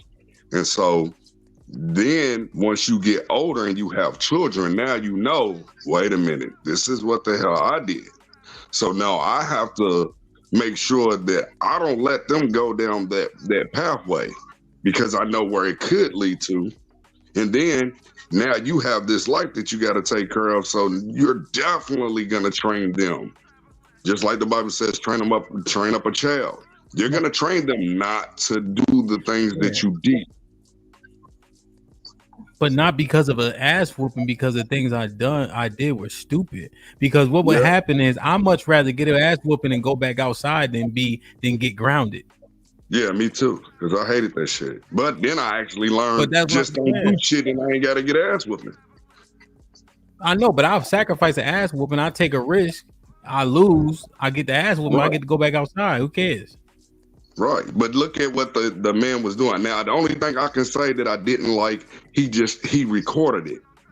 Now, if what about the boy's confidence though? Because we're talking about the discipline, right? And I was hesitant to play that video because I thought we were going to get caught up on the method that was employed. So that's on me. I'll take that. But what about that boy and his confidence? I think his confidence will be fine because you can tell that his father is showing him structure and discipline. And so he knows that he messed up, because the one thing you don't want is for your son to know the things and the values that I'm teaching you, and you go and beat up your teacher. And that's the problem with the kids in the school nowadays. They actually are putting their hands on these teachers. So now he knows, if I do this to another teacher, I get out of order. I done already been disciplined. I done already been shown this structure, and I got out of line. He probably won't get out of line anymore. I'm just saying, probably. He still might make a mistake here and there, but I don't think it will be to that extreme. The level of discipline, would you want him to whoop his ass? Now, people would have said anything whether they seen him get his ass whooped or not, but I just feel like... All right, time out. Now, everybody, I apologize. We can't unfocus from the discipline part. I can. Because what I really want to understand is the boy. What does that level of ass whooping do for his confidence? Does it break it? Does he know he could take a punch? Now is he more confident in just one area that isn't conducive to being a grown-up? Like what do we speculate happens when you whooping a boy ass like that to that extent for talking back to his teacher? I think he understood that daddy is doing this. I could see if it's his peers, then like a cousin of his whooping him like that, his confidence will be low. That's like getting beat up from anybody. Your confidence will get low a little bit. But I think he understands that this is dad. And I don't think his confidence when he went on the line, it wasn't about no confidence, because the reason why, because it's not like he would challenge his dad back, even though he put on his gloves, but he understand that dynamic wasn't for him to be squaring off with his dad. It was basically like... And Jay, no. Hold on, because I ain't gonna be able to get again unless I do this. Listen, just know that kid's confidence is gonna be fucked up, and for the very reason you just said, JP. He knows that's his daddy. He know he can't square up on his daddy and hit his daddy for real like that. He doesn't want to.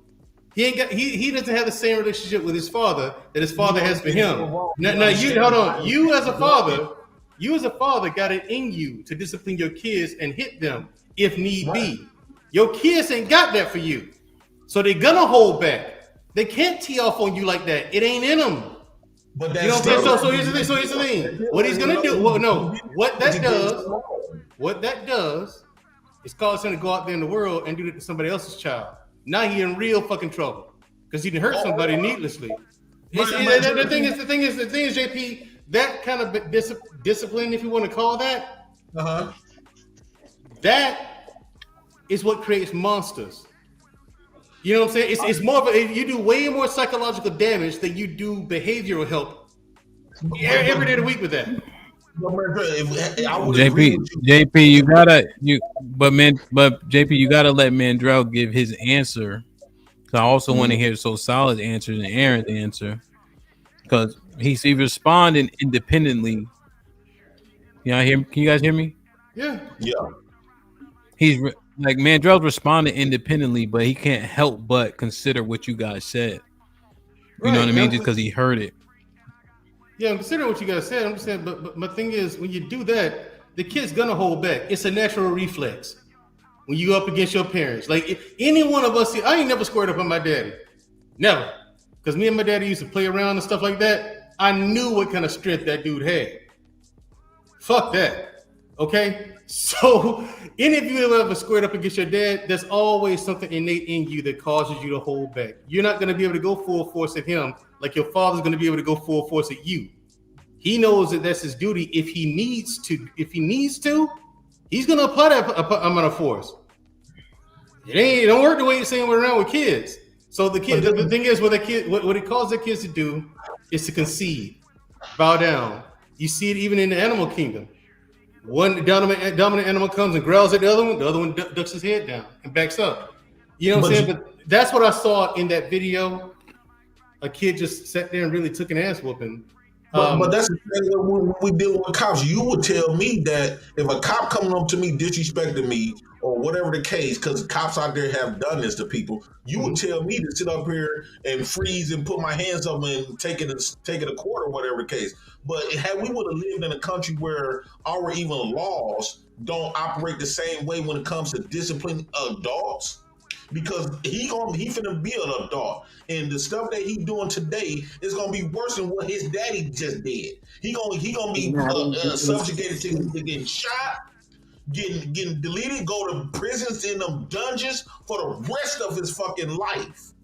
I get what you're saying, JP. To give me a couple punches within 5 minutes, then for me to go in front of a judge and get thrown away like I don't even exist.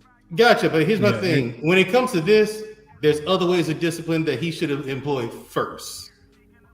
Long before he got to that. You don't know that, but he probably have done that.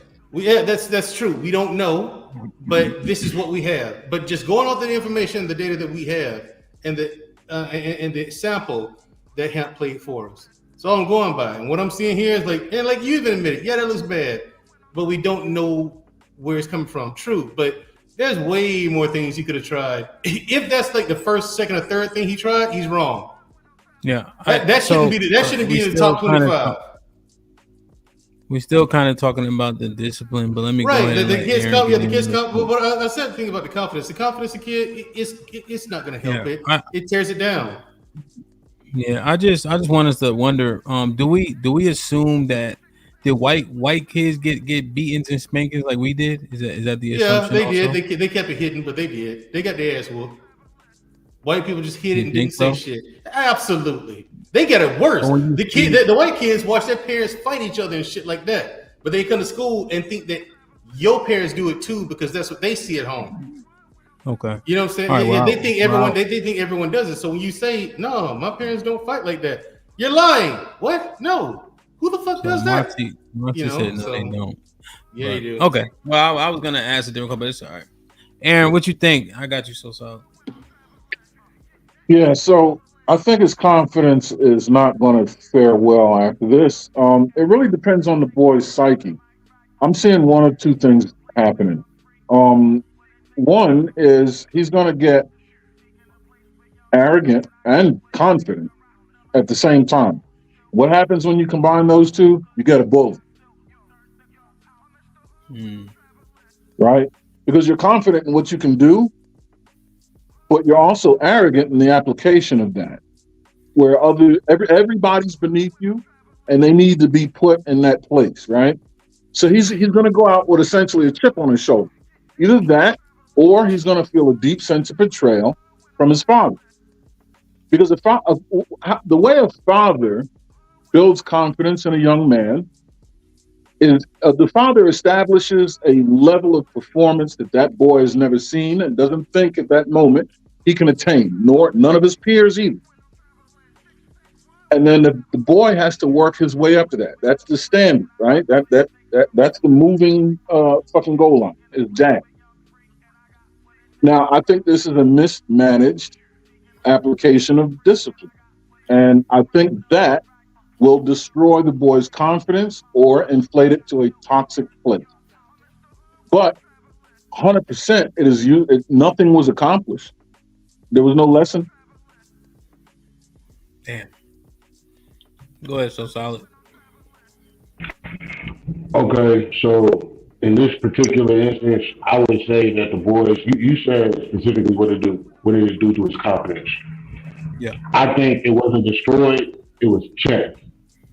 That's the only thing I would say. It was it checked his confidence. If you pay attention to the stuff that happened before he got into the fight, he said the boy was acting up at school. He was up there acting ridiculous, and he didn't call, and he was acting like he didn't have to come home and see him. So any boy with that type of attitude and them type of actions that's at school cutting up like that, it's fair to say that his level of discipline at home isn't that great. Because if you're doing that and you know you got a dad at home that you got to come see, he ain't disciplining you enough to know that. So when he did get home and he boxed with him, he didn't destroy the boy. Yeah, he had a cut eye or a little bit of blood on him, but he didn't destroy the boy. I just think it was a strong checking. And I might be a little biased because that's how I came up. That's just how I came up. You get checked like that, and it always did something for me. I think what you guys are speaking to is the difference in kids. And there's certain kids that need to get checked that way, and there's certain kids that don't. Like Ham said, he said that shit wouldn't have did nothing to me. You know what I'm saying? I would have been back outside fucking around. Ham's not the type of kid that should have got his ass whipped. They should have took all Ham's electronics. They should have took all Ham's shoes. The Jordans that they just got him, they should have took him so he couldn't fly in front of the bitches. You feel me? But the other kid, he get his ass whipped. That's enough. I got two sons. My youngest, he's like the Hulk, bruh. This nigga, he's two, bro. I've been whipping his ass with a belt, and I'm a big nigga, bro. I'm 6'1", 300 pounds. This nigga don't give a fuck. Like, for real, he's just a tyrant like that. So I can tell when he gets older, the ass whoopers ain't gonna do it, bro. It's just not gonna do it. But my other son, that nigga listen. All I gotta do is like raise my voice a little bit and be like, easy, stop. You know what I mean? He's like, okay, Dad, all right, Dad, it's cool. I know what you're capable of. You know what I'm saying? But my other son, it just don't bother him like that, bro. And I know that I'm gonna have to do it differently. I think that father knew who his son was, and I think that he knew that level of discipline and that level of checking will get his shit right. He didn't knock the nigga out. He didn't beat him down to where the fuck he got injuries, he can't go to school. He didn't beat him down like that. He just checked him like, let him know. You can get touched out here. Fix your attitude, act like it's you. We won't have to revisit this shit again. That's my take. He can go to school with the black iron shit. Yep, they gonna ask you, what happened to you, bro? Man, I was cutting up yesterday. My daddy whipped my ass. I think it's a little irresponsible. I think one of the signs of sheer defeat is when you see your own blood. And when that is attached to a punitive measure, there are feelings of betrayal that can start to brew. Now, if in training, blood is drawn, so be it. That's steel sharpening steel. But calculated punitive measures shouldn't draw blood. Should they fit the crime? 100%. Should they come with a lesson? If it doesn't, you're wasting time. But to draw blood, I don't know. That's a visual sign of a real offense. What's the difference between his coach and his dad? Why is the coach more important than his daddy? That's his blood. It's okay for your coach to draw blood from you. You can overlook that because he's the coach. But if your dad giving you protection, you missed when I said in training, these things happen. That's a matter of steel sharpening steel. But as a punitive application for blood to be the result, Not so much. Because in training, anybody can be brought to bleed. Man, they wear headgear in training, bro. You know that. No. But what I'm saying is you're going to get cut. No, not really. If you're any kind of training, like if you play football, fight training, things happen. Right? Aaron, don't you think when it comes to his confidence that if he fights somebody out in the street, he's gonna bleed? Like if he get into a fight, he's 17 years old. If he fight another grown ass man or another 17-year-old out in the street, it's a 90% probability he's gonna bleed. The fact that he just fought his father and his father not gonna bleed and he can stand up to that and he lives to fight another day, I think helps his confidence. Because I know when I was fighting my uncles and I get my ass whooped at the house, when I got to school, nobody could fuck with me. No. And that's the thing. I think it's misplaced aggression. You don't need your father to exact punitive measures in a way that draws blood and to get you toughened up to the sight of your own blood. It's not necessary. The panel is light skinned versus dark skinned niggas. That's why they used to say light skin was the soft niggas and dark skin. Okay. Let me ask you guys a question. Just based on your observances, would you say I was beat as a child a lot? My observances, I wouldn't say so, but from what you're saying, I would think so. Okay. Would you say I have discipline? Yeah, definitely. Yeah, I was not beat much at all. But would you say that all kids can be disciplined like you? Can? No, I'm asking. Are you saying that all kids should be disciplined like you? That they're going to have your temper? You changed the word. You went from can to should, which is the question. Okay, should all children be disciplined like you? I think all children should be disciplined in a way that fits their psyche and condition, and there should be the highest level of creativity that parent can muster. And above all, discipline should involve lesson. We have to know what we're doing and why. If there's no lesson, it's a waste of time. That was a lesson. Aaron, it could have been where he probably had multiple of disciplinary where the teachers couldn't control him. They think about expelling him. He getting suspended.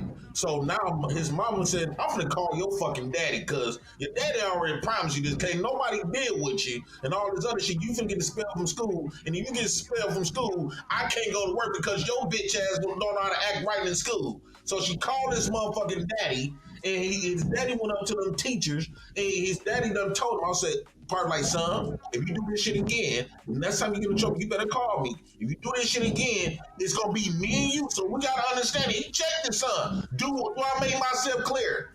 Yeah, daddy. So the punk motherfucker went to school, thought it was sweet, and then started fucking back up again. Now he done got probably deep in trouble, whatever case, and she called daddy, and he said, well, nigga, take off that coat. Nigga, you already know what it is. I love motherfucking daddy. Aaron, is there any... let me ask you a question, Aaron. Is there any point at any time where the father should get violent with his son? Where a father should do what? Is there any point and at any time where a father should get violent with his son? And when I say violent, I mean discipline. Yes.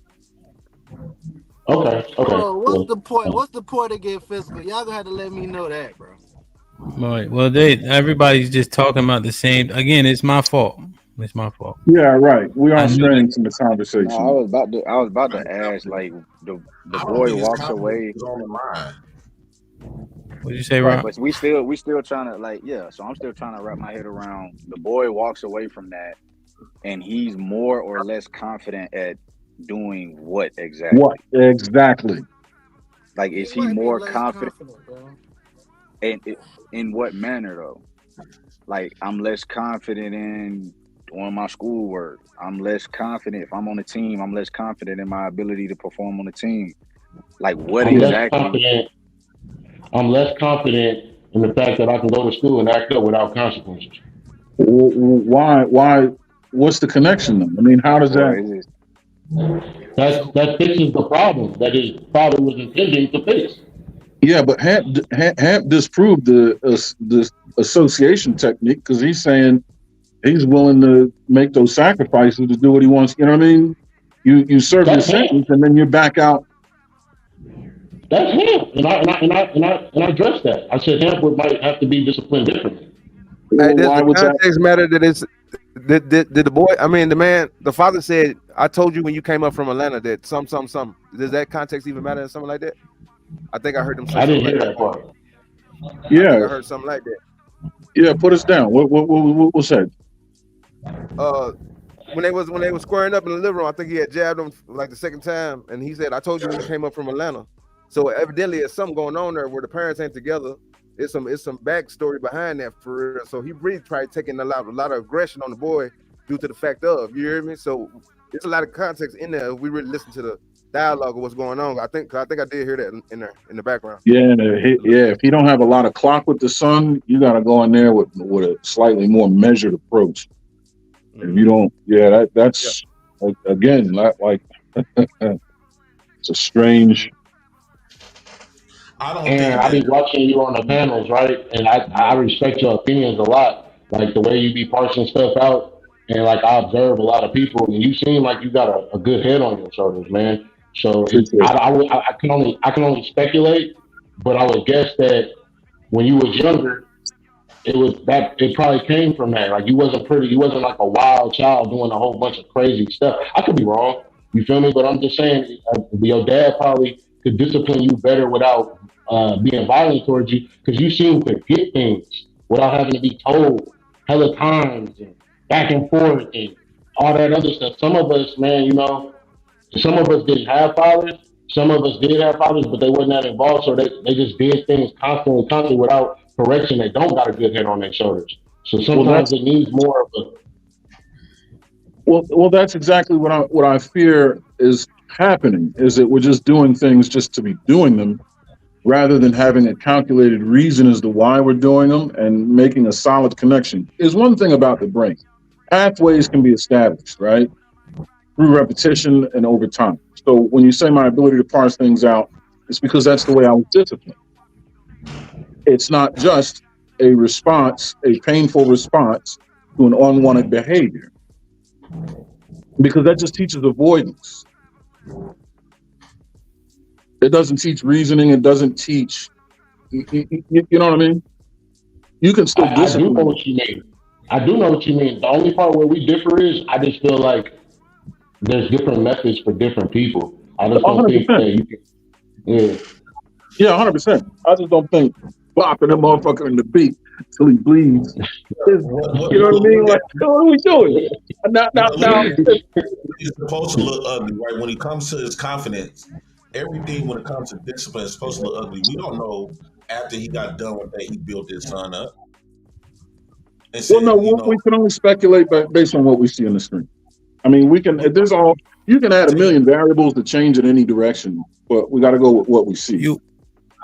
I don't personally think his confidence on the line. The stereotype is okay, and that's fair. But the stereotype is this: that generally speaking, us as black people come up getting our asses whooped. We generally don't see, or we don't. It's not as prevalent in the other communities. If they hide it, that's one thing, but we go off based off what we see.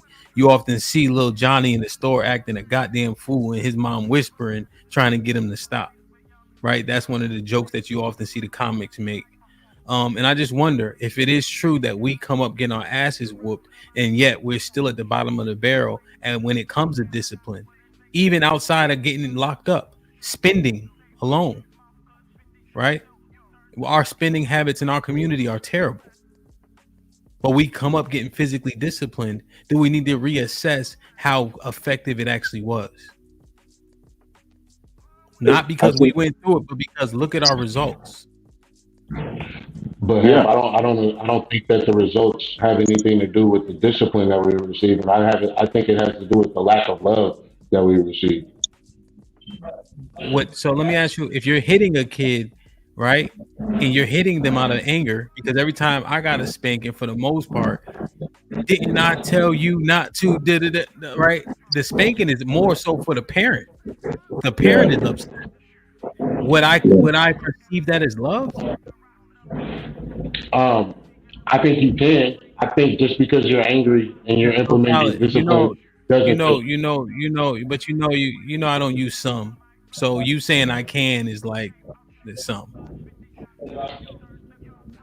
So what do you think the likely outcome? If you hit a pit bull every single day across the head with a 2x4, that pit bull gonna assume you love it? No, but that's an extreme example, brother. Man. You know what I'm saying? Like, I'm talking about whipping my kids. You know what my father told me? Go ahead, Han. Go ahead. No, I'm just saying, think about it, right? You putting your hands on something, they know it hurts, right? Because here's the thing: we always compare ourselves to animals when it comes to fucking, right? we all lions, we all fucking all the she lions or whatever they call, right? So let's do the dogs. There was a dog that my brother had that he never ever hit, right? His wife just never hit that dog. You could go like this to that dog, right? That dog don't jump because it doesn't know nothing about it. But the dog. Am I back? Am I good? Yeah, you good. But the dog we had used to get his ass whooped. So every time you jump at Rocco, he flinching and all types of shit. Right? You get something used to getting hit. What happens? I don't understand the point what you're trying to make, because I feel like violence is necessary. Having said that, So Ham, with that logic, Ham, you said one dog that didn't get hit, and you do like this, he won't budge because he ain't used to seeing that. And the other dog that used to get hit, it make him flinch. So in boxing, which one was going to substitute his ass whooped? The one that's just standing there because he never been punched before, or the one that's been boxing that know he can get hit and he.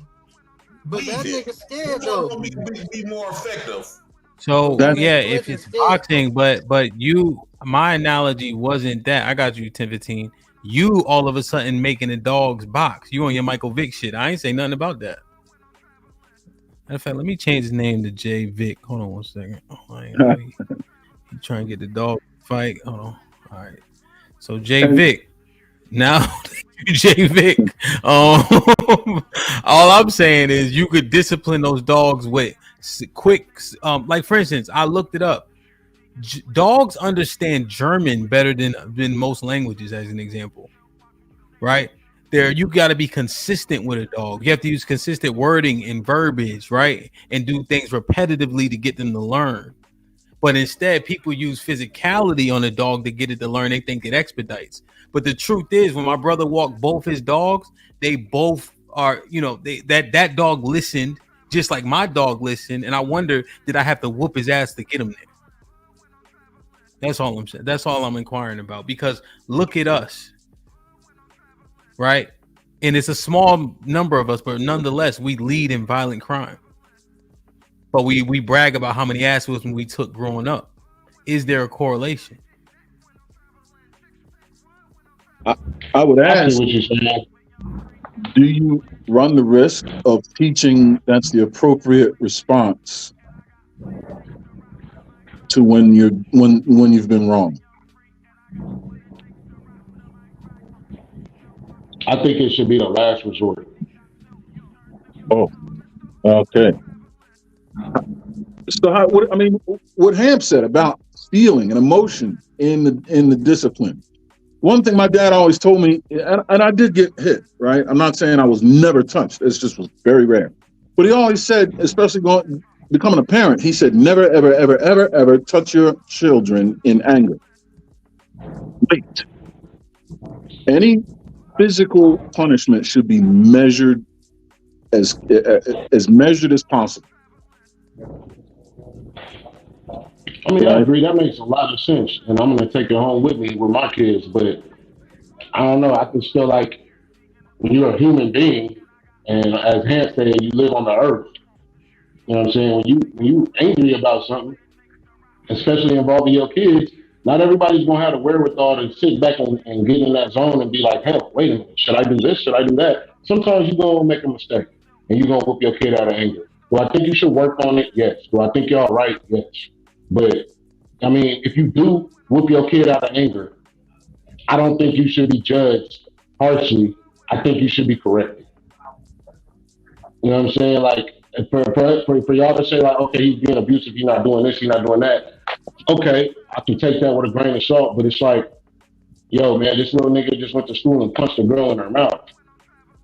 You know what I'm saying? So when he get into my car and he's 13 years old and he want to hit a girl, but then 4 weeks ago he came home and he didn't want to fight the bully, that's gonna make me a little angry, and I might whoop his ass for that. And I think that can be useful also. No, let me tell you, I was bullied. I was bullied a lot because I was a gentle giant. Because I thought before I acted. I held intellect over brute force all day. And can tell you, I'm an offensive lineman for a very specific reason. He can tell you about the psyche of offensive linemen. We're calculators. We're not seek and destroy. Am I right, Ant? You're right. We're very reserved. We're not. What's the term, Ant? When you seek. Boisterous? Say again. Like hunt, like boisterous? No, yeah, like seeking conflict. Confrontational. Yes, confrontational. There it is, right there. I'm not naturally confrontational. However, I've weaponized myself in more ways than I care to count. But I was bullied, and my dad didn't. He, when I came home, it was like, a kid bullied me. He didn't kick my ass, and I'm glad he didn't, because I would have never been weaponized as well as I am, and if I did, it'd probably be against him. Aaron, I think you missed what I said at first, though. I said he punched a girl in the mouth. No. That's when you get bopped in the beak. Huh? That's when the punishment fits. You get bopped in the beak for that shit. You come home and you go test it. Yeah, that's what I was speaking of. Out of anger as a parent, if my 13-year-old son punched a girl in the mouth, but when the bully come to you 4 weeks ago and you want to come home and you didn't do nothing to that nigga, that's going to bring up anger in me as his dad. That's what I was addressing. So when I hit him with a belt out of anger, I see what you're talking about, the problem within that of doing it out of anger, but that shit is going to happen, B, like for real. You know what I'm saying? That shit's going to happen sometimes. Are you angry? Are you hitting him out of an anger that he, again, are you angry at yourself, though? Yeah, it has to be. The bully already beat him. Why are you beating him? That was your failure to train him. I'm angry because as a father, that's a cowardly action. For you to hit a girl in her mouth because it was something she said, but when that bully put his hands on you all the time, you don't never do nothing about it. And this is why you're in trouble now. My question is, parent's fault. Why does he not already know that? We separate the girl from the boy. Especially at 13. Well, I agree, but I'm saying I'm pretty sure that boy that got his ass boxed up in the video knew not to be cutting up at school either. I'm just saying kids do shit that they know they ain't supposed to be doing. And not, just because you teach a kid something don't mean you just gonna do that shit all the time. Well, go ahead, man. Go ahead, Rock. No, you was in the middle. Go ahead. I just think that at age, you said 13, and even we could take the dude, the boy who was just boxing at 17. Whatever he was doing at 17 or at 13, at some point, well, I'm just asking, like, at what point do you sort of have to indict yourself a little bit on, again, your 13-year-old boy punching a girl in her mouth for something she said, not even for punching him in the mouth, for something she said. I hear what you're saying. But I don't look at it like that. I don't think that's an indictment on the father. There's other things that could have got my son to do that. There's peer pressure. There's a whole bunch of list of things that could have got my son to do that. The niggas he's kicking it around, what the girl did to him. It's not on me as a father, everything that my son does. So, but I hear what you're saying. I still, me being myself, I still would probably blame myself because that's just who I am. Like, oh, I ain't teaching this nigga right. If he out here doing this shit, if he's succumbing to the peer pressure of hitting a girl in his mouth but won't do nothing to the bully, something I might be doing wrong. I get that. But what I'm just saying, I wouldn't put the 100% blame on me. He's still gonna get this correction. You see what I'm saying? Well, yeah, I hear what you're saying, but what are you saying? Are you taking the blame or not? Not because that's who you are, but because it is your fault. Nah, I'm taking the blame because that's who I am. It's not my fault. Well, if he didn't fight the boy, but he fought the girl, his daddy has something to do with the reason why he's scared of boys and not girls.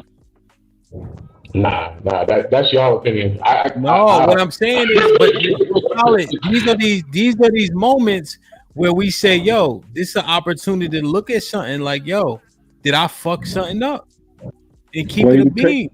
Play the tape again when dad bopped him in the fucking beak. That's where that can go down that road right there.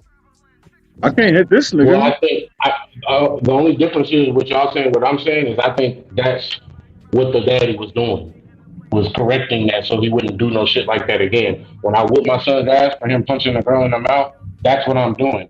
Is I'm making sure he don't do no cowardly ass shit like this again. Yeah, that's fine. But you don't hit him for being bullied though. Yeah, but did you whoop his ass for doing cowardly shit like not fighting the bully? Yeah, I ain't gonna lie here. That's a part of it. That's why I feel like the correction. That's where the anger comes from. No, I'm saying, did you whoop his ass when he came home and like, yo, I let this boy bully me around? Oh, well, it was a hypothetical, but I'm pretty sure when if my 13-year-old son got his ass whooped by a bully and came home and told me about it and didn't do nothing about it, me myself, I probably wouldn't whoop his ass, but we're gonna go in the back, we're gonna put some gloves on, and I'm gonna teach you how to fight. You know what I'm saying? And if y'all view that as me whooping his ass, I think that's kind of where it gets watery. But I'm gonna take some gloves. I'm gonna be like, why you didn't fight him? I'm gonna talk to him. Be like, man, why you didn't? Because he's scary, Dad. He just, so you think he can whoop your ass? Okay, well, let's come back here and let me show you how you know you can whoop his ass. That's what I'm saying. And that's where if you draw blood, it's cool. That's training, right? Because it's a parry and joust, and you're imparting technique on him. You're explaining to him what you're offering positive reinforcement. Do this, yeah, you got it. Do it again. Do it again. That's no. This don't do this. This will get you caught. See, that'll get you caught slipping. That's not punitive measures. That's training. Yeah, I understand that. We were just talking about me being angry, and and put a couple in that with my discipline with my son. And I was just telling y'all that it may be wrong, but that's just what's gonna come with me as a dad. Like if you hit a girl in the mouth, you ain't doing nothing to no bully, bro. Like as me as a dad, you gonna get this work. That's just what it is. I hear what y'all saying, that it's probably my fault that he's doing that. But I just don't agree 100% with it. But I see where y'all coming from. And I want to say, with that being live like that on video, like that's gonna mess up his social skills and everything. Like he can't go nowhere and know that's out there, and people, especially at school, some people at school seen that. You know what I'm saying? He exiled. You know what I'm saying? He treated way different than whatever the hell he been doing at school to get him to that point where he needs his ass whooped. But besides that, that might mess him up where he can't function with the women. He can't get a date. He just to himself now. He a weirdo. You hear me? Not on purpose, not by choice, but just exile like that. Unfortunately, it could go like that. But I had a partner when I was younger that got disciplined like that in front of us by his dad in the garage. We be playing Sega, bro, and his dad would come in the room and be like, "Hey, King, come here," and he'll go out into the garage and we hear a whole bunch of thumping. They fighting in the garage. He come back in. It didn't make us look at him no less. You know what I'm saying? Y'all homies. Y'all homies. That's a man striking the fear of God and y'all little niggas. That's not for the girls to see. Y'all enemies ain't catching it. It's not replayable. Right. You know what I mean? Yes, y'all. That's your wolf pack. Right. Somebody's dad got your ass. You know what I mean? That's different. Yeah, that's real. Omar with the 20 ball says, Noah Bell, take love, see explanation because she knows me and understands me deeply. I'm still getting the hang of summing life up in a few chats. My apologies for those who can't recognize the greatness that we all have within. Dollar Watch was popping a member for 4 months. Says, what type of man is a father? Him checking his son don't mean shit if the father is a piece of shit. Omar with the 10 ounces. I noticed that young man maintained his stance showing prior experience. I think out of respect, the young man didn't fire back, meaning we saw his father's worst moment, but the boy knows his many others. I think that's a good point. AL with the $5 says, in Matthew McConaughey's book Greenlight, his dad also beat him / his brothers up because they wouldn't steal for him until he smacked his dad with a 2x4. Freezy was popping. With the 10 ounces, as black men, we should lead by be better examples and learn how to communicate more effectively. Said was popping. My brother with the $2. He did give him the opportunity to defend himself, but I think was Mandrell saying that that people have that just disposition not to kind of go at your father as hard as you might somebody that you don't know in the street, and maybe your brothers too, to an extent. So let's do this, man. I'm gonna play the other clip, but I think we had a good show. It's been 5 hours. Getting back into the swing of the algorithm for sure. A lot of people said that they didn't get the alert, so I think I had these shows already set up in StreamYard, and I just reset the date, but I don't think it like resends it out. So I think I just gotta just recreate them pretty easily. 10:15. I know you came up, and Chuck, you came up as we were talking about that. Did you guys want to get your thoughts in on that? Shit, man, it's good to see you back, man. Yes, sir, man. I'm trying, man.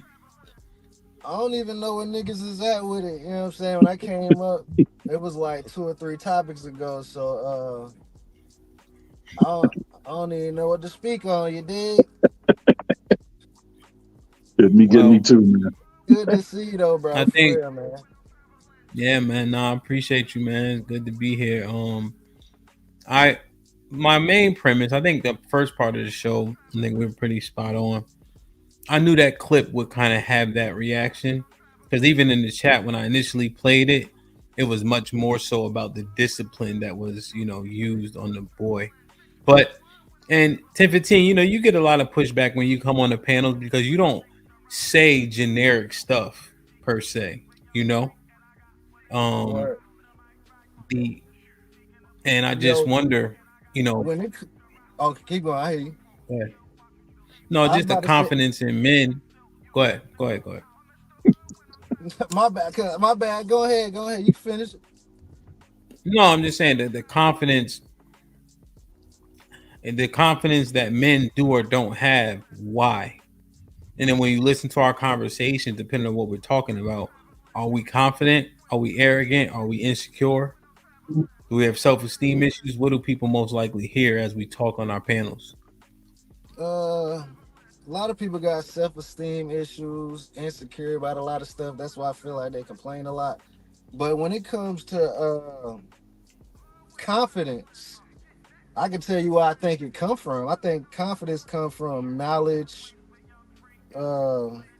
success, and consistency. You know what I'm saying? I think that's what confidence comes from.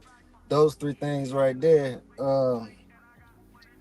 When it comes to the physical part, though, when it comes to disciplining your kids, but I never do that, especially with little buddy. He was 17 years old. He gonna be out the house next year. You know what I'm saying? So I think that was a little bit out of pocket to do that. But when it comes to physical discipline, I don't do it because it really don't, really don't get nothing done.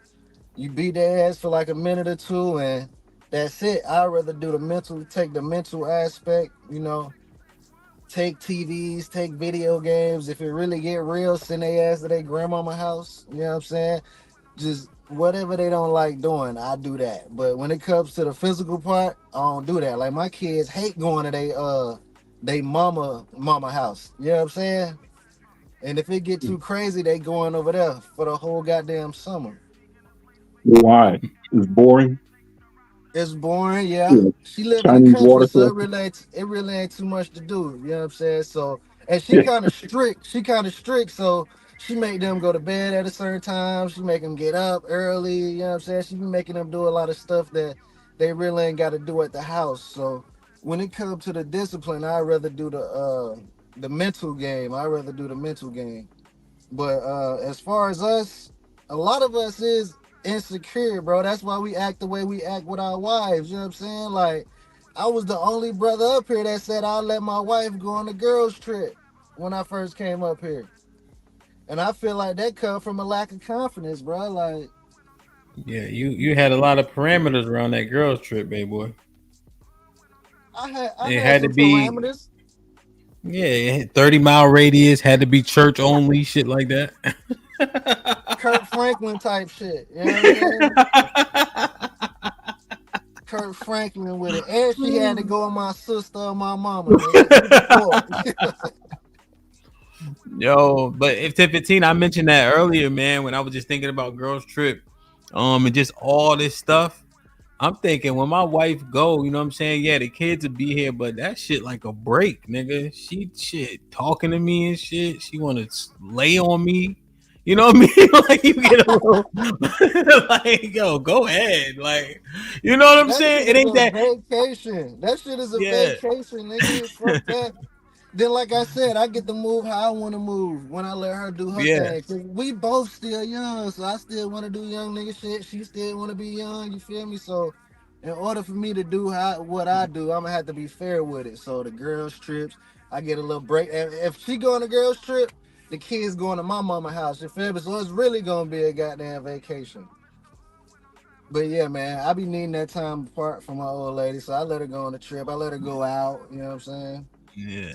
Yeah. Because I'm It's just confident. yeah. And you want to mitigate your risk, but nigga, people technology and shit. Did you see the girl on 10-15? Did you see the girl on she done with her cheating days, so she gave up one of her game games she played. So No, I ain't see that. she used the she had the nigga in her phone as settings and used the little settings icon. So every time he texts, it say settings up there. So you thinking, oh, her phone, must she got an update. You know what I'm saying? Oh, she just gave us the game, nigga. I ain't never think about no shit like that. So she said she done with her cheating days. She done put it on the internet though, so it's still gonna be kind of hard for her to find somebody. But she just gave us the game, bro. I ain't never heard of that Yeah, one. that shit was crazy. I'm like, wow, that was impressive. First But name the load, last name battery. exactly. But it's gonna be what it's gonna be, right? You hope that you are invaluable to the point where somebody wouldn't want to run the risk, And I think that everybody has to employ their own mitigating factors, right? There was an Asian lady I saw on the internet. She doesn't do the house. She doesn't do the work husband thing. She don't go around men like to the bar if they do like happy hour for work.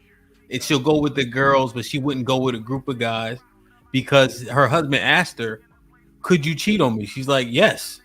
So I stay away from these situations so I don't. But people do shit that they regret all the time. You know what I mean? So she's like, "I don't do it because it's not worth it to me, but I can make a mistake at any point." But You know? sometimes it's inevitable though to be around men. So just for her saying that is like a couple red flags. Well, So she's saying like, but she just don't play the game like, oh, this is my work husband. You know what I mean? Like getting Oh, too okay, I close. got you. I got you. Yeah, but yeah, people have to interact every day. You know what I'm saying? That's what I'm So, saying. Sometimes it's inevitable. Man, yeah. I keep cutting you off. I think I got a delay or some shit. No, you good. You cut me off regardless. You don't give a fuck. My bad, big baby. My bad, buzzing. You know you my buzzing. That's why I came up here to see if you was good money. You know what I'm saying? Yeah, man. I'm good, man. But yeah, man. Confidence though. You agree with that? It comes from knowledge, success, and consistency. And I'm talking about consistently winning. That's what Rock was saying too. Well, something similar. That's why you don't be confident on that court, nigga. You know you ass, nigga. You Pat Bev out here, nigga. Get on defense.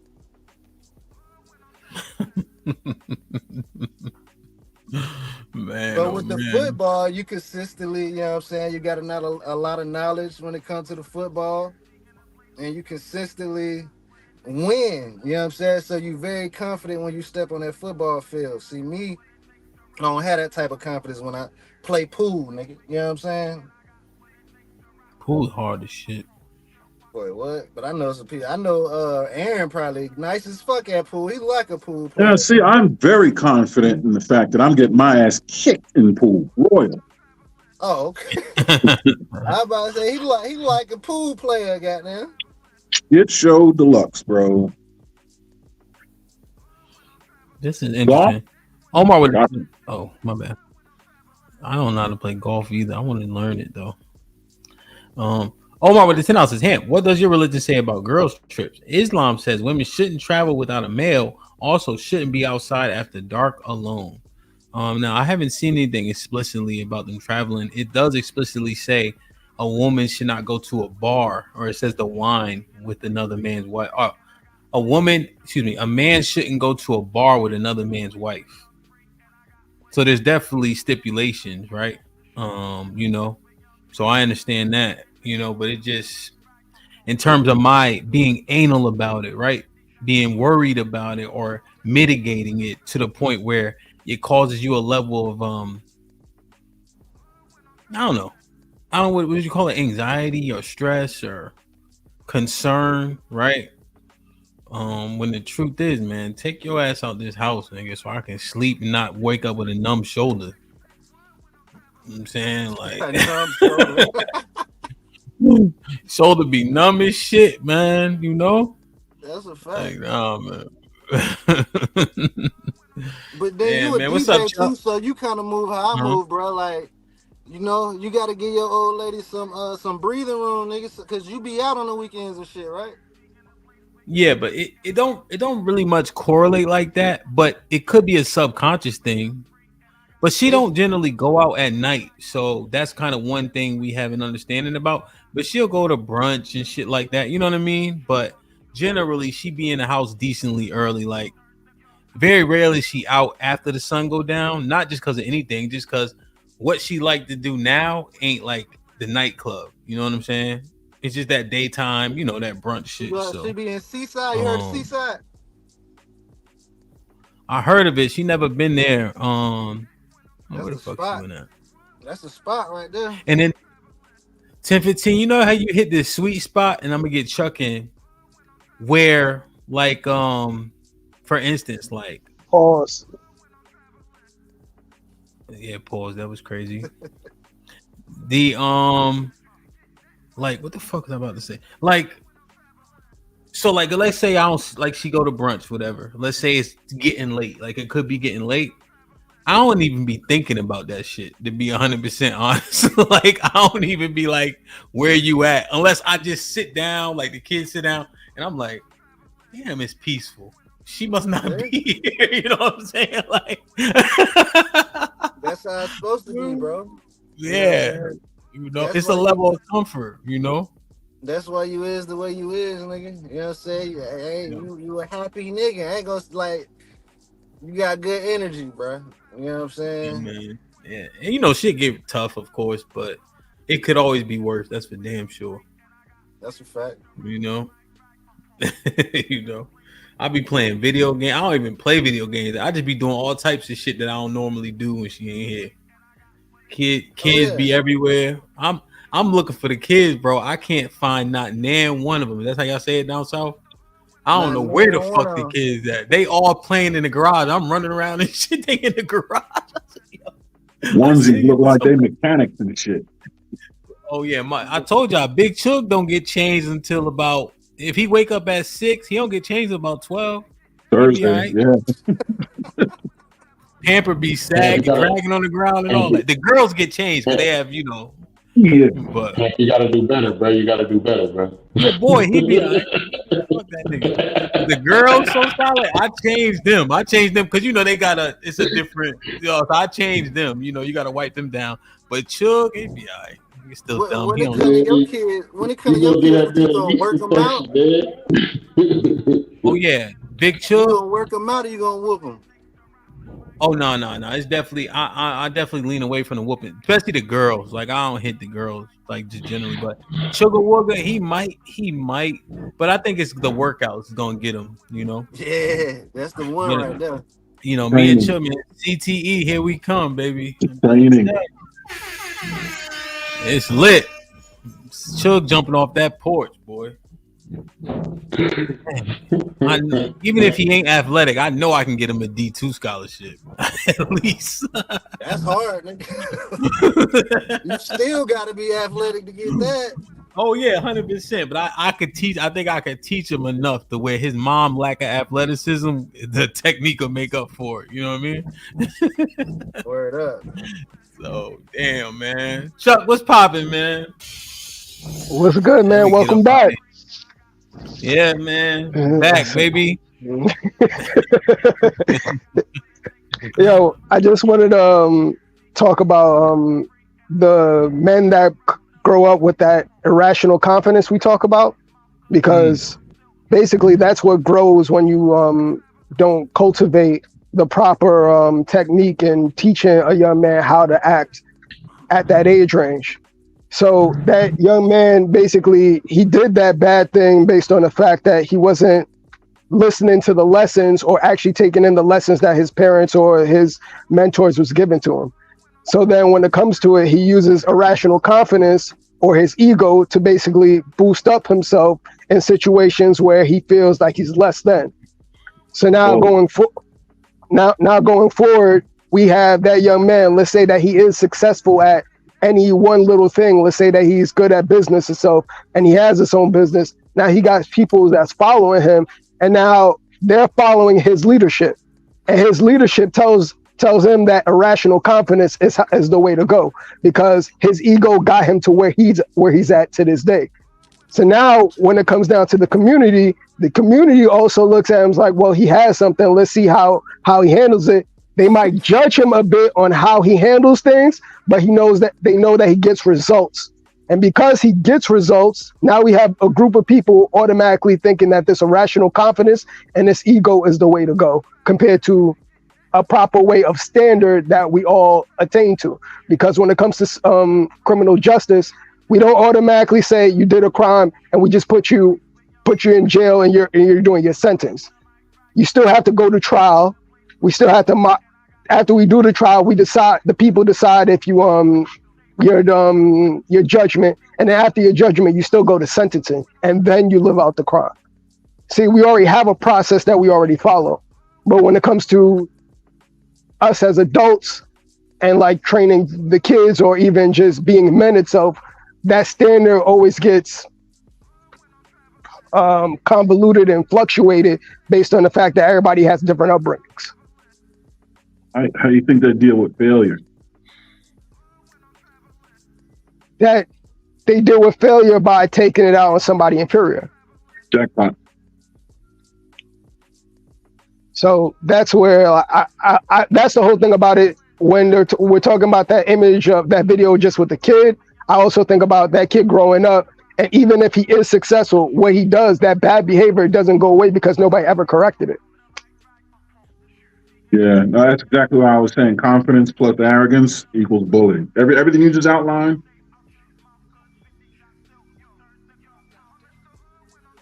But my bad, Ham, for bringing it back on the topic. I know you guys were having fun with the last segment. I just wanted to make sure that got set through on the stream, because everything else on the stream was on point itself, especially with people talking and mining out the certain things. The only other thing that I have to ask you, Ham, while I got you here, did you step into the fight for Fantastic because you have the ideology that, oh, I wouldn't put somebody else through something that I wouldn't do? Or was it more so that, hey, I said that I was going to do something and I'm going to continue to do it no matter what because Joseph had something else going on. Yeah, so I think it was the latter in terms of just the particular event is that we there were a lot of efforts, people still putting efforts and now Aaron like sitting right here, we working on a bunch of different things to make sure it's successful. And so, securing a venue, Omar helped get that. I mean, it was a huge catalyst for that. The one that was super chatting. And so with Joseph not being able to participate as it currently stands, I don't want anything to fail, And so CJ, and so CJ and Zagu are boxing. So I said, well, I should step in that spot 100%.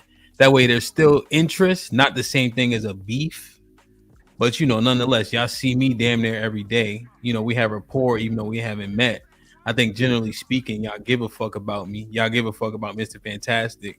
So it should be interesting nonetheless. You know what I mean? Yeah. The reason I brought it up, Hamp, is because remember, it started off, the beef was irrational. And the whole thing about it is that we never talked him out of it. We just said that, because you said what you said and you want to stand on business, go ahead and go for it. So I know when it comes to your platform, you come here to talk things out and talk things through. But in that moment or what have you, we automatically said, nah, that's what he wanted to do. So let him do what he do instead of, let's talk this out. Do you really want to go down this road? That's interesting. I like that take. What that was when I got here, there was a whole lot of people talking about a whole lot of boxing, but wasn't nobody boxing. So when it was said here and I had the opportunity, I said, okay, I'm going to make it happen because there's been a whole lot of people talking about a whole lot of boxing. So now let's see how many people actually want to box. And it turns out they much rather just talk. So it was an opportunity to expose a level of that. And Mr. Fantastic can speak to it more directly than me. He's been around way more. I know a brother named Poppy was trying to put stuff together. Things fall through the grapevine. But I said, no, not this time. So, Chuck, I think that was more so me there. And that could be a level of ego or pride. I just don't like things to fail. And if somebody say they want to do something and I can make it happen, I'm gonna make it happen. So that's solid. I just wanted to point out the fact itself that the reason why for me, my bad, I feel, because I know that's how you get when it comes to it, is that I feel you come on this platform and you put something to try to uplift people and get them to a point where they understand what's going on about whatever they're talking about, and also to stand on to figure out where we're at with something.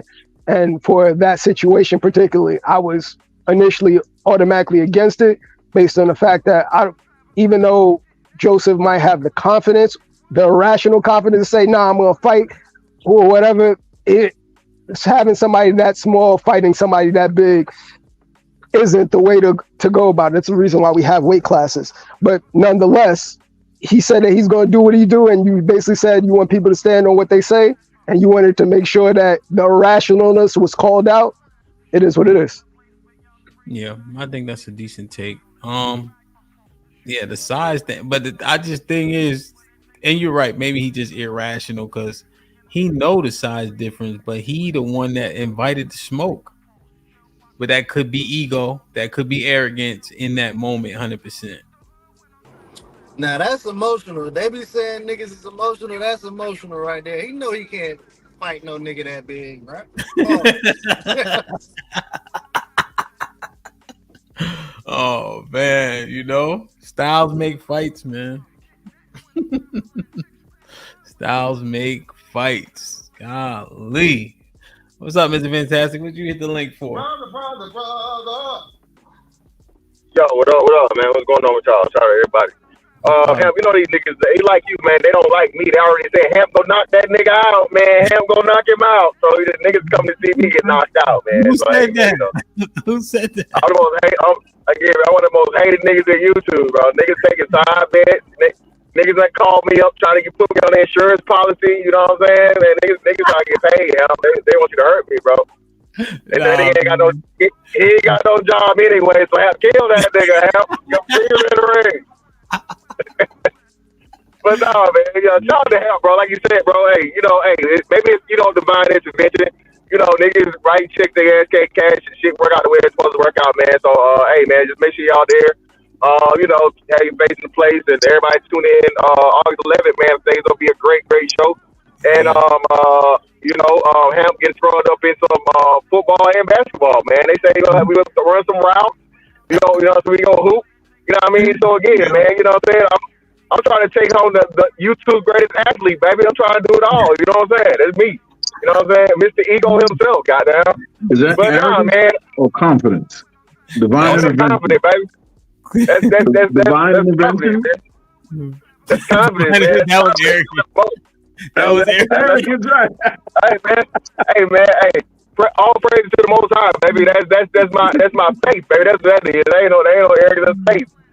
But nah, man. You guys had a great build earlier, and shout out to brother So Solid. That's the only point of contention where I think we were trying to. He made a great point as to where the parents are held accountable, even if and when the children fail. When you know the parent, or there's proof that the parents have done better. Hence the phrase, I know your people taught you better than that. That's something we heard, but we don't hear it as much now because of the degradation of parenting. So every time that a kid does something, especially again, they come from a good household, it's not a lack of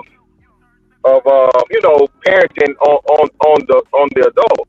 It's just that we all kids, man. I can't think of no kid that's never did anything wrong, that's never did anything against what their parents taught them. Mm-hmm. I agree. That's going too far. Unless my son challenged me, I wouldn't put hands on him, like even in a boxing situation, because obviously he's not holding punches, bro. Like, come on, you can teach him a lesson without. And then most importantly, the biggest part was the embarrassment. Whatever you do, again, like they praise on try to err, right? This one of the major principles they teach you in leadership school. You praise in public and punish in private, right? For the most part, for all that you can do, unless it's some so egregious where example has to be made. One of the cardinal sins nowadays is like a DUI. You know what I'm saying? They have so many things in order to where it's pretty much, if you do it, you just purposely being negligent or irresponsible. So that's one of the few things that's where if something goes down, they'll bring them down before all the people and have like an open mass or open NJP. To send a message to the everybody else to just it's pretty much like inexcusable because there's no reason for it. We have all the options. So other than that, man, I think the ego, arrogance, the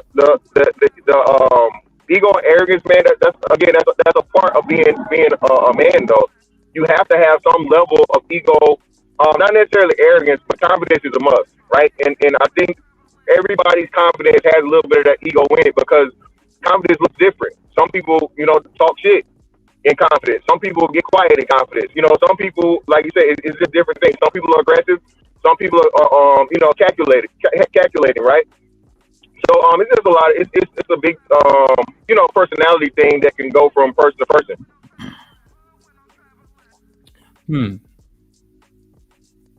Okay. Yeah. Do you think, though, Mr. Fantastic, that the brothers that come, and maybe more so in the chats, but on the panels, do you think we suffer from a level of a lack of confidence? Yeah, not just brothers in the panel. I think I would say this. Now, this is one of the things we all say, like 80-20 or like whatever. I think very, very few percentage of men have true confidence to where if you put them in whatever situation, they have a I'm not gonna lose attitude. You know what I'm saying? That David Goggins, that hey, I'm a man. That whatever I gotta do, hey, you gonna have to kill me to beat me type shit. I think that's very, very few men, bro. And being that life has gotten a lot easier, they're kind of victims of circumstance or victims of the time that they live in. Because, bro, like you said, man, listen, these kids ain't gotta go through no pain, bro. You know what I'm saying? Outside of like, and even, the quote unquote street niggas or whatever, so on and so forth. Outside of that, man, these kids don't have any of the things, that we had when we was little. And it's because they're just born in a time where things are just way easier. And when we was kids, nigga, we was the remote. You know what I'm saying? Kids ain't never been no damn remote. Hey, go change that channel. 4 channels. You know what I'm saying? A kid, you know what I'm saying? Y'all, shout out to you iPhone niggas. I think in most dollars with iPhones and grown people. You know what I'm saying? So that's what I'm saying, man. So, a lot of times we hold these, we hold the kids, responsible, or the younger dudes responsible for some shit that they really can't control because, you know what I'm saying, those times are just past. So, and especially like you said, with the dearth of fatherhood or male leadership, you know what I mean, male mentorship or whatever, it's gonna be hard for them to get that because they just don't have it. Yeah. Damn. But this is fantastic. That also comes with a problem with the men in the society itself. Because this is something that me and Aaron talked about in his last podcast itself, is that you have to still have those tenets that need to be passed down to those kids from your generation to the next generation. It might not show up the same way, but those tenets need to be able for them to have. Because if they don't have those tenets, guess what? When things do go awry itself, they're going to be looking, and now they're going to be looking like a fool trying to say, oh, I'm trying to do it the same way that I used to do it, but they have no idea of other ways to get around it. And just like you say, yeah, we were the go ahead and turn on the TV and the television stuff. Now, when it comes down to it, we can say, hey, you can use an app to use a remote as your phone. I can show you that. And so even though the kid might not have the ideology of knowing how to work a television or knowing where to turn the panel itself or to be a remote, he does understand that there's other modes of getting that channel turned itself, or as well as making sure that something that he can also teach somebody that's in front of him. Yeah, I wasn't. It's not that though. Again, it's the level of difficulty. That's what I say, right? That's what I'm referring to. And stress. The only way you can improve in life is through stress. Be it emotional, be it physical, be it mental, be it whatever. Stress makes you stronger. If you never go through anything, you don't know what you can overcome. And I think a lot of these kids, man, you know what I'm saying? They live stress-free lives and they don't even understand it. We don't understand it. That's why we've had a conversation here before to like, you can't just give your kids everything you didn't have, you know what I'm saying, without making sure they earn it. Boys especially, right? But then they become entitled, they become lazy, they lack a lot of masculinity because they never had to work for anything. You feel me? So I agree with you. Yeah, you still have to pass those things down. But the most important part, like you said, is the lack of men being the person to pass it down. You know, because again, it's a woman teaching a boy is totally different than a man teaching a boy. You know what I'm saying? Yeah. One more. No, go ahead. You said it's the difference between a man and a woman teaching is just that a woman's going to come at it at a different angle itself, and she's not going to be able to give it to the perspective of a boy. So she will never have the experience of a man to give it to a boy. That's the only difference. But she can still teach the tenets of what he needs to go through with it. Yeah, but that's what I was going to segue into. That's another thing that I think So Solid said too, and you guys didn't agree with this, but he's completely totally right. And you guys were using the dog analogy, right? Hey, some dogs sit, all right, and they'll sit. Some dogs, you got to use that choker chain like a motherfucker. You got to damn near, hey, Django Unchained. You got to damn near choke that motherfucker down because, again, it's personalities. Some boys, hey, you talk to them, hey, do this, do that, do this, do that, and they fall right in line. Some of them, you going to have to motherfucking grab their ass by their collar. You know what I'm saying? I'm not saying hurt them or treat them like a grown man, but if you don't do that early, now you got to treat him like a grown man because he's been, he hasn't been, checked and put in his proper place of, manhood to know what it is. And I think that's another big reason too. These young cats, man, don't have respect because they're safer. Like when we was kids, bro, hey, you get out of pocket with a grown nigga, bro, hey, that nigga, he can put hands on you. Like, who you talking to, little nigga? You know what I'm saying? And that was useful because, like, Nick Taylor, somebody was hooping. I was hooping one day, bro, with a grown man. And, he's some little short nigga, but he grown. And I'm thinking, because we playing ball and so on and so forth, but I'm bigger than this nigga, so on and so forth, but I'm beating him in basketball, and I'm talking shit. And guess what he did? Elbowed my ass in the mouth. Guess what the fuck I did? Shut the fuck up and just play ball from that point on, because that's a grown ass man. And you think, and when you 15, 16 years old, you got that motherfucking testosterone rush, and you think you the strongest, invincible motherfucker on earth with an F, nigga. But then you gotta have that grown man set you back in your place, and that's very, very important and crucial. And I think that's where we're losing a lot of these boys, is because they go run over their mama. Their mama can't do nothing to them, bro. A boy, especially like you said, bro, a dude, if a kid hits 6 feet tall, bro, I don't give a damn if he's a beanpole. Ain't shit no woman doing to that damn boy. A boy hit fucking 180 pounds, whether he's fat or fucking pure muscle, bro. Ain't no grown woman doing nothing with that boy.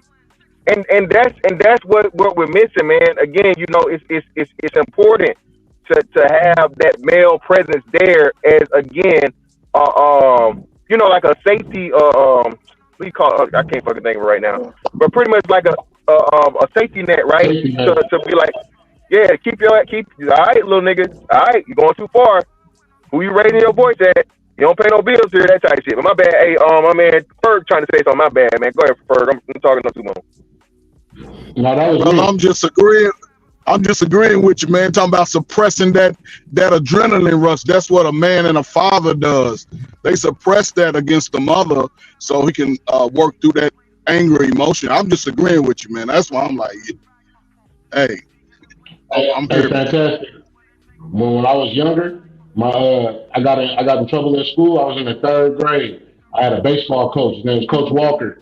I got in trouble. I was acting out, doing too much. He took me in the office and whooped my ass, right? I couldn't wait to tell my mom when she got to the school. When she got to the school, I was like, "Mom, Coach Walker, he whooped me. He took a belt and whooped my ass." You know what she said? She said, "What did you do?" That is what's missing from today. You do that today, the mother is not going to say, "What did you do?" She's going to be like, "What did you do to my child?" It don't matter what he did. Don't put your hands on him. And that's why all these youngsters are running around out of control. I agree with you. That's why I said I think the young boy's confidence got checked, not destroyed. Interesting, man. Interesting. I like it, man. I think that this was a great build. Good show. I like the template that was laid out. I hope that you guys enjoyed it as well. I just want to look at these topics because they end up going back to the thing that I think helps the majority of a bunch of people come a community, and that's largely building families. You know, so we can pinpoint the deficiencies in confidence or lack thereof. And as Miss Fantastic acknowledged on the panel, but in the chats as well, there's a deficit somewhere. You know, one episode I'm going to do is the cool kids speak out. Every time I try to say something, hey, shut up, Hamp. You DJ, nigga. You play football. Dumbass, nigga. You don't know what it's like. God damn it. My experience matters too. Yeah, I don't say that to Mr. Williams. He was fucking all the hoes. My bad, Miss Williams. I didn't mean to put that out there like that. My fault. I got in my fault, you know. No problem. 10-15 in the military running them up. I mean, never mind, you know. My bad. I get my Tourette's, you know what I'm saying? You know, it's fantastic. Went to Mardi Gras and Los Angeles in the same week. I ain't gonna tell nobody else though, but I'm just saying. You know what I'm saying? Yeah, I'm about to start telling it. I'm gonna have Sean up there, Sean Antonio, Tommy, everybody, man. Bump that shit. You know? Then I'm gonna do an episode about the blurred. What's it called? The blurreds? Black nerds? Is that what that is? Yeah, blurs. Mm-hmm. You know, it ain't my fault you couldn't tackle nobody, nerd boy. It ain't my fault that you watch Star Wars. How did y'all get into that shit with the green nigga talking backwards? I couldn't do it, man. Like, entertainment, hell. It's entertainment. And then he was old and athletic. I'm like, what the fuck is this? But that's old niggas though. That's mostly Gen X niggas. What the Yeah, that's all. Star That's Wars. us. Yeah. Yeah, That's us. that's Gen X niggas. And But guess how what, was y'all? You know what it was, him? It also was your parents said you had to. what? Had to what? Watch Star Wars? We had to do what the hell they told us to do. They only had like 10 channels, nigga. They had to watch whatever was on Nah, TV. we didn't have 10 channels, man. We Choice. didn't have 10 20, my channels. bad. 20 then. We had 3 But I don't channels. know. Oh, 3? But You that's had to watch whatever was on TV. Limited Well, that's Y'all ain't had the TV cut off. Netflix, the Blockbuster, you know what I'm Hey, saying? man, TV went off, man. Like, hey, it used to be just fuzz. Going across at a certain time. Well, even if you update it, I bought 2 packs of Pokemon cards and like this the dumbest shit ever. Have you ever watched Power Rangers? I did until I've always been fairly racist and prejudiced. So once I realized Zach was losing every time they had fist fights, I'm like, why the fuck Zach keep getting beat up? Nah, Bruh, that's how I know you ever racist, because I ain't never paid attention to that shit. No, go watch the episode, bro. Zach stayed getting beat up. Yo, Zach has so many. Yeah, he has so many sparks. You know, he all had so many sparks coming off his body. You know, every time they get hit, they not gonna catch on fire. This nigga said sparks off his body. No, man, I'm serious. Listen, man. Tonight I'll be back with the ladies. We had G.I. Joe. You know, we had G.I. Joe. Yeah, we had G.I. Joe. I fuck with G.I. Joe. The Gargoyles. Gargoyles was dope. Transformers. I watch that now. I ain't gonna lie. But just so y'all know, the first G.I. Joe was a black man. Just so y'all know. Word.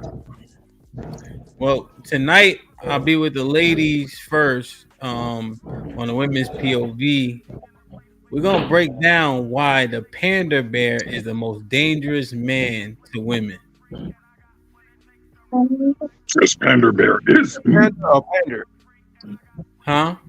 You said panda or a panda? Pander. Oh, I thought you said Pender. Oh, it's gonna be good. I understand that one right there already. Yeah, the panderer is more dangerous than the playboy. No pun intended. You know, false ass confidence. You know what I'm saying? Tuned in, I will be. Nah, it's a little bit more than that, bro. You know. Yeah, before I hop off here, I just want to say, I'm very, very appreciative, man, that you and your family is safe. You know what I mean? I know I'm not speaking about myself when I say all of us was up here worried about you, worried and seeing what was gonna happen. The fact that you hopped on yesterday in good spirits, you know what I'm saying, looking healthy, man. I'm pretty sure everybody smiled when they saw that. Good shit. Welcome back. You were inspiration, my brother. And before I get off, Aaron, didn't you say your birthday was April 26th? No, April 31st. Oh, I could have sworn you said the 26th. That date does not exist. It's the 19th. Oh yeah, it don't. Why you do me like that, man? I'm sitting there like April 31st. Yeah. Arrogance. Okay, well, yeah, I thought we had the same birthday. Never mind, Pepe. Yeah, no, 19th. Okay, but yeah, thanks for having me here. Yes, sir. I appreciate y'all. And just one more thing before I leave, man. I was there watching the panel you had here when Aaron popped that when he popped all them P's at Just Jay. You know what I'm saying? When y'all was doing the backcourt and all that shit. I just want to say to you, Aaron, before I hop off here, man, that was confidence, bro. But if you would have got off and started stunting on everybody in the panel, that would have been arrogance, man. And that shit would have been cool, man. You know what I'm saying? Because nobody up there was able to do what you did, bro. You know what I mean? So just wanted to read that real nugget before I left, bro. You know, y'all be safe. Hey, bro, I love you, man. I appreciate you, bro. Hope I see you there Yeah, I on love later. y'all too, man. No doubt. Yes, sir. Yes, sir. I'll be there. All right. Aaron, any final thoughts? Welcome back, DJ Hamp. Yeah, it's a blessing that you're back in the game. Great show. I'm on a high. I'm gonna just leave it. See y'all later tonight, man. That's it, man. Yeah, I had good. It was a good show. I had fun. This was good. Yeah, man. Yep. Listen, I'll definitely see you later. For sure. 10:15. Any final thoughts? Shit, man, I try to hop on there later if I can, but hey, man, hold it down. It's good to see you back, bro. No, I appreciate you. Yeah, it should be good, man. It should be good. We're gonna assess that, I wanted to do it with the ladies. I almost wanted to break it down myself at first, but that's all right. We're gonna do it with them. Smitty was popping. So it should be good, man. Tune in, come through if you can. I'm gonna drop the link. Already. Hold it down, bro. You already. Any final thoughts? Man, once again, thanks for having me, man. Peace and blessings to your family, man. I'm glad everything good with you back in the algorithm, man. They had me in some type of wormhole. I don't know what these people were talking about. I was like, man, I can't wait till this nigga come. I don't know what was going on. You got my YouTube shit all fucked up, but I'm glad you're back, brother. Like I said, I'm glad you're safe and everything, man. I'm glad we're back in motion, man. And like I said, everybody tune in tonight, man. Should be a dope topic from the sounds of it, man. And I'll be there, so definitely everybody tune in, come get some knowledge, and once again, dope panel, man. Everybody salute. So. No doubt, my brother. I love you. I appreciate you, man. Right now, I'm the masculinity champ. Mr. Fantastic got to take the belt from me, man. This right here is what you call arrogance. Mr. Williams, any final thoughts?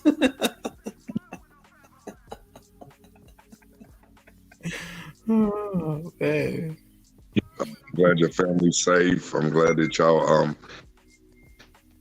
just maintain it, man. I'm proud to be up here when you allow me to, man. Thank you. You broke up, Mr. Williams. Did y'all hear him? I couldn't hear him. Mr. Williams, you broke up for a second. Can y'all hear me? Yes. Can y'all hear me now? Okay. I just wanted to say, man, great show. I'm proud of you, Hemp. Thank you for always allowing us to come up and speak and just retain all of this, man. And I just want to say, keep pushing, man. Love you, proud of you, man, and I'm glad your family's safe. No, I appreciate it, man. I love you too. I appreciate it. I could tell, like, when y'all message me, and this goes for Mr. Williams, but I talked to Aaron throughout. Everybody, they mean it when they send the message. Like, you don't have to, and even other messages. Like, Fo and I talked a couple weeks ago just about endeavor he taking on and how to move in a particular way, right? We haven't even expounded on it yet, but I care for the simple fact that he value my opinion, right? And so oftentimes people try to operate from a place of like, I got an echo. Check. Hey, Mr. Williams, do me a favor, just mute. It might sometimes glitches.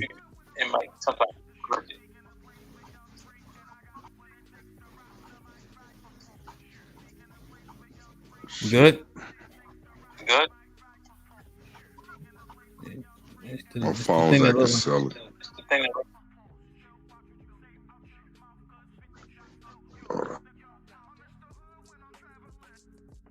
I muted my damn self. Oh, there you go. Yeah, I was like, damn. But just the fact that he even inquired about like what I think means something, People often take that like, oh, it's me. No, that's a level of accountability. Like, if people value your opinion, you gotta make sure you accurate with it and honest with it. So it's good, man. Mr. Ferg, any final thoughts? I mean, I share the same sentiments as everybody else, man. I'm just glad you and your family safe, man. All the brothers from Texas, man, who are conscious creators. I'm glad everybody sort of started to get things back to some normal. It's a great conversation, man. I think you can really start seeing, and I think this is a conversation you might have to just plug out every quarter or something, to change the pace, because I think it's important for even the young brothers who haven't gotten to this headspace to start being able to mind these things out and have those questions answered that are in their head, man. But you can see, you know, a lot of times, even young as we become men, we come in from a place of deficit. You know, we struggle in certain areas, and we may have an ideology that appears to be normal, but as you see from a broader perspective, those things could be abnormal and even contradictory to what we're trying to convey to our children. And this is my last thing. I'll say this: if you have a young teenage boy and you have to resort to violently putting hands, listen, today's climate within schools, social services, though people within the school are mandated reporters, and they will report something like that, and you can create a whole new dreadful dynamic in your life. So if you have a son, spend time with him, talk to him, help him walk through those feelings of when it comes to girls and bullies and all of those things. You know what I'm saying? It'll change your life. Believe me, you'll get those blessings in your life, because now you're pouring into something greater than yourself and outside of yourself. Women, and it's my thing with women, you want to change your life, find the righteous man to give your teenage, when his balls drop from his body, find the righteous man. It'll change your son's life, it'll change your life. But now he'll be coming into this young adulthood more stable minded, more focused on accomplishing his mission and not blaming everybody else for lack thereof. So again, man, appreciate you, man. We're gonna be here. Yes, sir. Yes, sir. No, I appreciate it, man. 100%. Mr. Ferg always tell me, man, football, make sure that I'm good. He asks everybody else to make sure that I'm good. That type of stuff sticks out to me. And again, it's just more building, man, more growing, man. And I think this show was dope as hell for sure.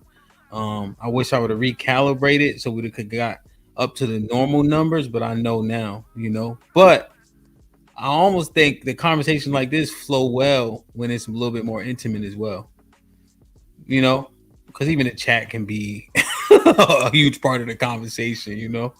So this was dope. But tonight, yeah, man, the Panda Bears ladies, I'm telling you, that's a dangerous nigga. That is a dangerous, and I'm just not sure if y'all see it, man. So let's talk through it for sure. It should be interesting. Damn, man, it's good to be back. Masculinity champ, DJ Hampton Stampede, Mr. Fantastic is coming from the belt. This will be my first title defense. Although, can you make yourself the champ, or you gotta earn it? Bro, you know you gotta earn that, man. You gotta know you gotta earn that, bro. Him, man, Ali, the people's champ. You got to earn it, man. You can't be given to you. Okay, so right now I'm not the champ. We're gonna fight to see who is the champ. And this should be good, man. It should be a really good, exciting match for sure. You know, I think points will be the key, you know, but you gotta stay active, man. Gotta stay active, you know. Exploit the holes, man. Salute. Yeah, Jay Miller, you're right. We fighting for a vacant belt. That's funny. Masculinity champ. Damn, man. All right, cool. So tonight, 8 p.m. Central, 9 p.m. Eastern, we will start on time. And I'm making up all those streams I missed, so y'all be prepared. They coming out this week, damn it. Hella high water. We doing them. For sure, man. I love y'all. I appreciate y'all. Be the safe. Do the right thing. I'll see y'all in a few hours, man. Like, share, subscribe. Tell a friend to tell a friend. And we are out.